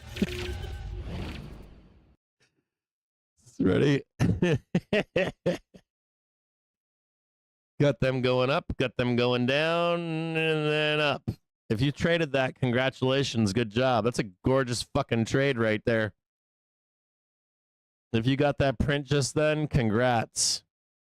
You're gonna get another big you're gonna get another big one over here. See it right there? You're gonna get look for a bloodbath in INTC in like a day, in a few days, in a week.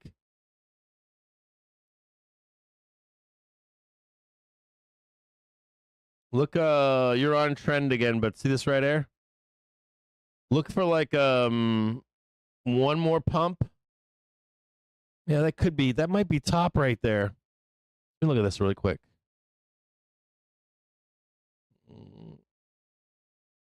There might be one more pump tomorrow on INTC because it's 0 Day Friday. But more importantly, I'd be looking for if you're in INTC, you should have taken the money and ran regardless of outcome. But if you're looking for a buy-in in this, a good one would be next week. If we get any kind of a Vixpiration unclench down here, fucking killer trade right there. Especially in the cross of this daily and weekly. I didn't notice this was already happening. Listen up closely here. If you're gang, like, you see this right here? I want you to see this.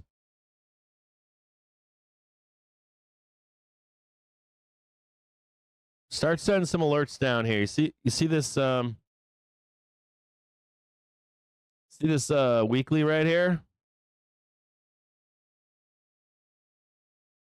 You see that daily crossing up right there? That fucking thing is gonna fucking moonshot this. You can see the cup. You can see the handle. Oh, this is a great fucking trade, by the way. Keep an eye on this in here. 10 seconds. Set an alert on any kind of doom next week. Pounding higher now in S&P 500, getting some wicks above. Sell side 248 million. That was a lower high by a penny. 6 million. Dow 30. Can't lose this right now. 2 million. And Mag 7 buy side 107 million. But this is a good one. This INTC. I'm gonna watch this one on the bell here. I might get one more pump here for an equal high on that high. According to Nikkei, Japan will propose building a logistics network that spans the Indian Ocean to Africa. 15th. Next week. Dude, options are cheap as fuck. 23.74.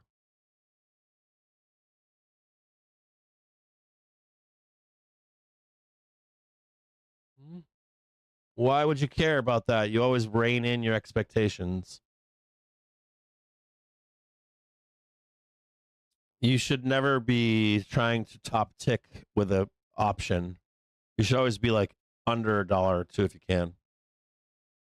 And further from the Nikkei, Japan will support efforts to link India, the Middle East, and Africa.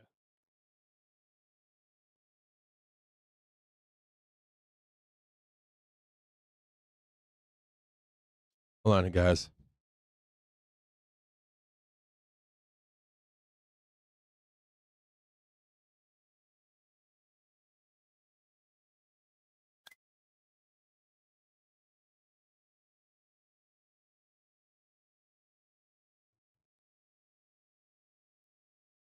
Oh.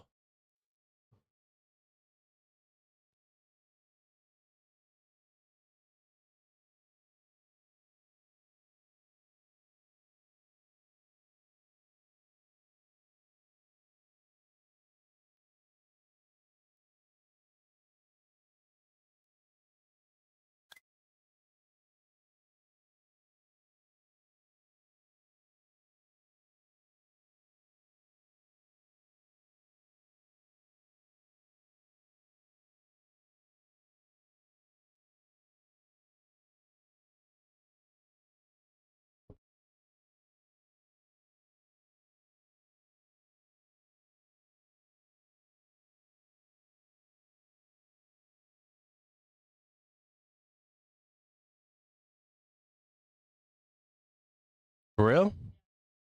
I wonder if Zerohead watches the show, maybe. Or maybe we're just reading the same shit. Post that in the chat for market so they can read it. And yeah, I want to be able to if that supports what I was talking about. Yes, not that I want it to support, but just that I can see it too. I think it's glaring everywhere. I think a lot of people are aware of it, but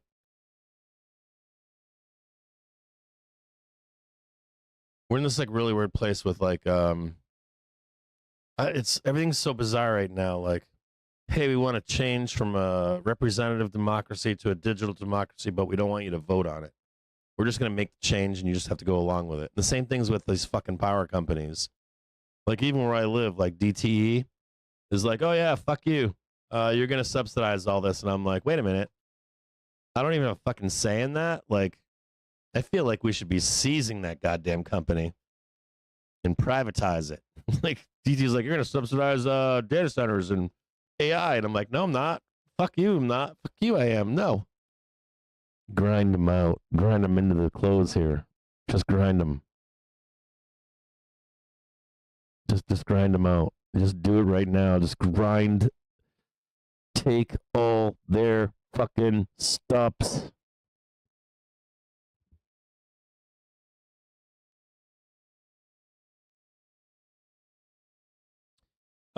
King Cuck. It won't be direct. It'll be like, you know, like 648.50 down, 650 down, 650.01 down, 652.50 down. Like banging it out. It's normally not a straight line. It used to be more like that, but it's not anymore.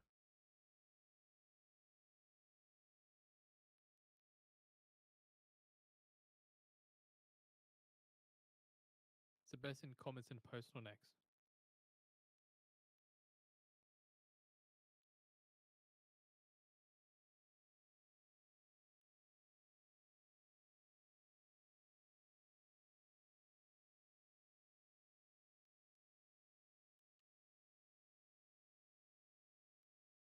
Further from the post on X, he says that Treasury is committed to exploring budget-neutral pathways to acquire more Bitcoin to expand the reserve and to execute on Trump's promise to make the US the Bitcoin superpower of the world. Oh, yes. Oh. Oh. Oh. Oh. Oh. Oh.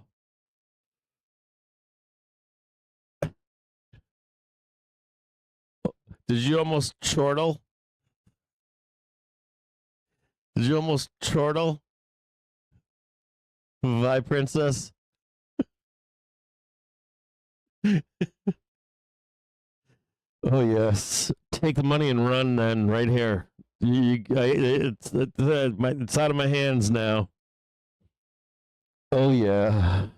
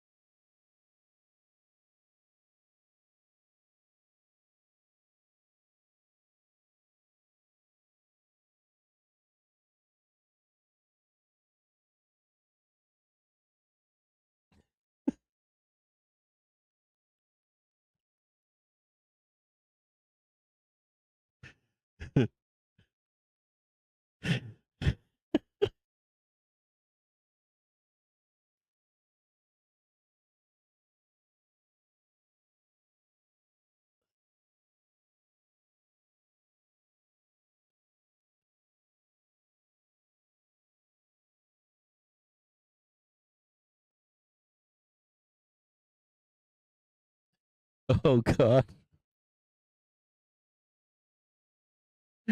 Oh no. I just gave King Cuck the target number. He's like, I'm still long, Cap. 467 and change. Oh God.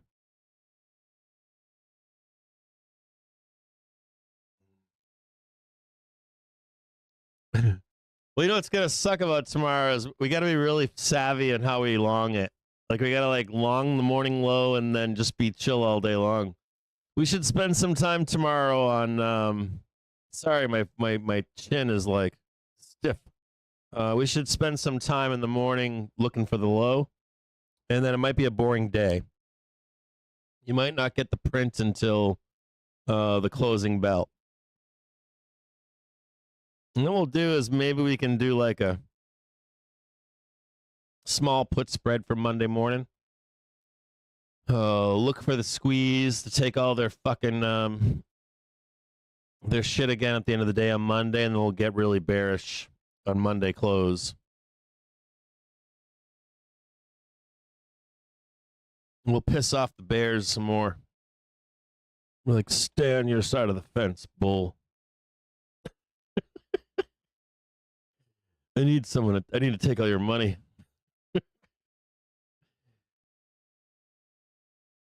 I can't. NTC back in the move to the upside again. 1 minute left, boys.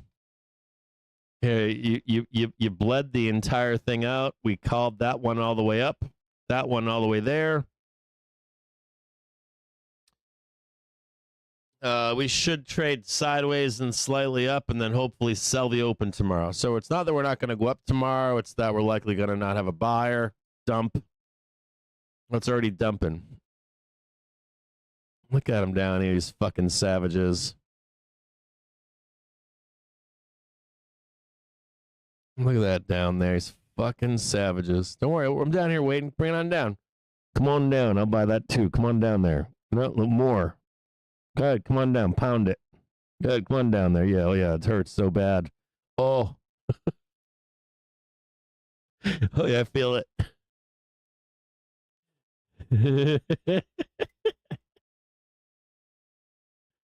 Oh, you took all my money, market. Oh. Oh, it was long all kinds of 0 dates right there, man. You took it right. You took all my money, man. I'm broke again.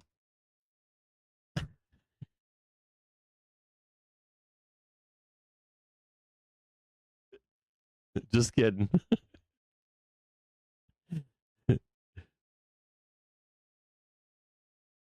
I think I pay like $5 or $10 a month, something like that. I get real time futures though. I use the trade and view at nighttime to trade futures with. I actually trade futures on Robinhood right now. I didn't know you could trade futures on Robinhood. I'm like, fuck it, we'll do that. Check it out. Oh. Maybe it's maybe 15. It's I just think I know it's low. It's not a ton of money. Oh, fucking $15, man.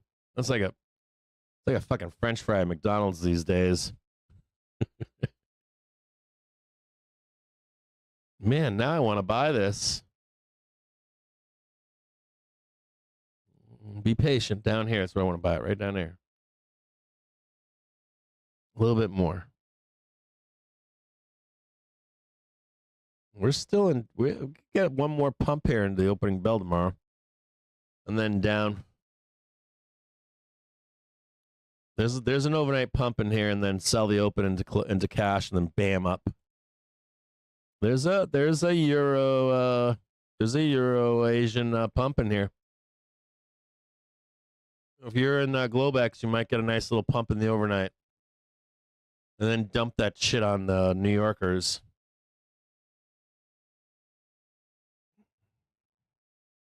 Okay, I'll see you tomorrow, 9:30 in the morning. Appreciate your patience.